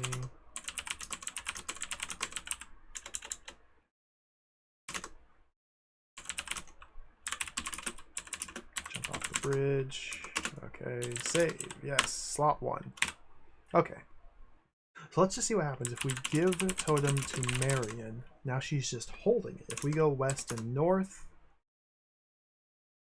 I'm dead. So if Marion's simply holding it but not hiding it, then we die. The Bandito leader. So this was supposed to be my clue. These 3 sentences here were supposed to be my clue. The Bandito leader winks to his compadres and dispatches you with a knife thrown straight to your chest. Pain shoots through you like a fire. As death closes in, you feel the Banditos eagerly searching for gold. So somehow, we have to abandon logic and just intuitive and just understand that if we have the totem on our person, not visible, just on our person, then the bandits will kill us because they know that we have gold on us, so they kill us. However, if Marion has it and it's hidden, then they don't kill us. This is a bad puzzle. Okay. Totem to Marion. Marion, hide the totem. Go west, go north. And now we're supposed to say Viva la Revolucion.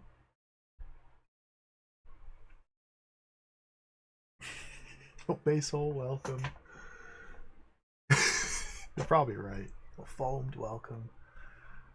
Yuzu Adagio, welcome. I think this game needed a lot more in-game direction, Bone Masher. Like, yeah. We're trying to solve puzzles that aren't even clear that they exist. If the puzzle is an instant death trap, it makes it hard to try and understand how to prevent that or how to solve the puzzle. And we already got the spoilers, so we can say Benito, comma, Viva la revolucion. Mi amigo, you are one of us. Banditos send up an answering shout, throw a handful of bullets into a nearby fire. The bullets explode in a shower of fire, creating the atmosphere and confusion of a 4th of July celebration. Let's save here. Slot 2. Alright, this is new.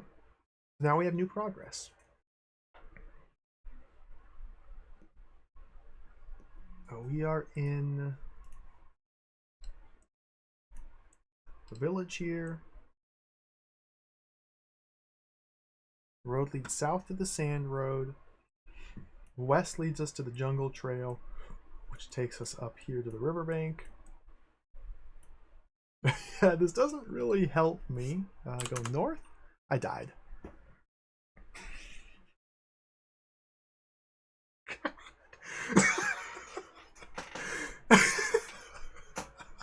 You make your way down the road, wade into a pool the color of iron ore. Suddenly you sense movement beneath the water. Several pairs of reptilian eyes surface. Alligators. Your famous luck runs out. The alligator devours you. So is this a situation where, because we instantly die the moment we enter this room, is this a situation where I'm supposed to defuse this by doing something ahead of time? Is there a way to safely travel north into the pool without getting instantly killed if I do something else somewhere else? Or is this a one-way trip to death? At this point, I cannot trust the game, so I have no idea. But this, we'll just say, is death.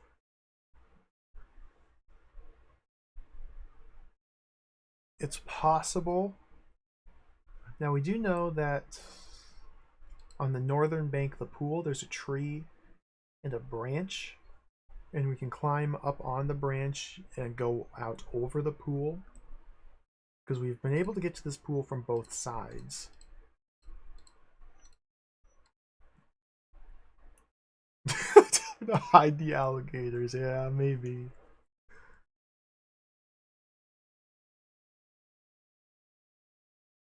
Ah, this game is jacked. Alright, play again. Benito, comma, help me. Life's too brief to waste time on babble. Wait.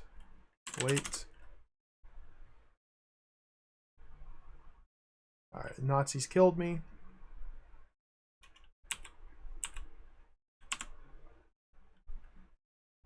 Go west? Giant banyan leaves line the jungle trail, making it barely passable. To the west is the blaze of light.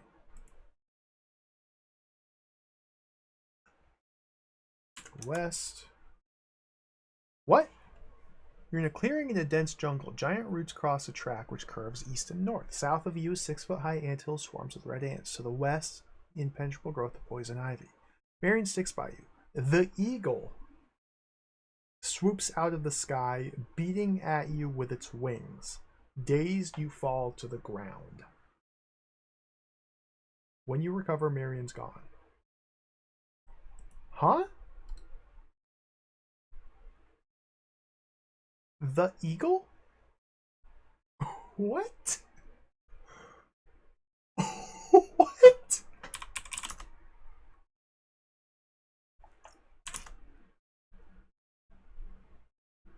The eagle. Is that the same eagle that stole the cylinder? Or that retrieved the cylinder? I guess it didn't steal it. Caught the cylinder that was falling off the cliff? Why does Indiana Jones just sit there and get beat up by an eagle? I don't even have a chance to react. It happened in between rooms. What happened to Marion?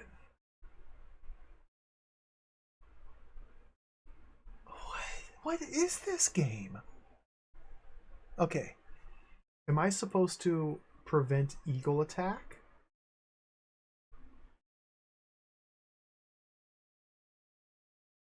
Again, none of this is helping me progress through the game. Dude, a 6-foot high anthill is enormous. I can't interact with this anthill, by the way. It doesn't exist. I tried to go to the anthill, and he moves north, even though the anthill is explicitly described as being to my south. I think it's just for flavor, just to flesh out the environment. Or maybe not. Maybe not. Maybe we have to do something with the anthill that we can't refer to, or we can't examine.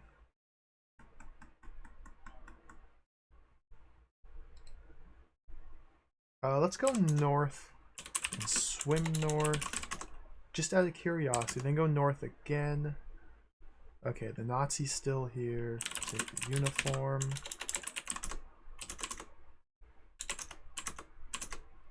Wear the uniform. Remove hats. Remove goggles. West. I died. Okay.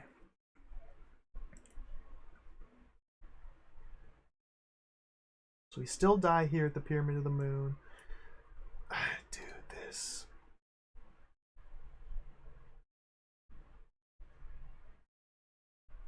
So it was here. Eagle attack. We go that way.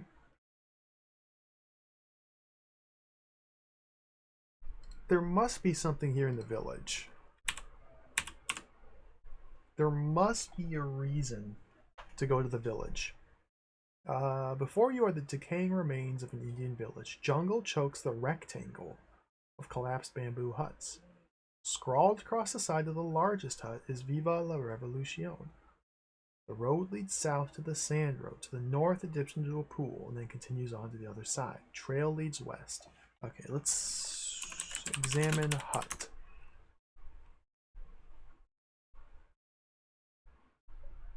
Okay.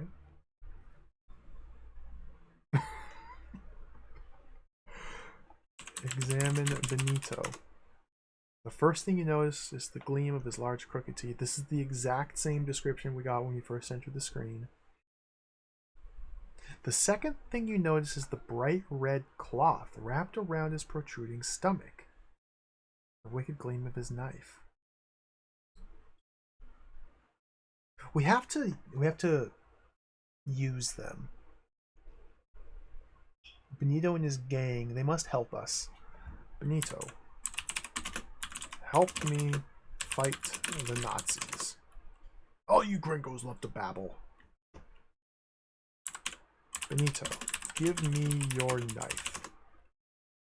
Do you expect us to give you something for nothing? Mary, whoa. No. Wait. Benito, give me your knife. When I type this, the parser it no longer works. Oh, I think it only accepts N or Y. Weird. Yes. Then you're a fool. Okay. Interesting.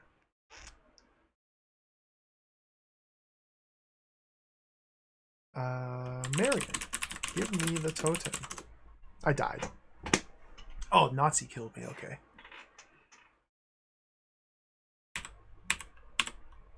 Marion, give me the totem. I died.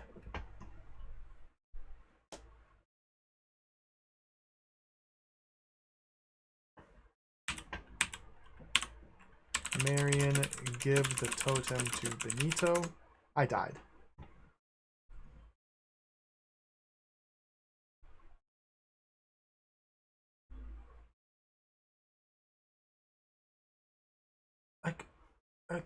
Trade? May I barter? Perhaps we can exchange goods with one another? Benito, I have a gold totem. I am willing to trade for your knife. I died.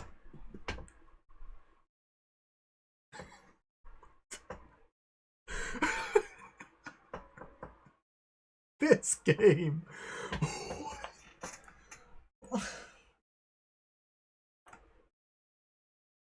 Alright, let's look up the hints again. Oh, where's the next hint? Free clue. At some point you'll want to ask Marion for the telegram. Do not mention the totem to Benito, or when banditos are around. They hate Nazis, but they love golden totems. Don't ever drop the totem. Wear it. The pit.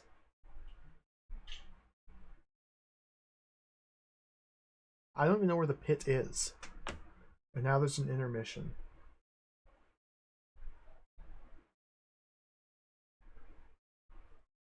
At the Via. I made it to the Via where Don Ramon and Plebenheim are at. Now what? Stop, listen, and wait. I had to listen when I was back in the Via outside. What? I typed wait at one point and I got caught instantly when I was in the Via here, or in the hallway, and they were in the basement. I typed wait and I got caught instantaneously. I guess I was supposed to type listen, because listening is definitely totally different from just waiting. Oh! Why did we even go to the Benito Marion? What? Why are we in the village? What have we accomplished heading up this way? Literally nothing. Let's go south. Go east on the motorcycle. Alright, let's go to the Via. This...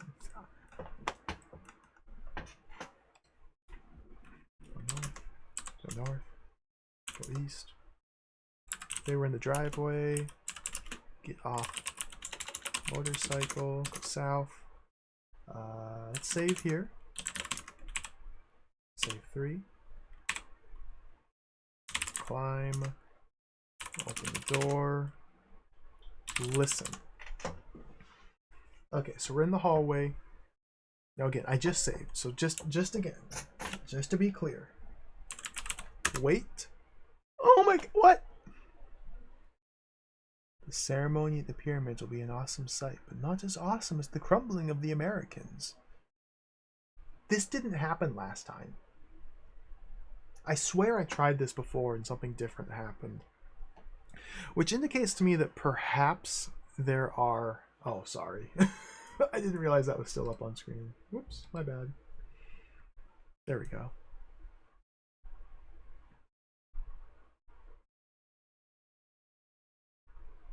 It's possible that there are random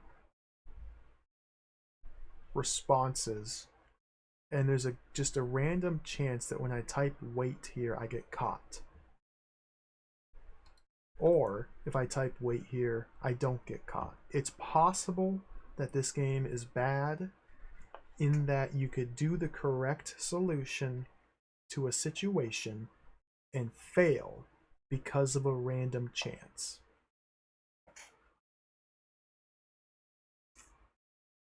It's possible that there's invisible mandatory event flags as well. That could be it too. I think...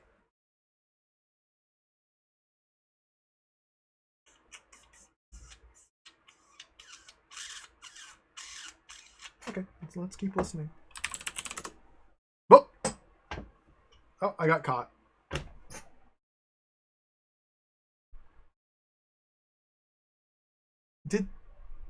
Did I do something wrong? Did I randomly... Was I supposed to wait instead of listen? Am I...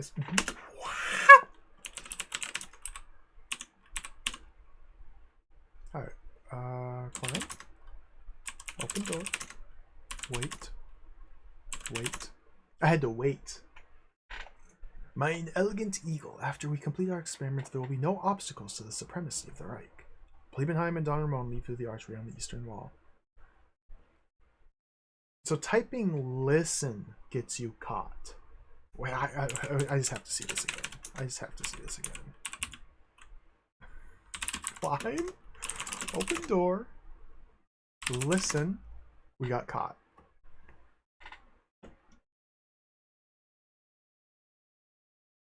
Okay. So we have to... The game doesn't recognize the verb listen.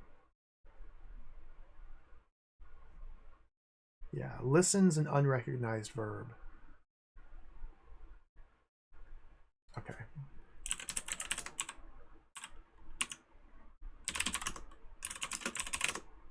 Wait.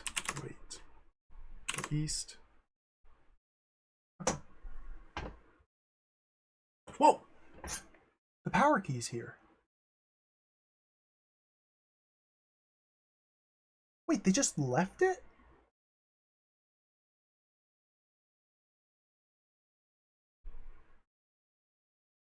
What?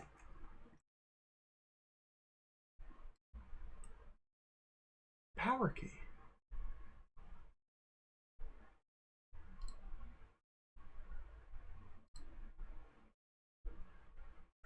Take power key. The cylinder is Mine Eagle. Wait. Is Don Ramon a shape-shifting eagle spirit? Do the Nazis have a shape-shifting eagle spirit on their side? The power key, the cylinder. This is the cylinder that I acquired from the Inner Sanctum. It's this cylinder right here. While I was escaping, it fell out of my hands, and an eagle snatched it out of the sky, and then all of a sudden, Plebenheim had the power key. I thought the cylinder was a separate item from the power key that Plebenheim was walking around with. No. Oh, okay. No. Instead, he had his mystical shape-shifting eagle friend hanging out waiting for me to drop it, and he snatched it up and gave it to Plebenheim. Of course. It makes sense. And Don Pedro is a shape-shifting snake spirit who will help us out only if we make friends with snakes. The old Nazi eagle trick. I should have seen it coming. They got me. So this whole time I thought the key was in two parts, and we need to get both parts of the key and combine them and use them together in some manner. But no! It was just the same key. Alright, we're back. We're so back. Let's go. We have the key. Examine key. Yeah, it's the exact same explanation as before. Perfect. Save. I'm probably going to die here. We'll call this slot 4. Examine the skin. This is different than before. This ancient dried out animal skin's a map of the Mazatec area. The elaborate illustrations have been almost completely faded by time and weather. The crystal of the key intensifies the light, illuminating the careful drawing of the two pyramids. Many cracked lines radiating from them, and the outline of the goddess of the earth, Coatlicue. Coatlicue? I don't know how to pronounce that. A blue jewel is planted in her forehead like a third eye. So now, because we're in possession of the key, we can examine the dried out animal skin and get a totally different thing to occur. Because the light is refracting off the crystals of the key.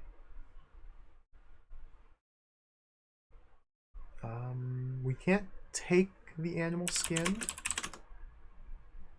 Oh, and we're caught. Okay. Looks like I have one turn to do something. Examine the skin. I guess take the blue jewel? And I got caught. So I feel like we are meant to get caught on this screen.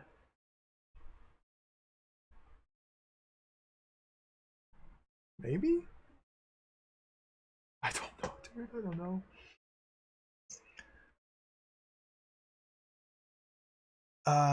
What did they take from me? Everything. No. There's no way we're meant to get caught if they steal everything from me. So let's go back to slot 3, which is before entering the via.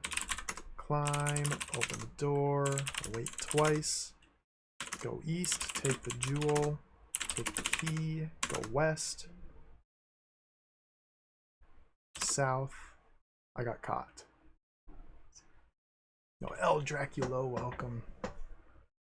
You don't see it too often, no. I love text adventures. I'm a huge fan of the genre. I like to play them every once in a while on stream. I realize streaming being a more visual form, it's not really a good fit, but I don't care. I just like to play these games.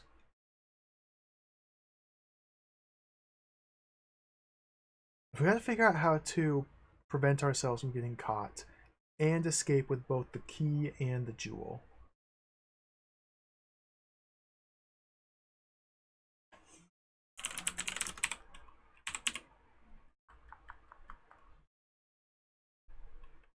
I tell Marion to wait here.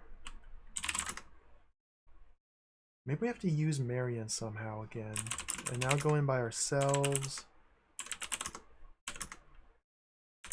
Take key, take jewel. Okay, let's save here. Slot 4. Can I go east? No. Can I go west? I got caught.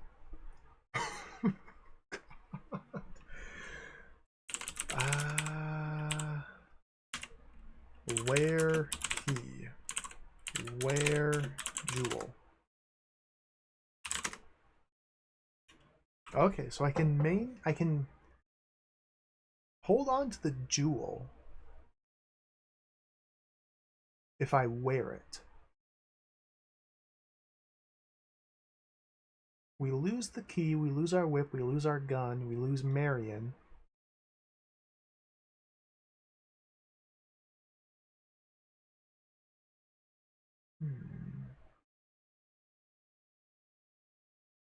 Now it occurs to me, if we wait, okay, serpent's coming, so if we hiss at the snake, Don Pedro, our shape-shifting snake friend, opens the lock. We go east, we go east. I died because there's Nazis. Dude!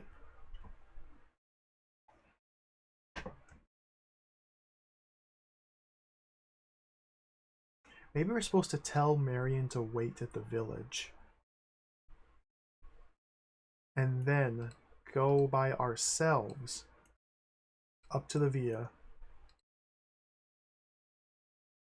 Perhaps we're meant to lose the power key by getting caught, but we can acquire the blue jewel from the map, hide the jewel, then get caught, which teleports us over here to the cage, and then from here we can move east to the village, reconnect with Marion, and then together go up here. Let's try that, I guess. Marion, comma, wait here. You're not leaving me here with them. Okay, never mind. What if we go west? Marion, wait here. You're going to leave me fine. Okay, go east. I died.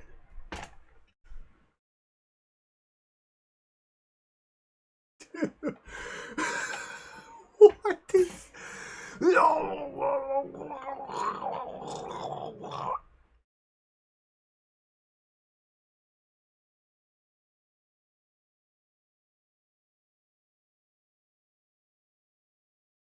Let's try doing the exact same thing again, but maybe the Nazis won't kill us this time. Slot 2, go west. Marion, comma, wait here. Go east. Go south. The Nazis are coming from... Yeah, I didn't die this time. Okay. Go south. Go east. I'm alive. Oh my goodness. Okay. Why do we have the motorcycle? Because it's cool. North. Where am I? Here. North. East. Off motorcycle. South. Save here. Slot 3. Climb. Open door. Wait. Wait. East. Take key. Take jewel. Where jewel. Go west. I got caught. Okay. Now we wait. We wait. We hiss at snake. We go east. We save here. Call it slot 4. Go east again. Marion's not here. Alright. She's gone.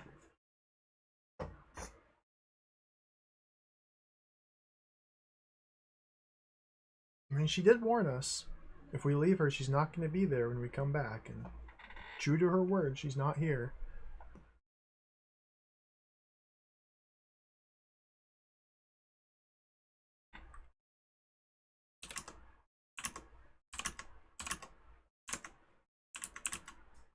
Where is Marion?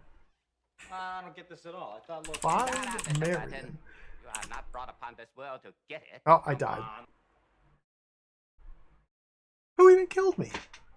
Oh, Joker's Age. Thank you for the 100 bits. We'll finish this game. Don't worry. We have the hint sheet with us, so we're not going to get too stuck. I just don't want to only use the hint sheet. I think we might go back to the hint sheet very soon. Thank you for the cheer, though. I have this. I think this game is not that good.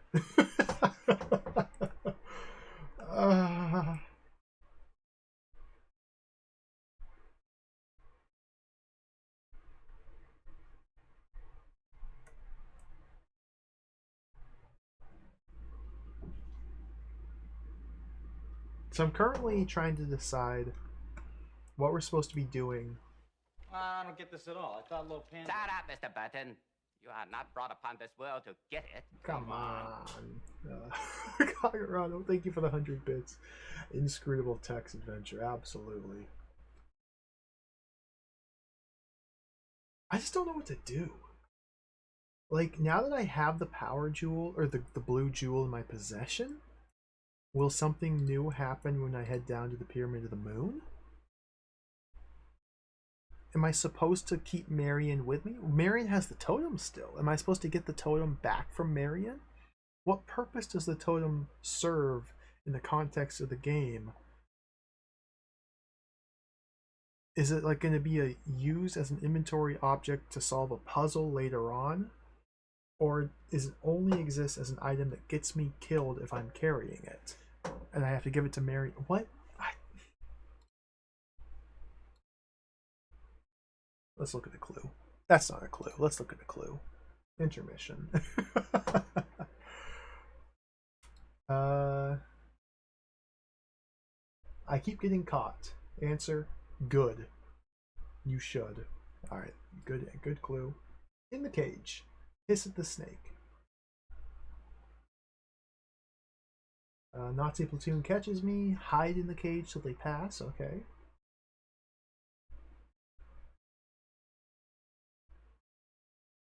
What? I'm back at the hideout. What should I do? Answer, you can trade them for anything they have. The knife, bullets. But if you trade them your hat, they will give you anything you want. Just ask for it.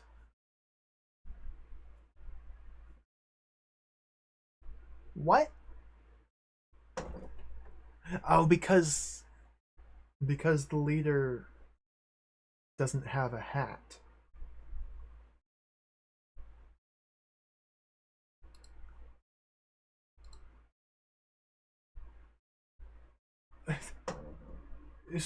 What about Marion? Try again. slot 4.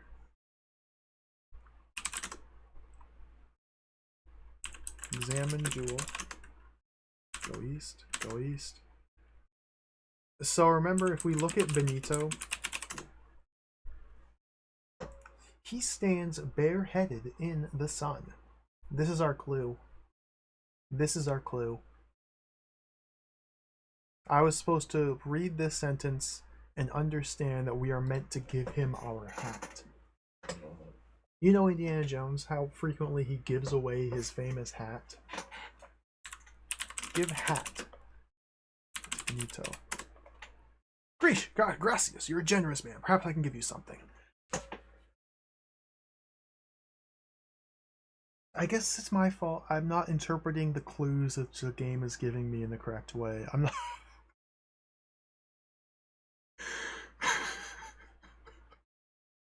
So now we can get bullets. Benito, give me your knife. Here is the knife. The Nazi platoons are coming from the pool? What? That's the alligator pool. That's alligator pool. Go west. Go west. Go north. Wear the knife. Save. Slot 5. Okay. Go north. Swim north. Go north. Take uniform. Go south. Close the door. Wear the uniform. Save.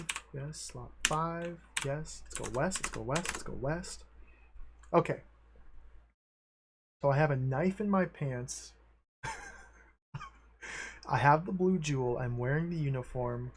We are at the stairs leading to the Pyramid of the Moon. Nothing about the textual descriptions of these rooms has changed. However, we are in possession of a new item. Therefore, I can go west and survive.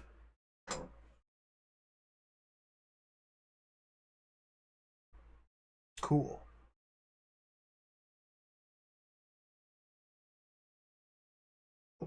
This doesn't make any sense. It doesn't make any sense. Indiana Jones is disguised the exact same way in this scenario where I survived as I was before when I died. The only difference is in my pocket I have 2 extra items which are not visible to these Nazi soldiers. They're in my pockets. But having it in my pockets makes the disguise effective.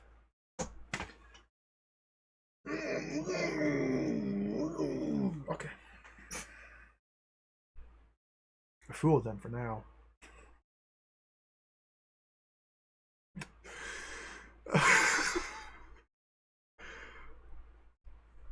This is fun. This is a good experience. I'm happy to be playing a bad adventure game. It gives me more appreciation for the previous good games which I've played. Like, this kind of makes me appreciate more just how much fun it is to play a good text adventure. Because this is... like, I understand what they're going for. I think. The author obviously had an intended sequence of events in mind that made perfect sense to them while they were writing this. It's not... it's just not good. The puzzles, quote unquote puzzles, don't have any internal logic. But if you look at it, if you back away from like the in-game explanation and look at it from like a meta perspective and like try and figure out what the plot triggers are and what events need to occur, then it kind of makes sense in a big picture sort of way, where we're not allowed to go to the Pyramid of the Moon section of the game yet until we find the blue jewel and the knife, because we need to use those in there. I don't get this at all. I thought Lo Panda... Shut up, Mr. Burton. You are not brought upon this world to get it. Come on. Thank you for the 100 bits, Joker Sage. I think they're both really fun. I love platformers too. I love all sorts of game.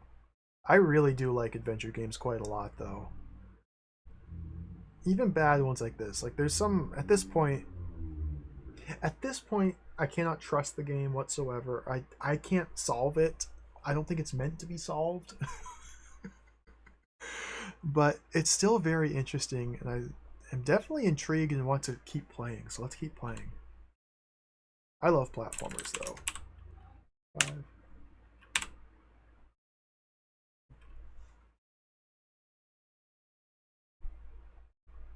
Trucks line the north and south. Carved steps to the east.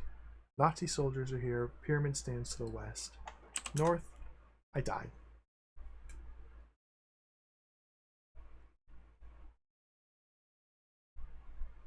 Okay. Alright, okay. I died. Good. I guess we just go west. You cross the flat top of the pyramid. The way off is to the east. To the west, below you, the plaza stretches out toward the Pyramid of the Sun. A slab of stone at your feet is carved in a familiar style. What does that mean?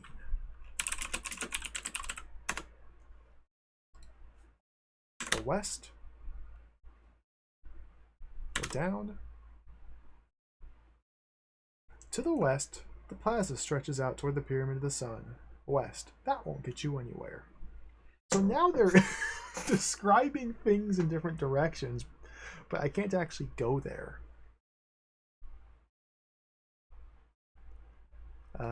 Slab refuses to budge.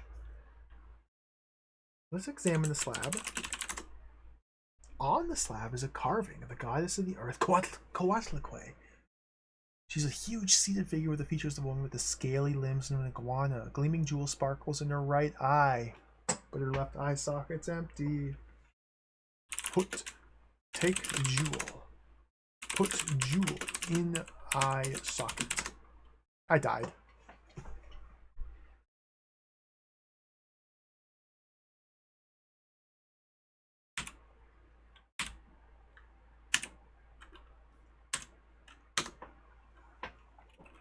Take jewel. Put jewel in eye.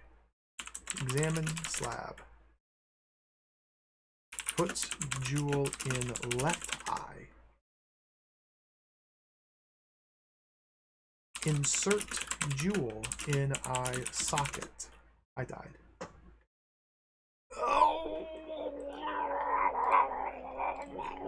Let's check my verbs.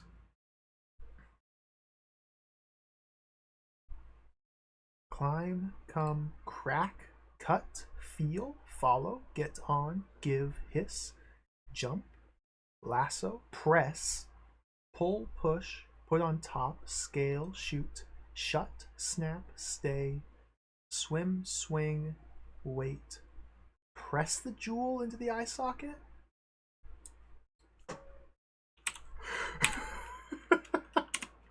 This game is so... Okay. So if you examine this slab,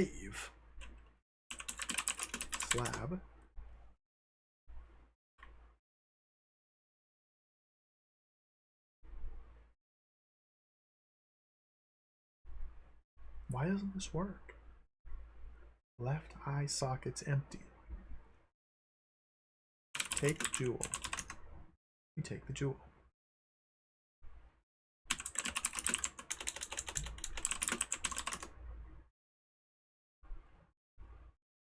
Push jewel into eye socket. You don't have much time? Was that the correct answer, but I died? Go west, take jewel, push jewel into eye socket. Use jewel. Insert jewel into eye. Examine socket. God, dude. Beep.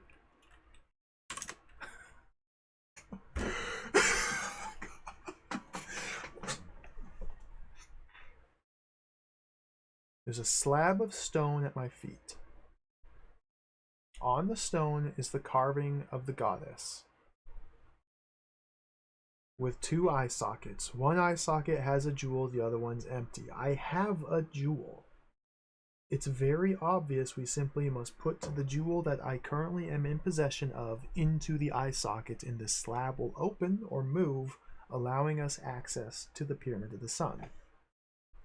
Or the Pyramid of the Moon, whichever. It's obvious that that's what's intended. So why doesn't it work? We need to be holding the jewel. So we need to take the jewel out of our pocket. So now we're holding it. It's in our hands. Put jewel in slab. Okay, there we go. Of course. You put the jewel in the hole in the slab. Not the hole, not the eye, not the eye socket, not the empty eye socket, not the statue. The slab. Go down. The slab shuts behind you. A broken stair gives way at your feet, and you ricochet off the walls as you crash down the stairs and into total darkness. The goggles fly off your face.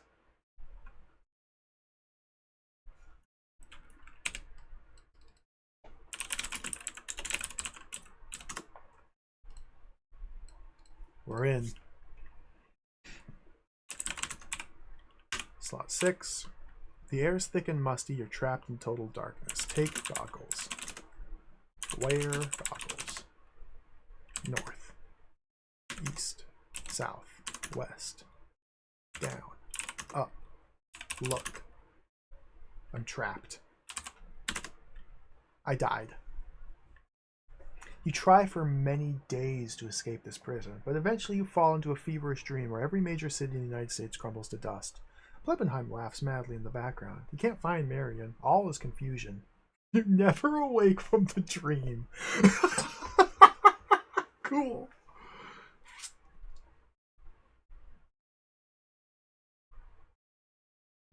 What?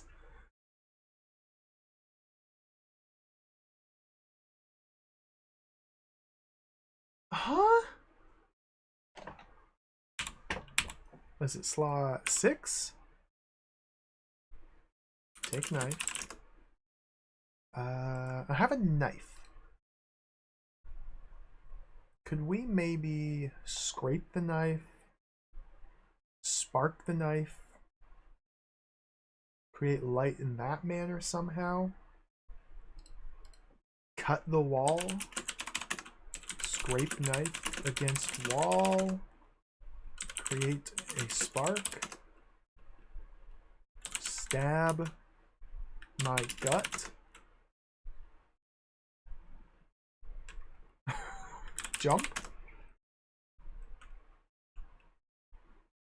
We're in total and complete darkness. Nowhere in the game have we found anything that would even resemble a light source.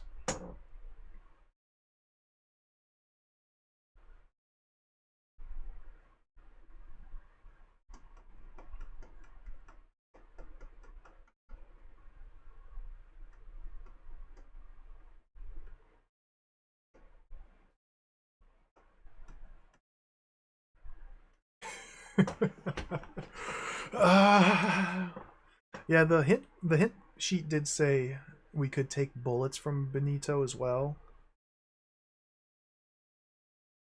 But the thing is, you lose your gun when you get caught.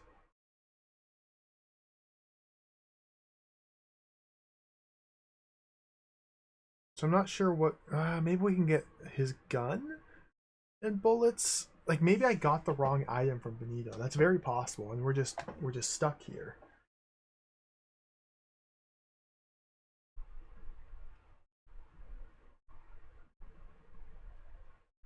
This game is absolutely jacked. I lost my whip, sadly. We lost our whip, we've lost Marion, we lost our gun. Yeah, maybe we just have to guess at the right... Maybe we just have to guess that he's got items that aren't even explained or listed in the text. Oh my god. Maybe. You might be right. Even though it only says that Bandito has a knife. Apparently we can get bullets from him, which are not listed when we examine him. Maybe he's got a lighter. Maybe he has a lantern he would just give to us. That's not explained anywhere. Maybe he just has a flashlight. Maybe he's got a torch. Maybe he has matches. Maybe he has a bazooka. Maybe the motorcycle had a secret compartment hidden under the seat that had flares, emergency roadside flares that we were supposed to find and take and carry with us into this jungle. But we can get here without them, even though we can't get here without the jewel. But if I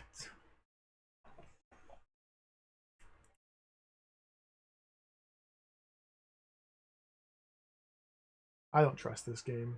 Hit sheet. Okay, let's see what I've missed. We're almost at the end of the hint sheet, by the way. The game's almost over. At the river. Which way should I swim? North. I made it across, and I found a uniform. Good. Wear the uniform. Don't forget the eye. The eye. This is the blue jewel, by the way. They're referring to it as an eye here, but it's a jewel in the game. It's never been explained as being an eye, I don't think. At the temple. I gave the Nazis the slip. What should I do? Put the eye in the slab. Don't forget to take the goggles and wear them.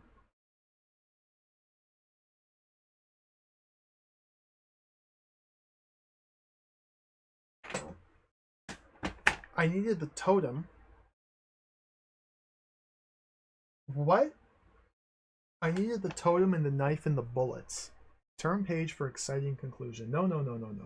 I guess I've been soft locked because I didn't get the item from Benito that it doesn't even say that he has. And I didn't wear the goggles while falling. They were in my pocket.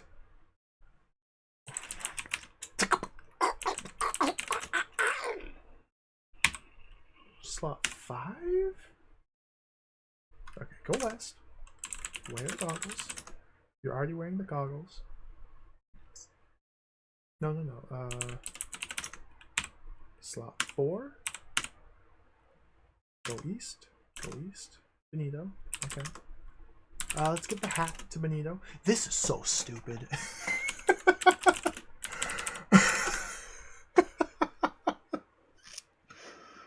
Oh. Marion. I lost the totem. I'm soft locked because I don't have the totem with me. I don't have the totem. So we have to go back further. I have to go back further. Slot 3.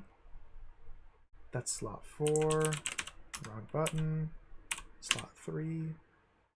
You're at the driveway. Is Marion with us? Marion's not with us here. This is before breaking into the villa. Slot 2. Okay, Benita and Marion are here.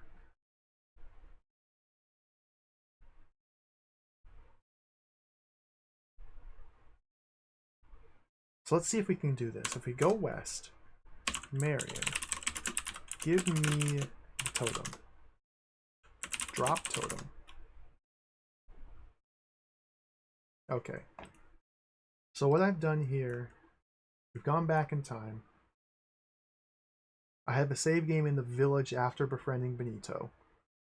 Walk to the west to the jungle trail. And I've dropped the totem on this tile. So I'm hoping... This is so stupid. I'm hoping what we have to do is now go back up here to the villa, do the stuff there, get captured, put into the cage. From the cage, come back over here, visit Benito, get the bullets, which it doesn't even say that he has, and the knife. And then I'm hoping the totem will stay here and we can pick it up after getting the items from the village and then go back up here to the pyramid. Because I can't think of any other way with which we could still hold on to the totem. Because if we're carrying the totem, we die the instant we enter this village. Okay, let's go east. Maybe we can do the trading now, in fact. Let's give hat to Benito. Benito, what do you have? No comprendo. Benito, give me your knife. Benito, what else do you have? Benito. I'm still stuck on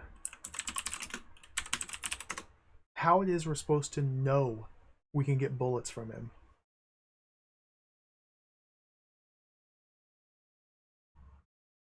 How is it? How? How do we know he has bullets? He doesn't have bullets. He doesn't tell us he has bullets. When we have the gold, they kill me with a throwing knife. It's explicitly a throwing knife that kills me, which we now have. They don't fire guns.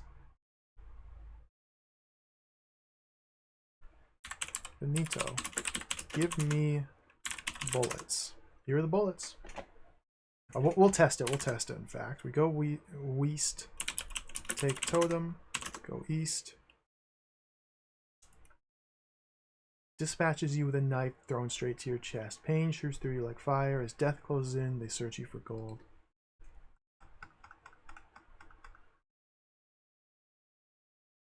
You're right, Professor Cavey. He took a handful of bullets out of his pocket and threw them on the fire to celebrate. You're absolutely right.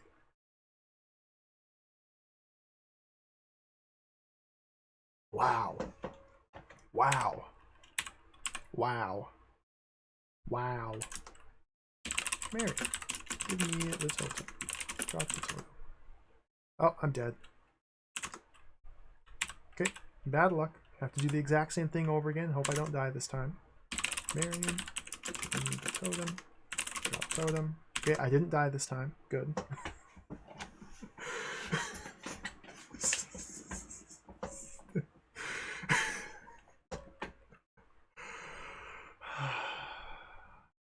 Wow. Wow. Give hat to Benito. Benito. Give me the knife. Benito. Give me the bullets. Benito. Give me the red cloth. Nope.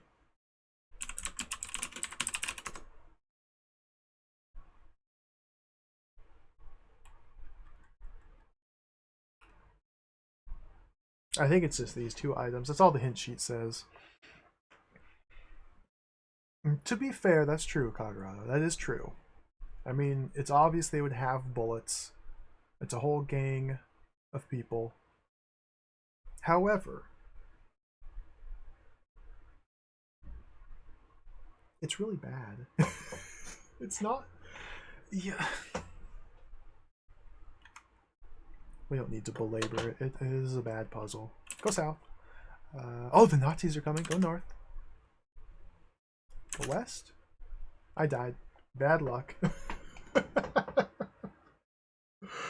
Oh, wait. Oh, wait. Dead. Huh, try it again. Beep. Go west. Marion. Totem. Oh, I died. Okay, try again.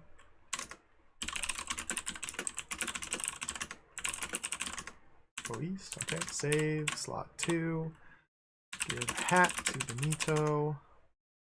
Benito, give me the knife. Benito, give me the bullets.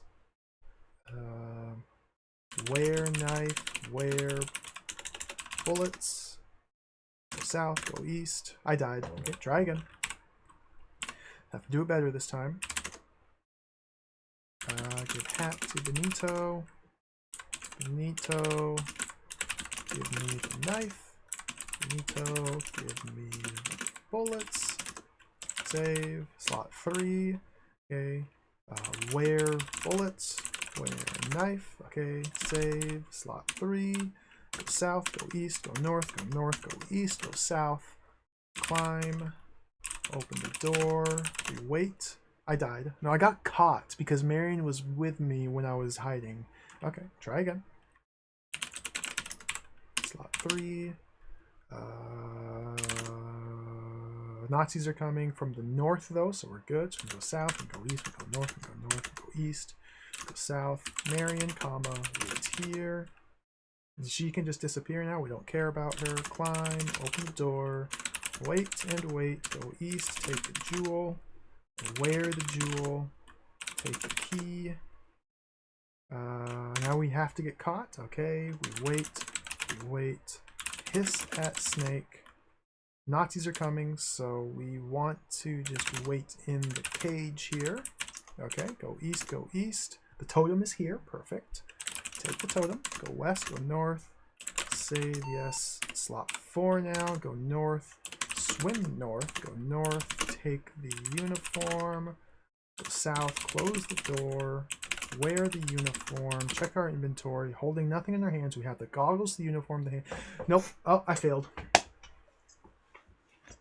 When I get caught by the Nazis and thrown in the cage, they take my bullets and my knife. So we have to restart. Go back to slot number 3. Nazis are coming from the west, so we go west. We have to go back to this tile here. Let's drop the knife here. Oh, I'm out of time. Okay, restart. Yeah, slot 3. Go west. Drop the knife. Take the knife. Drop the knife. Take the bullets. Drop bullets. Save. Yes. Slot 3. Yes. East. South. East. North. North. I died. Bad luck. Try again. East. South. East. I died. Bad luck. Try again. This is a disaster. East. South. I died. Try again.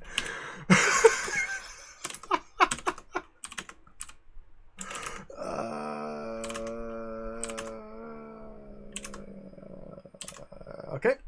Marion, comma, stay here. Save. Yes. Slot 4. Yes. Climb. Open the door. Wait. Wait. Go east. Take the key. Take the jewel. Wear the jewel. Wait. We got captured. Okay. Wait. Wait. Hiss at the snake. Wait for the Nazis to pass. Go east. Go east. I died. Try again. Dude. Marion, comma, wait here. Climb. Open the door. Open door. Wait. I got caught. Why did I get caught that time? It's...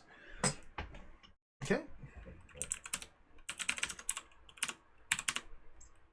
I know exactly what I need to be doing. It's just you only have a chance of things working. This is a disaster. Marion, wait here. Climb. Open the door. Wait. Wait. Go east. Take the jewel. Wear the jewel. Take the key. Wait. We got caught. Save here. Yes. Slot 5. Yes. Wait. Wait. Hiss at snake. Nazis are coming, so we wait and we wait. Okay, we save here. Yes. Slot 5. Yes. Go east and the Nazis are coming. Go back west into the cage. We wait. We wait. Go east. The Nazis are coming. Okay, go back into the cage. Wait. Wait. Go east. The Nazis are coming. Okay, go back into the cage. Let's wait. Let's wait. Let's wait. Go east. Go east. Take knife. Take bullets. The Nazis are coming. Take totem. Go west. Go west. We're in the cage. Wear the totem. Wear the bullet. Wear the knife. Okay, we're safe in the cage here. So let's do a save. Slot 5. Now we can go east. Check our inventory. We have the goggles, the knife, the bullets, the totem, the hand, and the jewel on our person. Nothing in our hands. Okay, we've successfully pushed all of the necessary items beyond the threshold of the village and the jungle trail. We're in the clearing in the cage here. So let's go north to the river, go north into the river, swim north, go north to the bunker, take the uniform, go south, close the door to the bunker, wear the uniform, go west, go west, go west, go west, go west. We're here. Save, yes, slot 6. And now, since we have the jewel in our possession and we're wearing the Nazi uniform, we're safe to go west. Go west again. Take the jewel into our hands. Put jewel into slab. Make sure I'm wearing the goggles and go down. The goggles fly off your face. Take.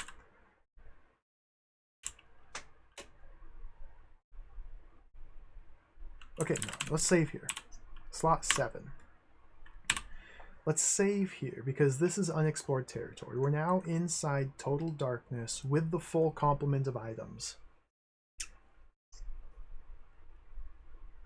Let's take, whoops, take the totem. Look. Let eyes adjust. Wait.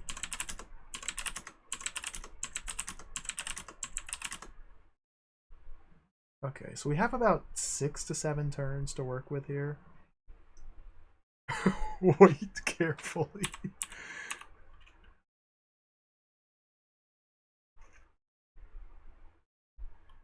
Take bullets.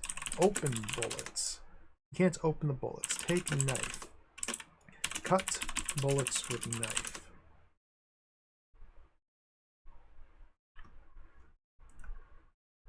What are my verbs? Crack, cut, hiss, press, snap, snap the bullets, snap bullets, open bullets, spark bullets. Shiny copper encased and silver tipped bullets about 1/2 inch long. Too small to do much damage except at extremely close range.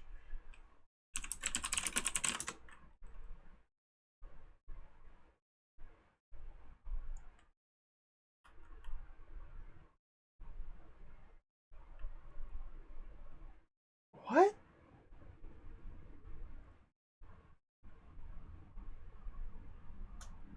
You shoot bullets. You can't shoot the bullets.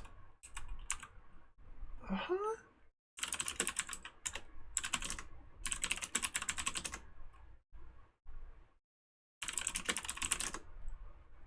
I feel like I'm supposed to do something with these bullets, like open them somehow to get to the gunpowder within them, to cause a fire or some source of light.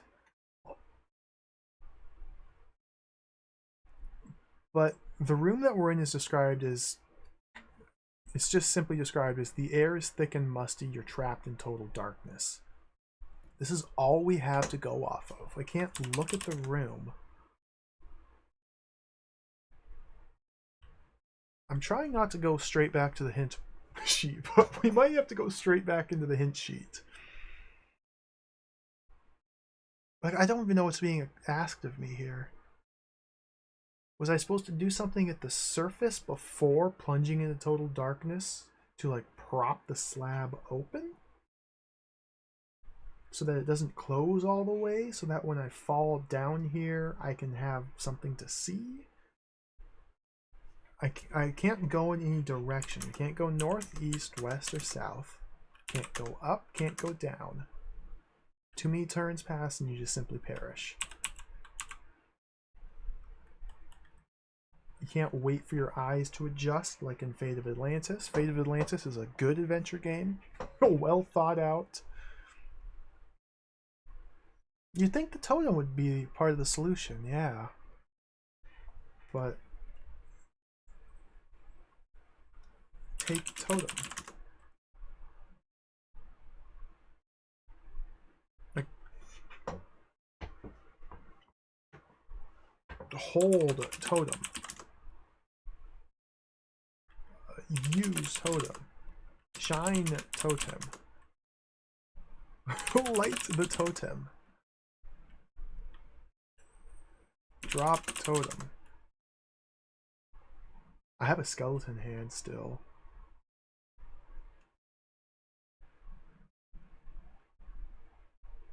Take hand. Take totem. Throw the totem. Take the totem. You died. This game is jacked. Alright, let's look at the hints. I just can't read their mind. I can't read their mind. I don't know what I'm supposed to do. Turn the page for the exciting conclusion. What do I do with the bullets? Well, let's see now. You don't have a gun. You could sure use those bullets. Wait.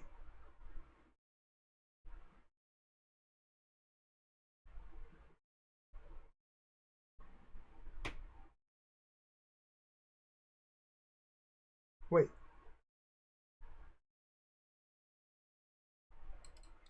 What?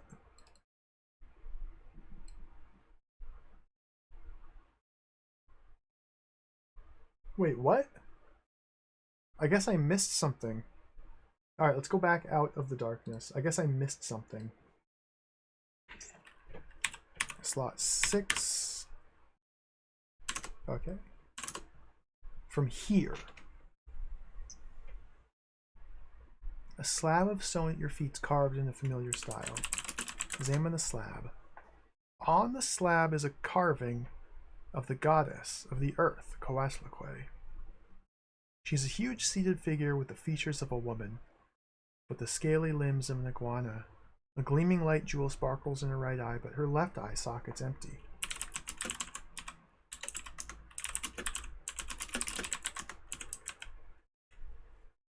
You put the jewel in the hole in the slab, begins to move, sliding to the east, revealing a dark and dank stairway.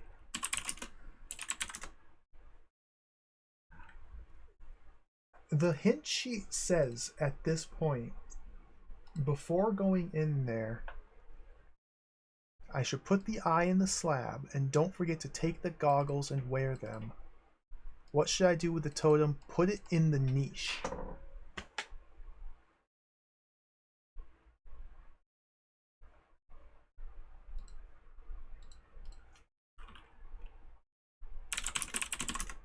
I died.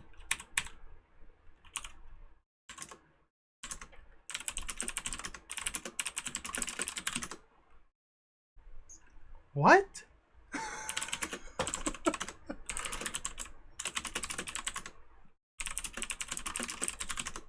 I died.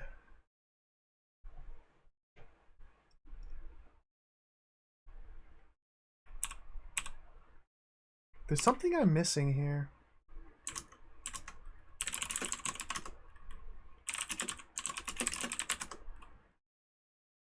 What if we have to go down carefully? A slab shuts behind you. A broken stair gives way at your feet, and you ricochet off the walls as you crash down the stairs and into total darkness. The goggles fly off your face. So now I'm supposed to take the totem and put totem in niche? Excuse me?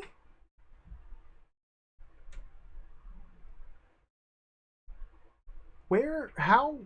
What? Where's this? How? Who?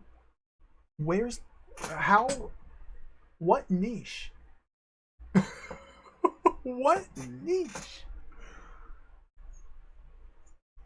The wall slides open to reveal a tunnel shaped like a screaming mouth. A faint light glows from the west. Echoes of screams reverberate towards you. The ceiling of the tunnel is ribbed, resembling the inside of a grotesque animal's throat. No. Wait. Go back to game 7. So this save game here is after plunging into total darkness. This is all we have. The air is thick and musty. You're trapped in total darkness. Feel walls. Yep. You reach in the darkness, feel a dry, smooth object, which is now moving up your arm. You hear the hiss of a snake. Hiss at snake. The snake shifts its weight on your shoulders and hisses softly. Feel walls. You find an altar-shaped niche in the wall. I mean, that's actually okay. I'm not mad about that. That one, I could see that. It's a bit of a stretch, but it makes sense. You can't see anything. It's perfectly dark. What would you do in that situation? You'd feel around. That actually makes sense. I'm not okay. That's kind of clever.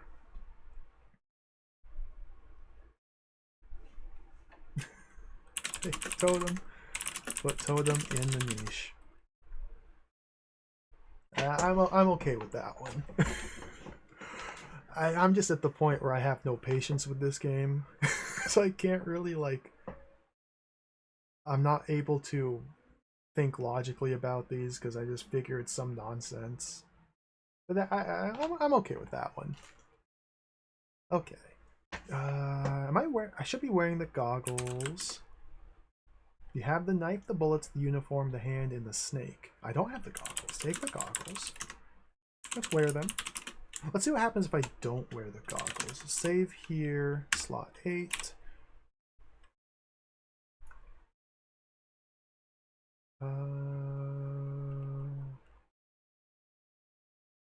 Faint light glows from the west. Oh, goodness. Goodness, I'm out of room. I'm out of room. Let's take part 1. Drag it over here.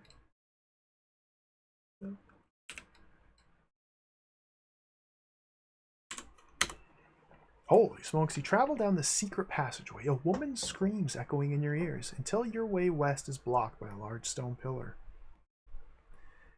It is at the top of a long stone ramp which slopes down into the south. Through a hole in the pillar, you have a partial view of a stone chamber and the source of the screams.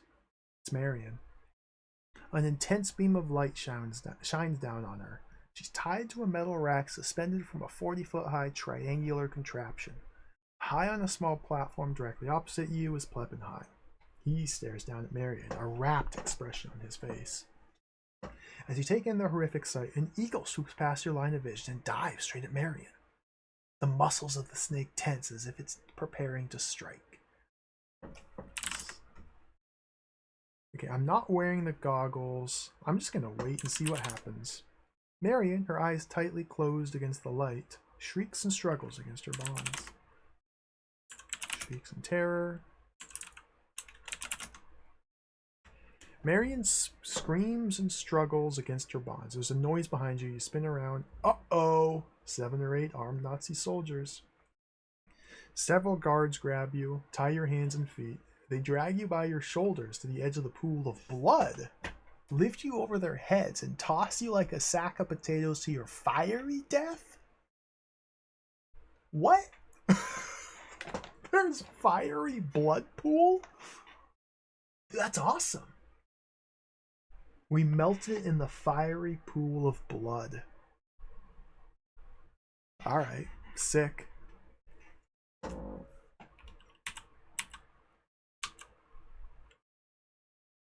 Let's go west.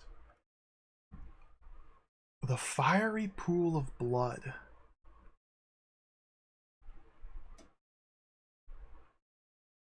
Now, this fiery pool of blood is not described anywhere here other than in the death message. So I'm assuming we have to like throw the bullets into the fiery pool of blood. And then we can free Marion while they're distracted by the bullets. Let's try it. Throw bullets. Oh, I need to take the bullets first. Take bullets. Throw bullets into pool. Take the bullets. Go west. Go south. As you step from behind the pillar, you're blinded by the light. You cover your eyes as you stagger down the ramp. Several guards grab you. Okay, same old story. So this is why we have to be wearing the goggles. Yep.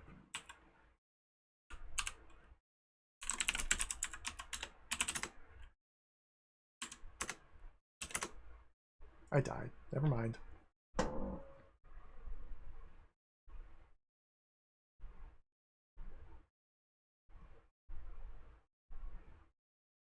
Okay.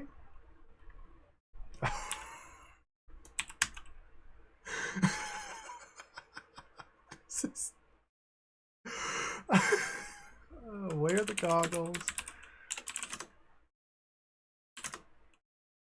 They don't do anything now. I have a snake with me. Throw snake at eagle. The snake wraps its powerful body around you and crushes the life out of you? That was my friend. That was my friend snake. That was my shape-shifting mystic druid friend of a snake. But it killed me. Alright, try again. I think this game has some problems. Goggles. Where are the goggles?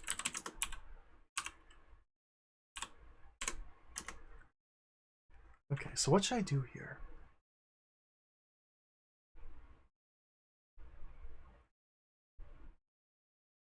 Intense beam of light shines down on her. She's tied to a metal rack, suspended from a 40-foot high triangular contraption.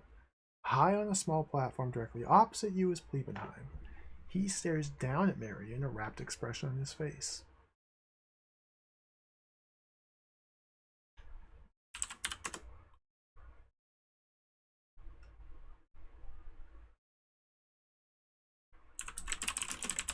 Just give me a moment. Let me look at my snake here. The muscles of the giant black snake undulate continuously. Buried in the flat arrow-shaped head are two brown eyes, focused with the light of human intelligence and will. Hiss at snake. Snake, go save Marion. Would you like to save the game? No! Okay, I died.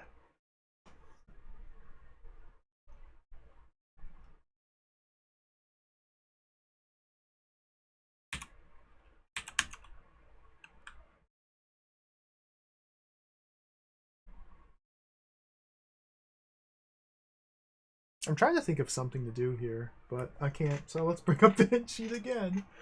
God, let's bring up the hint sheet.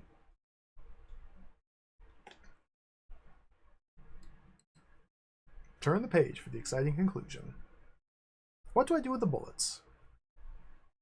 Well, let's see now. You don't have a gun, and you could sure use those bullets, and there's a fire nearby. Notice how there's no fire explained in the text anywhere. Okay.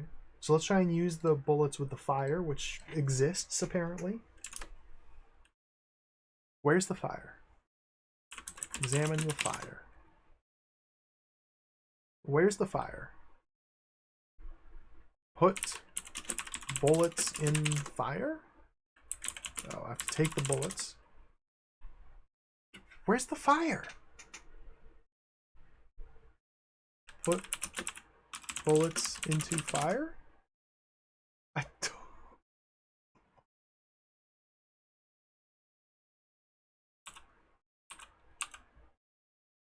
What?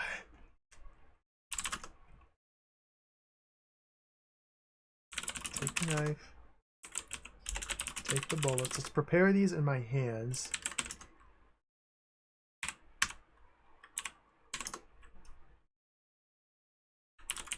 Throw bullets into fire. I died.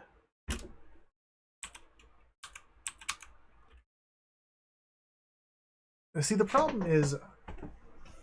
This is bad. The problem is...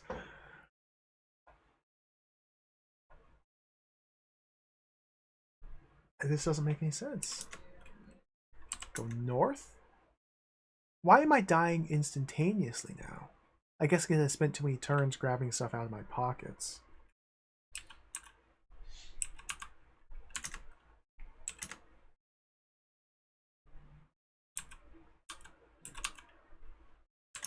Can I go up? Oh, I died. Okay. Can I go down from here? I die.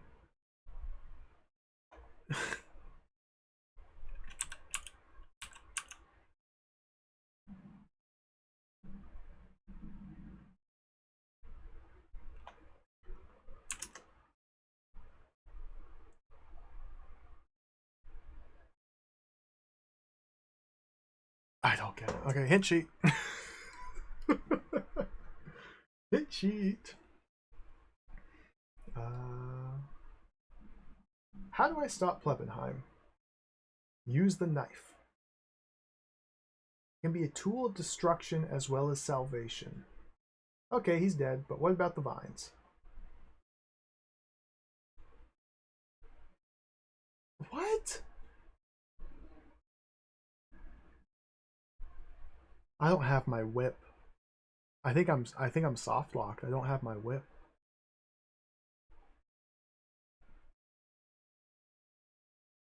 I don't have my whip.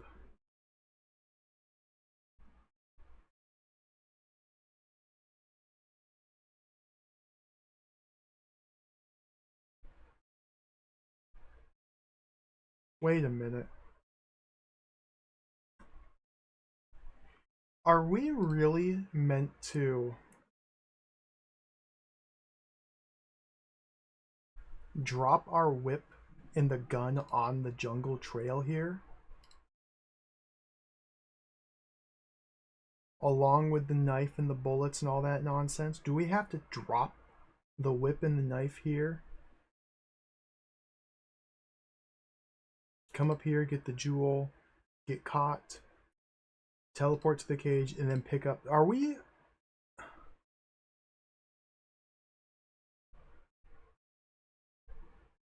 You have to have future sight to play through this without spoilers. Like... What? This is like... What's that? This is like Darkseid style. You have to play through the game until you get stuck at a point where you need an item. And then knowing that you will need that item in the future, you have to revert back to a previous save and hide the item in an appropriate spot so that you can pick it up later so you can have it with you when you need it. But there's no way of no... Oh my god. Okay. Well, we still don't... Can I just stab Plebenheim?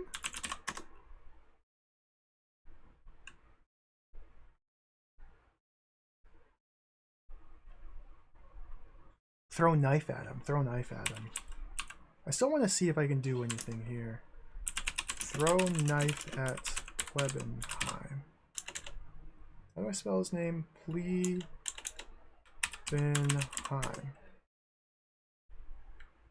I just get...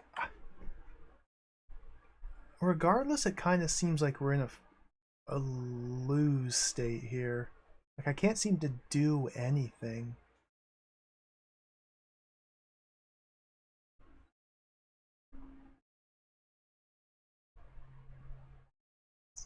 I wonder if I was supposed to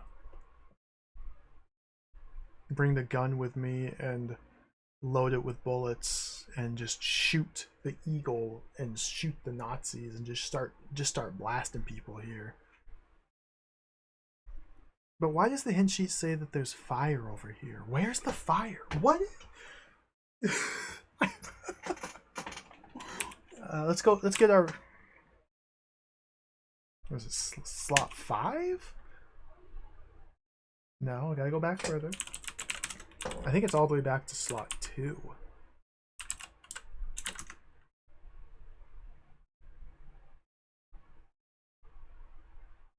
Slot 2 doesn't have it. Slot 1?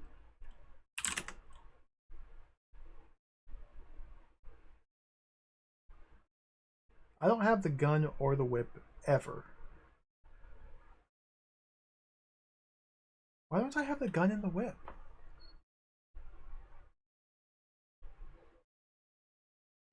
because we have to replay the whole game.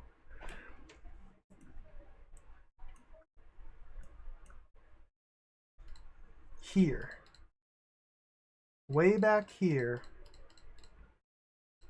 when I redid this part,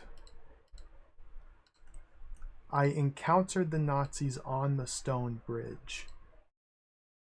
And then I jumped off the bridge to the airplane and flew away to freedom with Marion.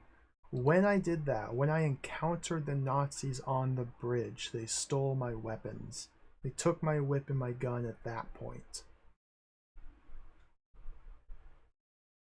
So even though the hint sheet says it's safe to encounter the Nazis on the Bridge of Fools, that's a lie. Because if you do so, they take your weapons.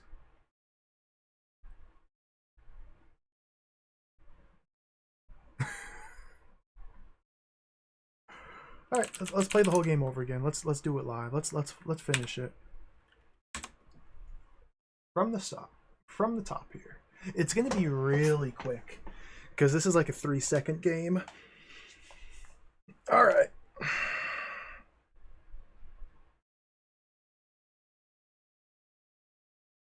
Okay, just had to stretch there. What is this line? Get out of here. Okay, we're at the start. Immediately we need to go north. We need to take the skeleton hand. I died.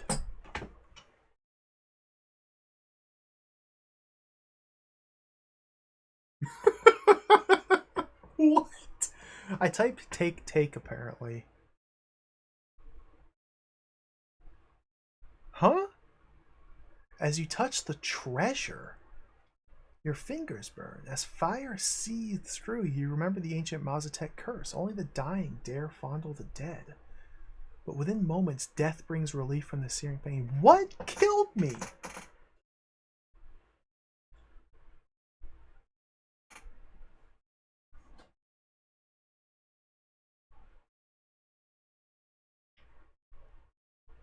A large boulder has come to rest against one wall. Going south will return you to the central chamber. Alright, let's play again. Go north.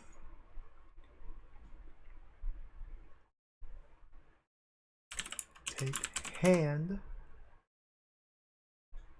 There's treasure in this room that you can try to take, but you die if you do. Okay, go south. Open the jaw.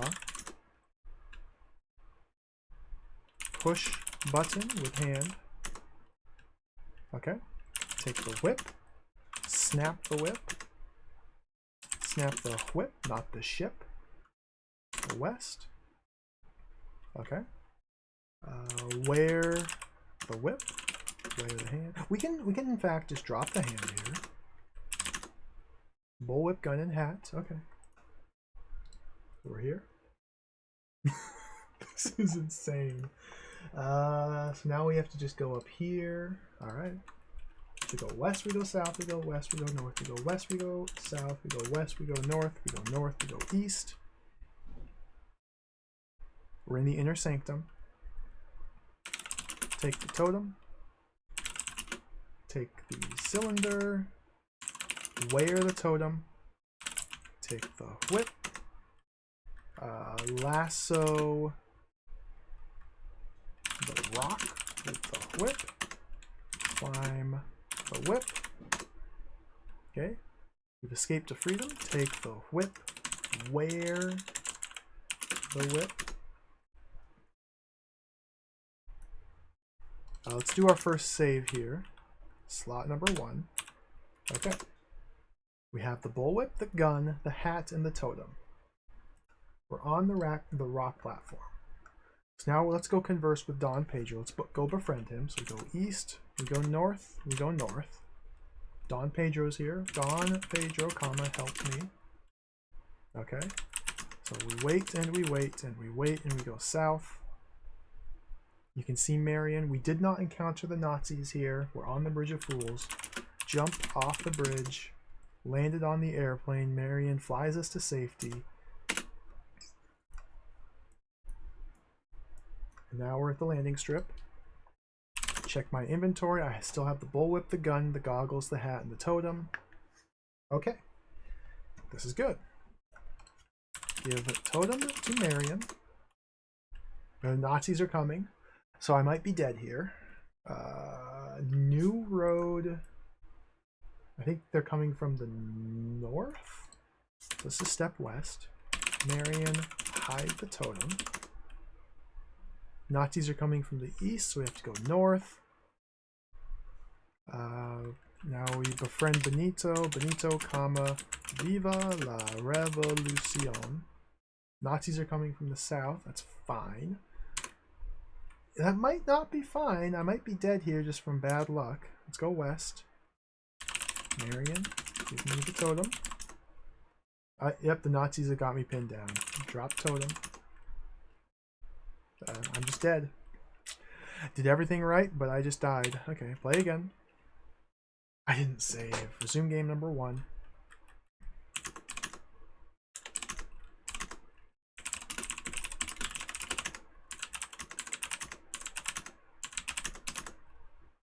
Jump off bridge.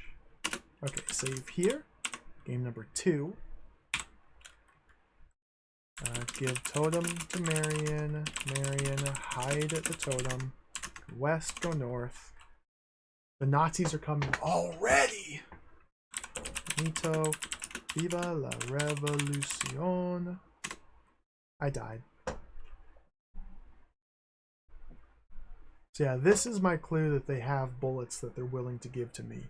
Banditos send up an answering shout and throw a handful of bullets into the nearby fire. That's it. Play again. Try again. Let's do it better this time.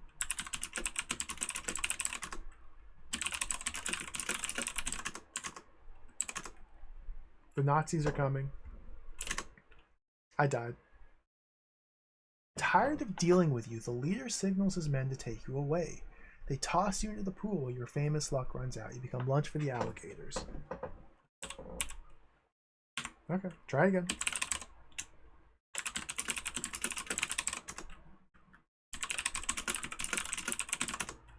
Let's save here. Slot 2.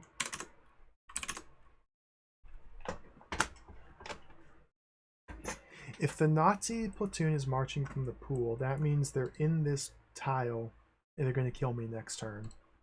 If I don't say Viva la Revolucion on this turn, I die.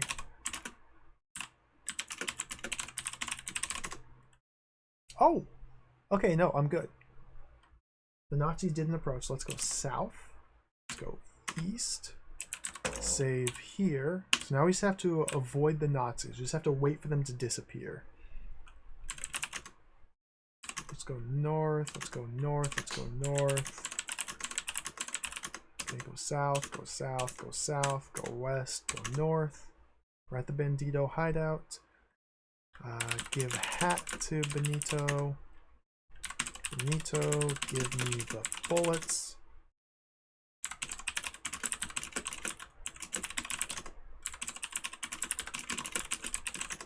Go west. Drop knife. Drop bullets. Drop gun. Wear gun. No, take gun. The Nazis are coming.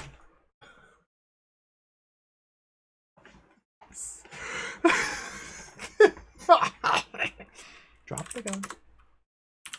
They might miss me. Nope, I died. Okay.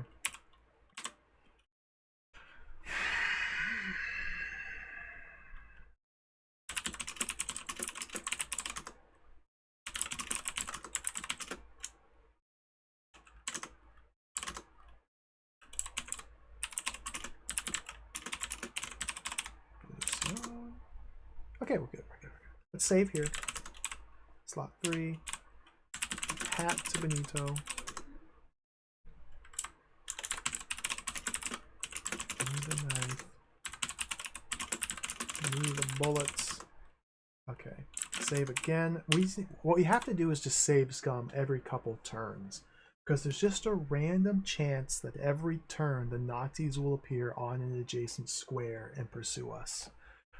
So we just have to save every couple turns to make sure that the Nazis don't show up. Okay, so now we go west. Drop the bullets, drop the knife, take the bullwhip, take the gun, save, yes, slot 3, drop the whip, drop the gun,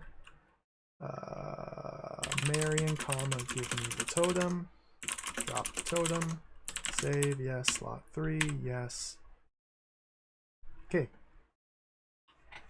So on this tile, the jungle trail, the bullwhip, the gun, the knife, the bullets, the totem, they're all stashed here. These 5 items are hidden here. We have to hide the bullwhip and the gun here because otherwise they get taken from us when we get captured at the basement. We have to hide the knife and the bullets here because the same reason they get taken from us if we're holding them in our possession when we get captured at the basement.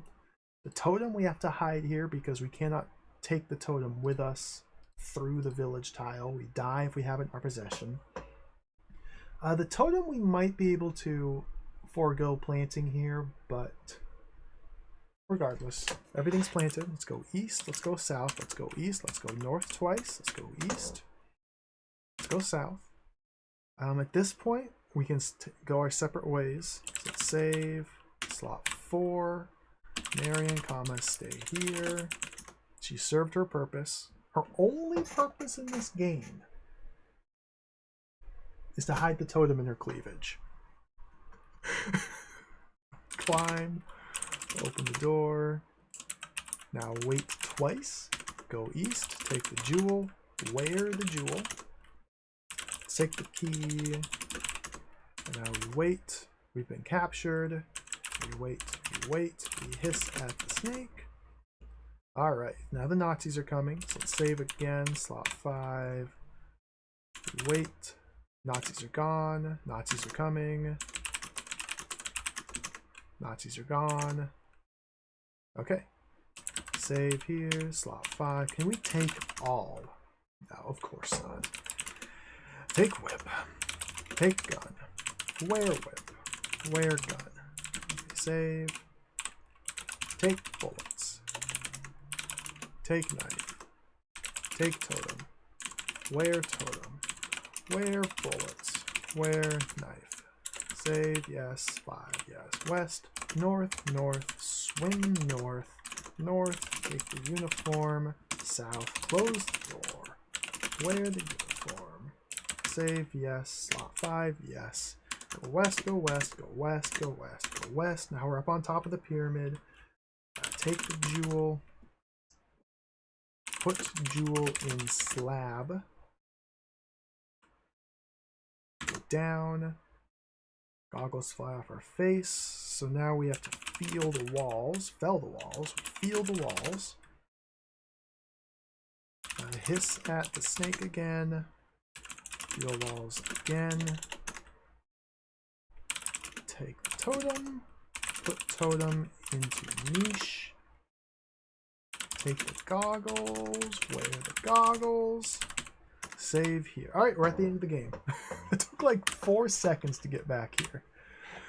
Okay.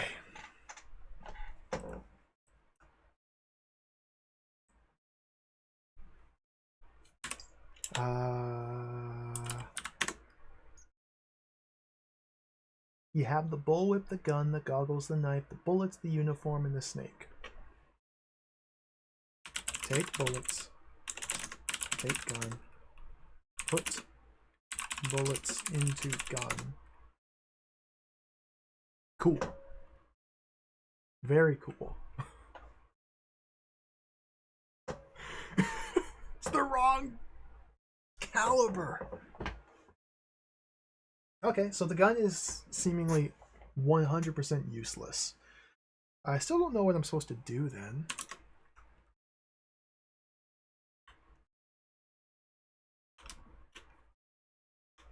I still haven't figured out how to get beyond this screen here.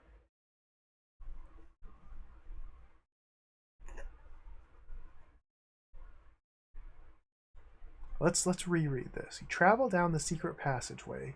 A woman's screams echoing in your ears until your way west is blocked by a large stone pillar. It's at the top of a long stone ramp which slopes down into the south. Through a hole in the pillar, you have a partial view of a stone chamber and the source of the screams. It's Marion.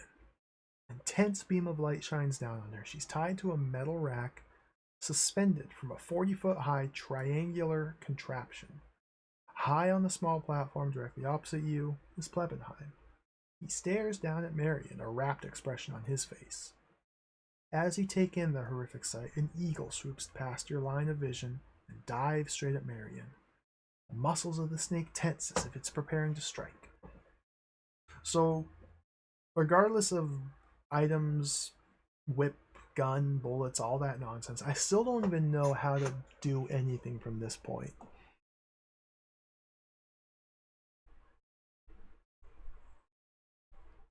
There's no fire. According to the text, there's no fire to throw the bullets into. Unless we get killed, and then apparently there's a pool of blood that's fiery. But that's on a different tile. If we move south, we die instantly. You step from behind the pillar, you're blinded by the light.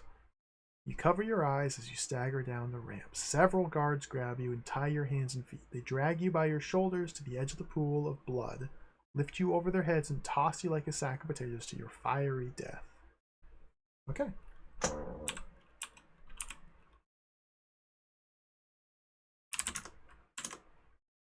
Am I wearing the goggles? You're already wearing them. If we just wait here, Marion sits there and screams and screams and screams until 7 or 8 armed Nazi soldiers just appear and kill us.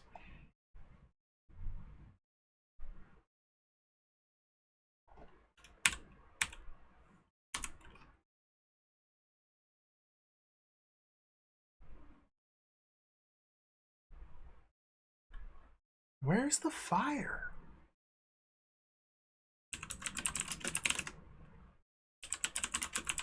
Can we talk to the snake? Drop snake. Take snake. Drop snake. I died.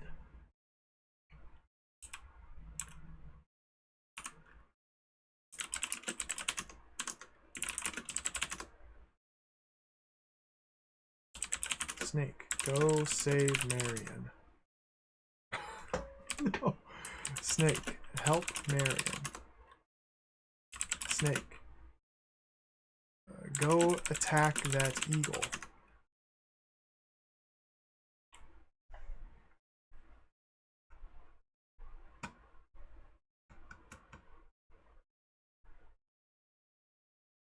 Why?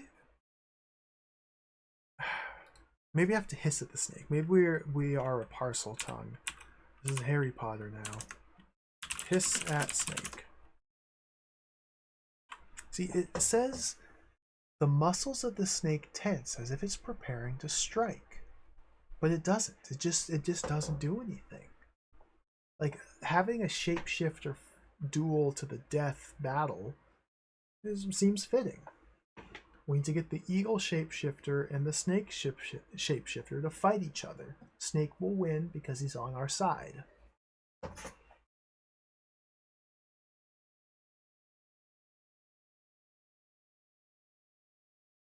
But nothing's happening.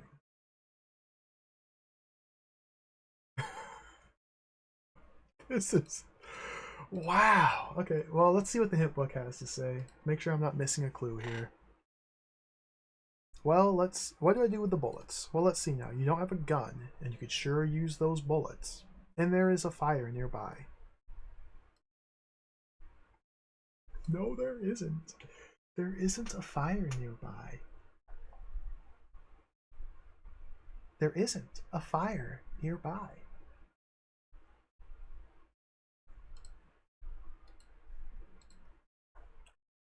Fire. Go to the fire. Examine the fire. Look for fire.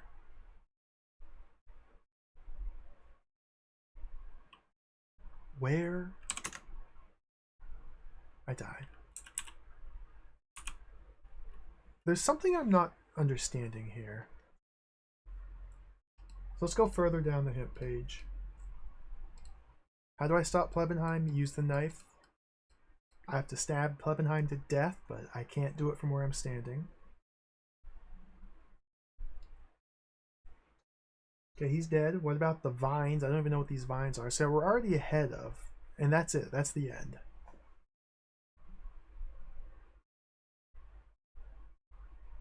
Like, this is the literal very end of the game.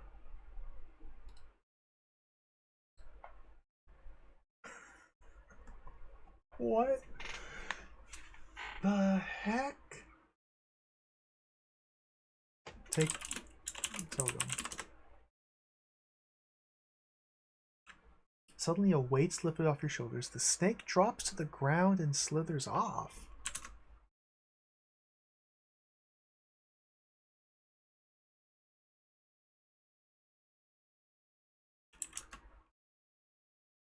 Dead.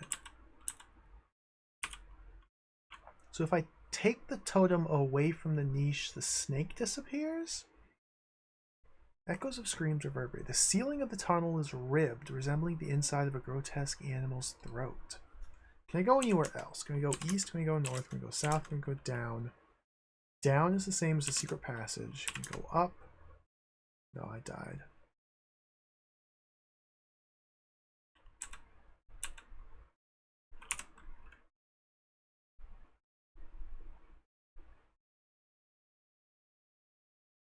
Take the bullets. Okay, so we're holding the bullets in our hand.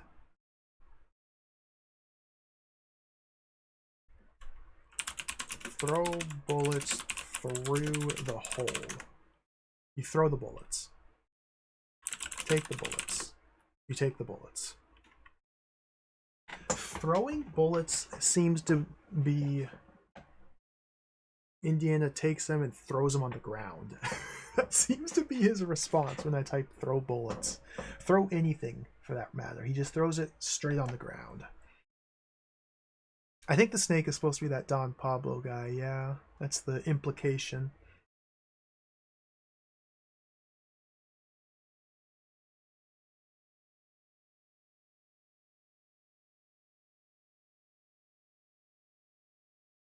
Is there a verb I'm missing?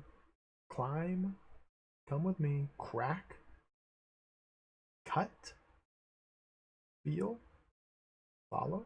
Get on? Get on the pillar? Hiss? Give bullets to snake? Jump? Lasso? Press? Pull? Push? Put on top? A lot of these verbs listed here in the reference card have not been used in the game, by the way. Scale, shoot, shut, snap, stay, swim, swing, wait.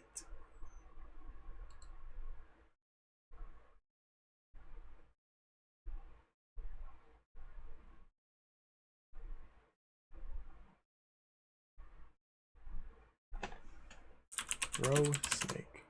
Oh, I died.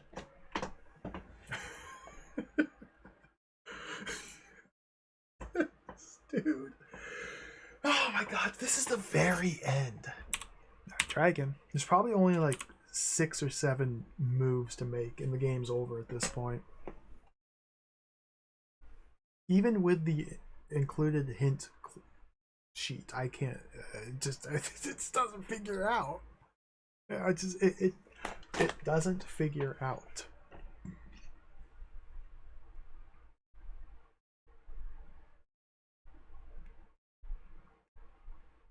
Let me think here. What was the developer thinking? Let's try and channel our psychic telepathy to read the thoughts of The developer making this in 1987. Picture the scene which they were picturing that they failed to convey in text. What's the magic solution? We've carded all of our items through all the ways with which we can lose them. What if I just snap the whip? Take the whip.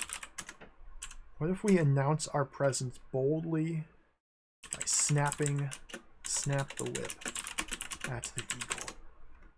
You snap the bullwhip and your ears pop. Okay, nothing happened.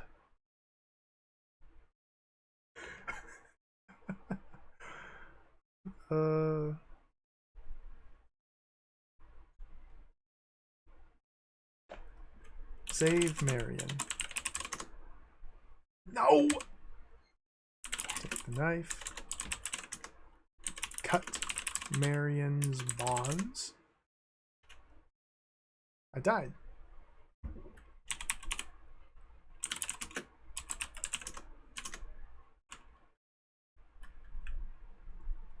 Stab eagle with knife. Cut eagle with the knife. Cut rope. Climb pillar. I'm dead.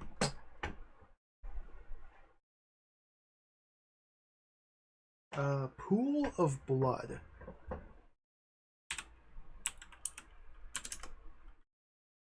Examine pool.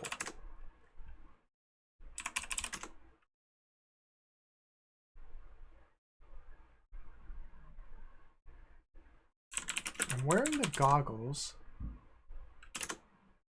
See, I feel like I'm supposed to be able to survive going south without being blinded by the light. This is probably what I'm missing. I think there's supposed to be a way with which we can move south from my current position without getting blinded by the light and staggering. Maybe I have to type close eyes. The goggles don't seem to do anything. Close eyes. You'll never work up enough adrenaline to do that. Put on the goggles. See, Marion's eyes are tightly closed against the light. Shield eyes. Go south carefully.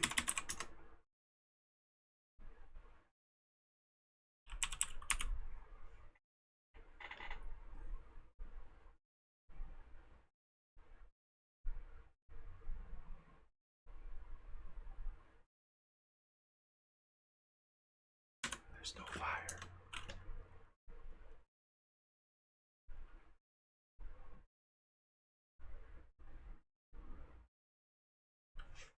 West.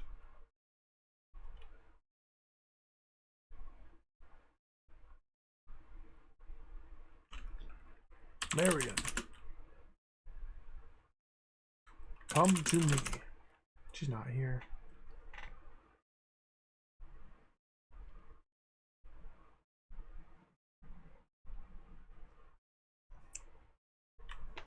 I don't know what to do. This is an impossible game. Impossible game for aliens. It's not a real one.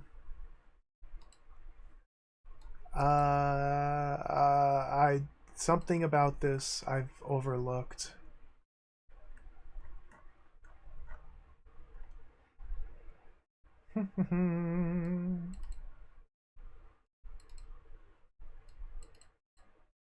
Can't get anywhere. Take the hand.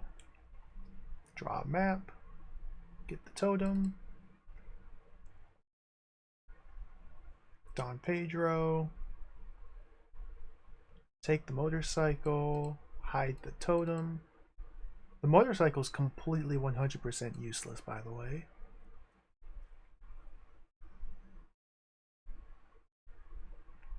Viva la Revolucion.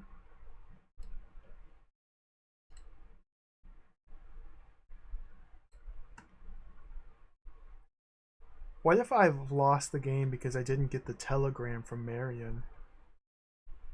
That's possible. I never got the telegram from her. I never dealt with the alligators. I don't even know where the pit is. Is this the pool of water? The pool that instantly kills you when you enter it?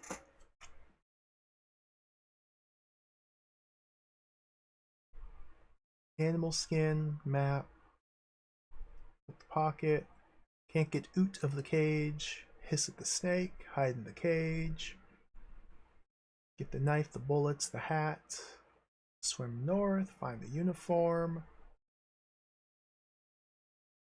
take the goggles, wear them.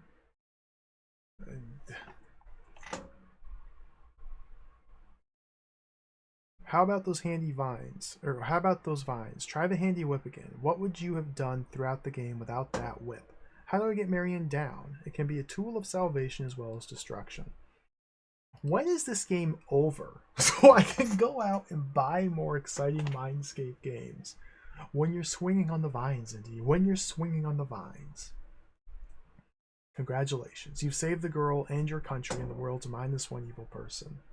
The end. We hope you enjoyed Mindscape's Indiana Jones and Revenge of the Ancients. Be sure to check out Mindscape's other exciting Mac game, Uninvited, Deja Vu, Shadowgate, Balance of Power, The Mist, and others.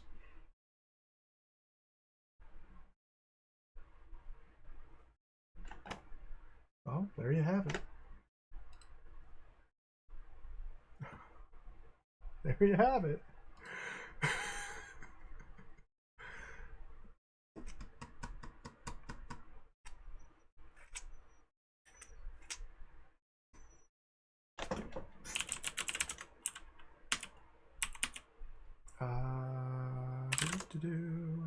Marion, give me the telegram. Bleebenheimen area. Do not let power key fall into his hand. Solstice near. Could spell disaster for US. Okay. Let's wear the telegram. Marion, comma, stay here. There. Okay, so now we've flipped that flag. We've read and possessed the telegram. Perhaps something new will happen now. It's... okay, wait. East, take the jewel. Wear the jewel. Ear the jewel. No. Wear it. Take the key. Wait. Hiss at snake. East.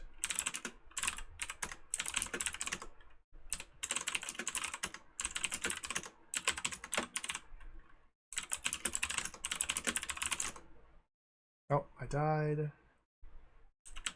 No, not yet.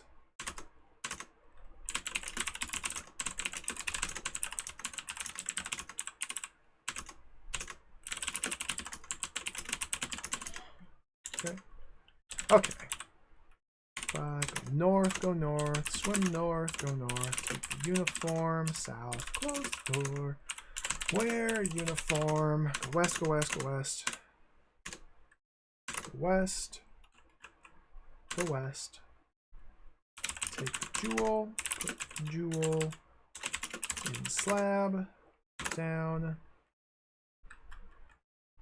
feel walls, hiss at snake, feel walls, take totem, put totem in the niche, take the goggles, wear the goggles, save, yes, slot 6, yes, go west. Okay, so now we've read the totem, or now we've read the telegram. We're right back where we were. Go south. I died.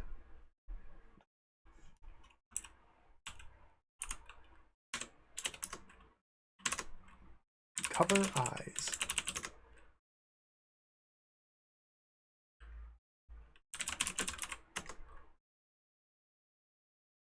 Lasso eagle with whip.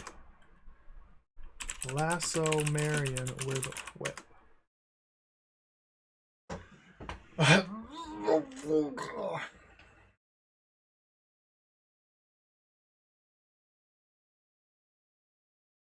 This is really bad.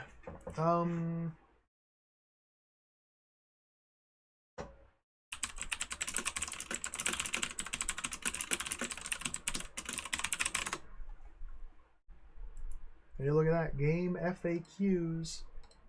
Game FAQs. We got a walkthrough.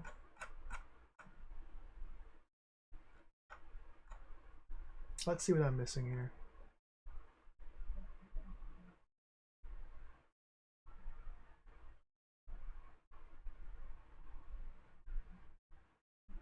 I don't know what I'm missing here.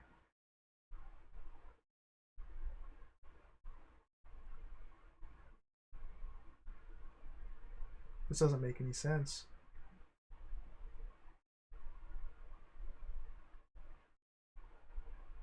According to the walkthrough, you put the totem in the niche, you wear the goggles, you step west, you see Marion tied up, and then you just walk south, and you don't get blinded.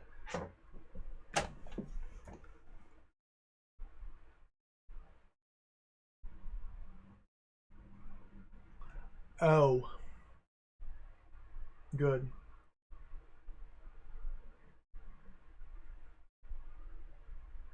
Maybe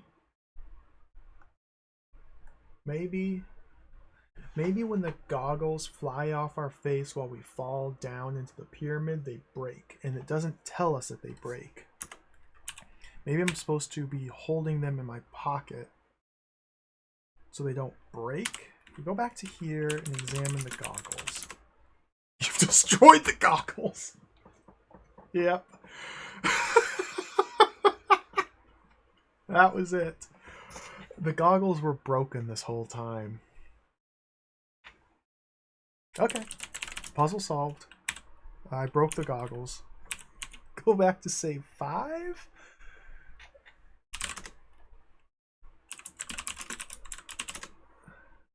Okay.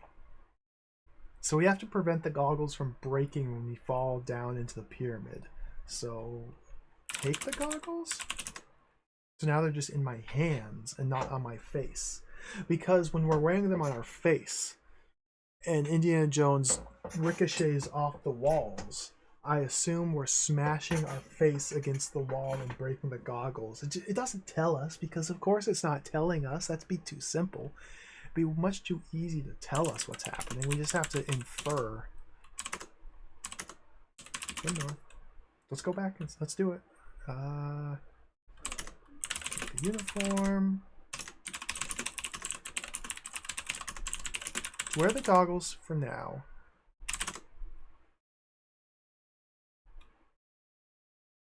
Okay, go west, go west, go west, go west. Save here. Slot 6, go west. Take the jewel.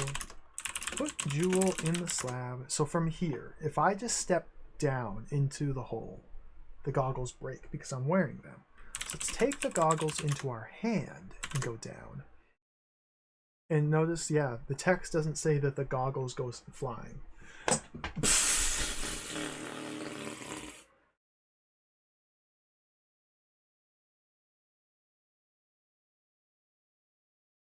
Cool.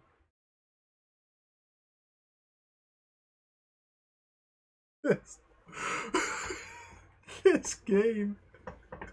Wow. Okay. We're in the clear now. Let's go. Feel the wall. Hiss at snake. Feel the wall again. Take the totem. Put the totem in niche. Wear the goggles. I cannot believe that. That's utter nonsense. Save. Okay, go west. Go south. Look at this. We survived. You stand on the eastern ramp. The pillar above you to the north depicts the goddess of the earth, Coatlicue. The people you used forms her gaping mouth. She presides over a square. Mazatec's sacrificial chamber. Oh. No Oxford comma. The ancient chamber contains a huge pit filled with whirling blood, surrounded by a ring of fire. In the middle of this pool of blood is the metal contraption with large, mushroom-shaped electrical coils in each corner. Sparks shoot from coil to coil. Marion is struggling to free herself. Perched like an eagle in his eyrie, Plebenheim is absorbed in controlling a long stone lever, oblivious to everything. even the power key suspended from the ceiling above him. The light streaming in from a hole directly overhead focuses through the key's crystal onto Marion. To the west, the floor of the chamber rims the pool of blood. Several Nazi soldiers stand near the ring of fire with their backs to you. Pool of blood's beginning to boil. Take bullets. So now we have to throw bullets into fire. In a few seconds, the fire causes the bullets to begin exploding. The Germans dive for cover. I don't know what to do from here.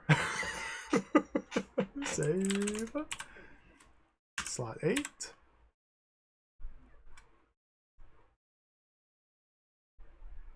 Where's Marion with relative to us? To the west? You stand on the floor of the chamber between the eastern and western ramps. Everything around you is in confusion. To the north, a narrow bridge leads over the pool of blood and the ring of fire to the rack. At the top of the western ramp, Plebenheim hunches over his stone lever. It's hooked up to a giant map of the United States. Rows of tiny lights radiate toward major American cities. The eagle dives, pecking and clawing you with its sharp beak and talons. The snake tenses, then lunges, and the two collide in midair. Oh, let's just watch. Okay. The eagle is vainly flying toward the chamber roof as the snake's coils wrap around the eagle's neck. I died.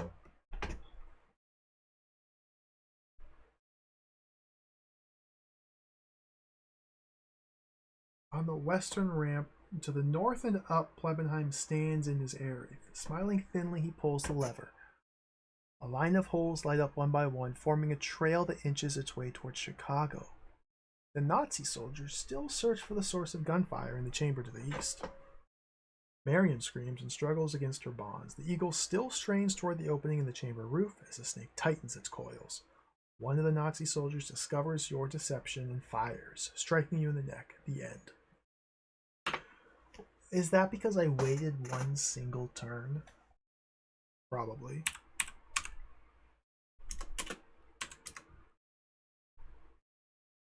Go west. Go up. Yeah, I think it's because I waited one single turn. I died. You stand on the eyrie high above the pyramid chamber. Below you, the pool of blood whirls faster and faster. The ramp slopes down to the south. The vines hold the power key suspended over the pool of blood. Plebenheim's reaching for his Luger. Take knife. I died. I didn't have the knife already prepared in my hands. Marion, her eyes tightly closed against the light, shrieks in terror. The eagle's growing weaker as the powerful coils of the snake tighten their hold. Everything happens in slow motion. You hear a bang and see a puff of smoke coming from the Luger. A sharp pain shoots through your body as the bullet finds its mark. The force throws you backwards. The last sound you ever hear is Marion's terrified Indy. Go back to 6. Take bullets. Take knife. Wear goggles. Throw bullets into fire. Go west. Go west. Go up. Kill Plebenheim with knife. As you move to kill Plebenheim with a knife, everything happens in slow motion. He killed me. Oh, I gotta throw it at him. I have to throw it at him. Okay, try again. Take knife, take bullets, go west, go south, throw bullets into fire, go west, go up, throw knife at Plebenheim. The knife end over ends toward Plebenheim and impacts him in the chest. Plebenheim stumbles off the eyrie and gets sucked into the whirlpool of blood. Marion screams in terror. The eagle is growing weaker as the powerful coils of the snake tighten their hold.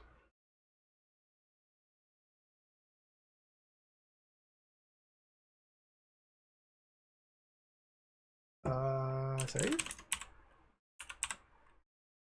take the whip. Lasso. We have to save Marion somehow. But I lost my knife.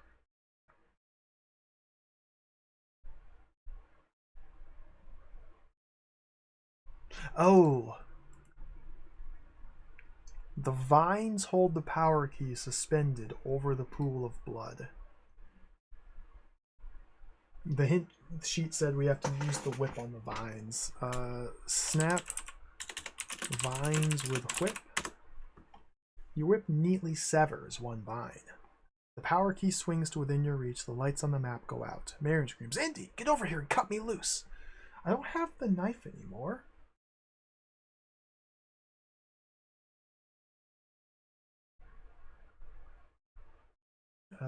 Take key. The eagle, with a despairing cry, returns to Don Ramon's shape as it plunges toward the whirlpool of blood. The snake vanishes, and Don Pedro materializes on the north side of the pool. Nazi soldiers are making their way toward you.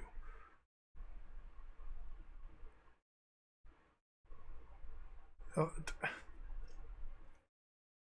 so the knife was stuck in Plebenheim's back, and he tumbled off his little platform into the fiery pool of blood. Where's the knife? How did I get the knife?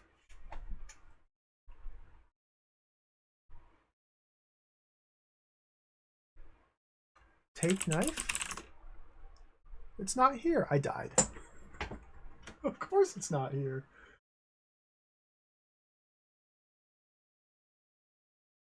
What?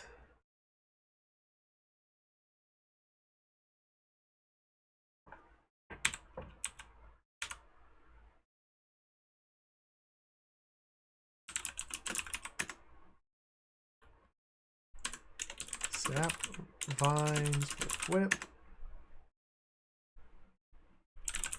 Key.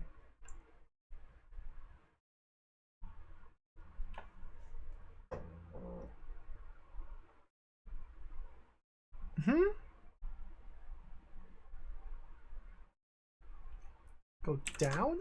I died.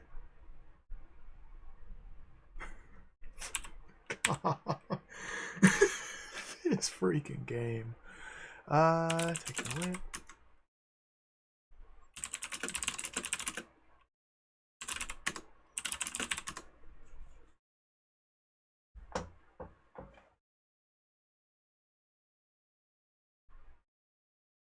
Oh, okay. The walkthrough. We have to swing on the vines. We have to swing on the vines.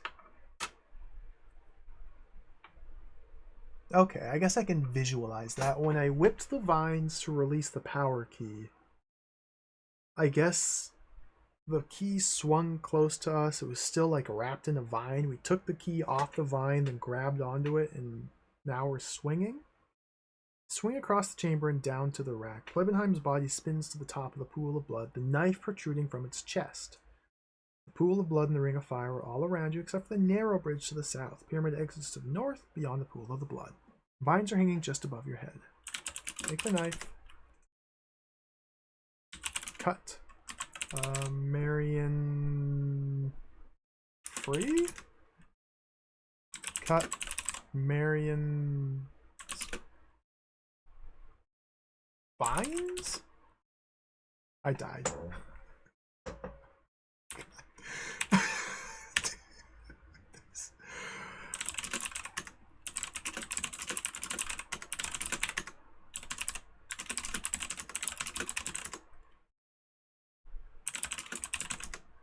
Oh, I died.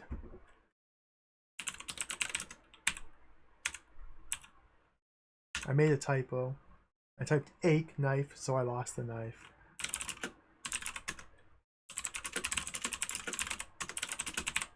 Oh, ache key, take key.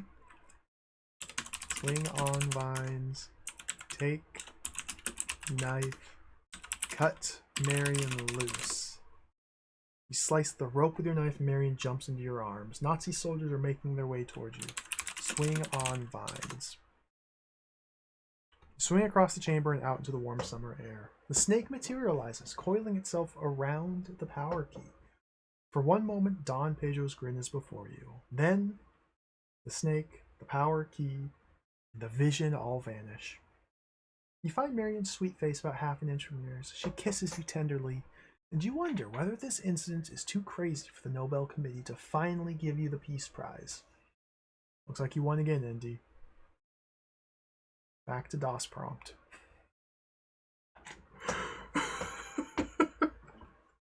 Cool. Stop the timer. 5:59:59.99. We got the sub 6. Oh my god.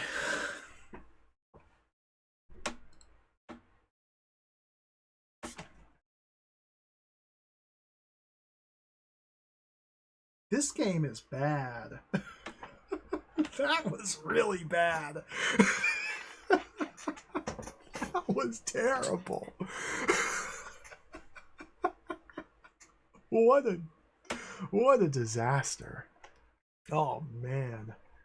Oh man. Like that just wasn't fun. It just wasn't fun. Thank you for the GGs, everybody. We did it. We did it. Even with the hint book, we also needed a walkthrough. So not only do we need a hint book, but we needed a walkthrough as well to supplement the hint book. The hint book has some wrong answers in it. It's, again, I can appreciate what they were going for with this. I like the idea of having an adventure game that's just made up of these tightly designed set pieces that you have to traverse to move to the next one, to move to the next one, to move to the next one. That's cool. That's fun. That's an interesting idea. It's just implemented terribly. There's so many problems with this. There's so many problems with this. The hands versus pockets inventory situation was annoying, but not too bad. I didn't mind that.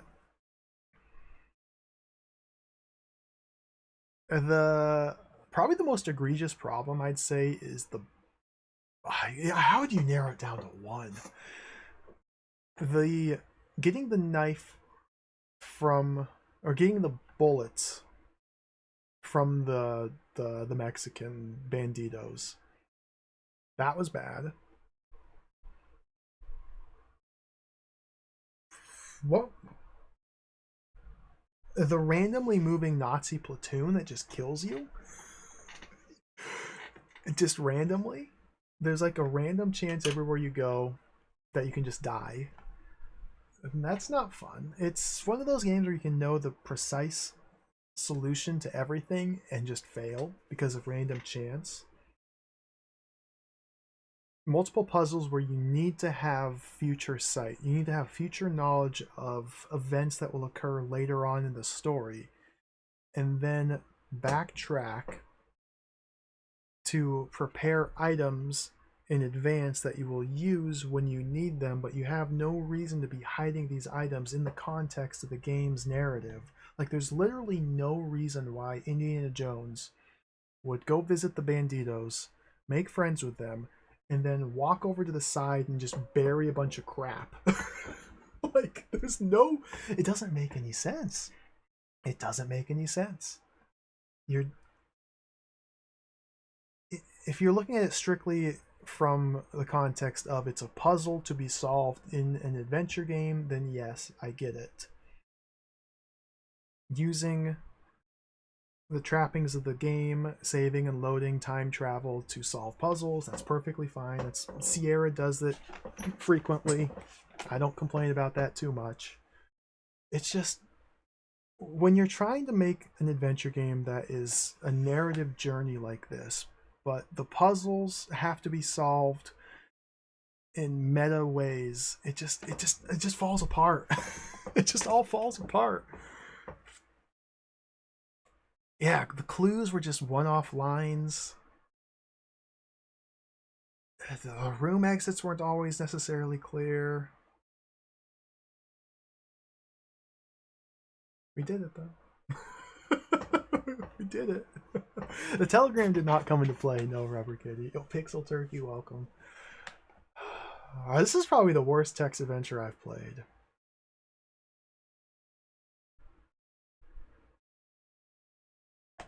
Which isn't saying a lot because I haven't played too many of them, but this is probably the worst one. Again, I guess it comes down to I like what they were going for, they just sucked at it. So, can't win them all. You can't win them all. It's like we won again, Indy. Maybe someday we'll play the Rambo text adventure by Angel Soft. Thank you for watching, everybody. And there you have it. Another Indiana Jones games in the books. There's so many more still. But I've been curious about this game for quite some time. Sadly, my impression of Angel Soft seems to be the same as just about everybody else's. Jiggy wasn't a big fan of the James Bond games. I seem to recall Hippolito did not like the Rambo game. I don't like this game. But regardless, it's cool. I'm happy they made it. I just wish they would have made it good. Thank you all for watching, everybody. Thanks for hanging out. That'll do it. I'm happy to have played it. It might have been a rough time, but I'm happy to have played it. Let's get out of here. Oh my goodness. We'll play games again tomorrow. Let's play some video games tomorrow. I'll play some more video games tomorrow. Thanks for watching. Thank you for the follows. Thank you for the cheers. Thank you for the subs and the resubs. Thank you to Abs Nerdity for the raid. Thank you all for hanging out. I'm glad you enjoy watching these text adventures. I always want to play more. Maybe we'll play one with graphics soon. Maybe we'll play another one. We do have to play Ingrid's Back. I haven't forgotten about it, Dana. I have not forgotten about Ingrid's Back. Maybe that'll be the next text adventure. Maybe not, though. Maybe not. Maybe we put that on hold. And Ingrid will return when we least expect it.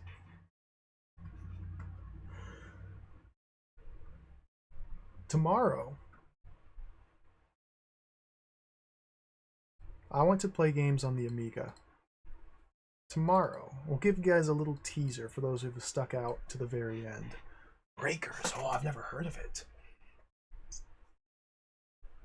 Let me make a note here. Breakers. Text adventure game. Breakers, 1986. Synapse Software. Okay, I'll look into that. Tomorrow, there are two games I want to play tomorrow. Both for the Amiga.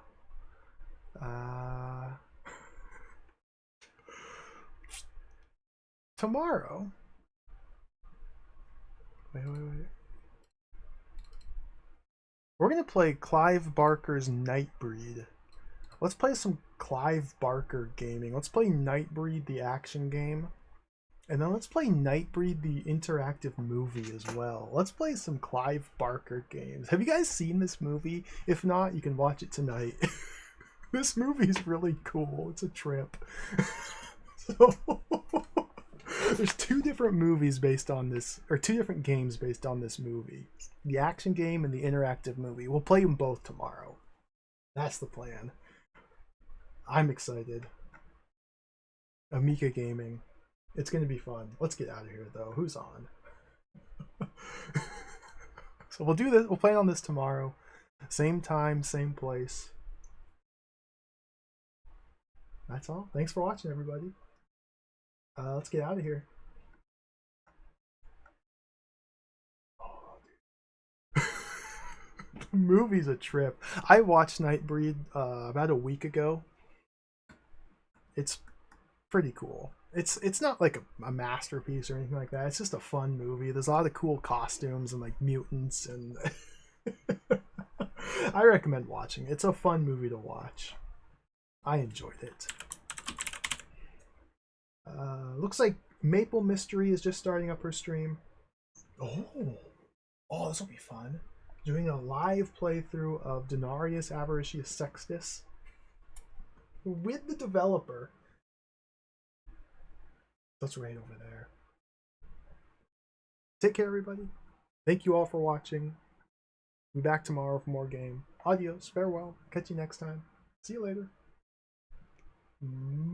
Bye bye.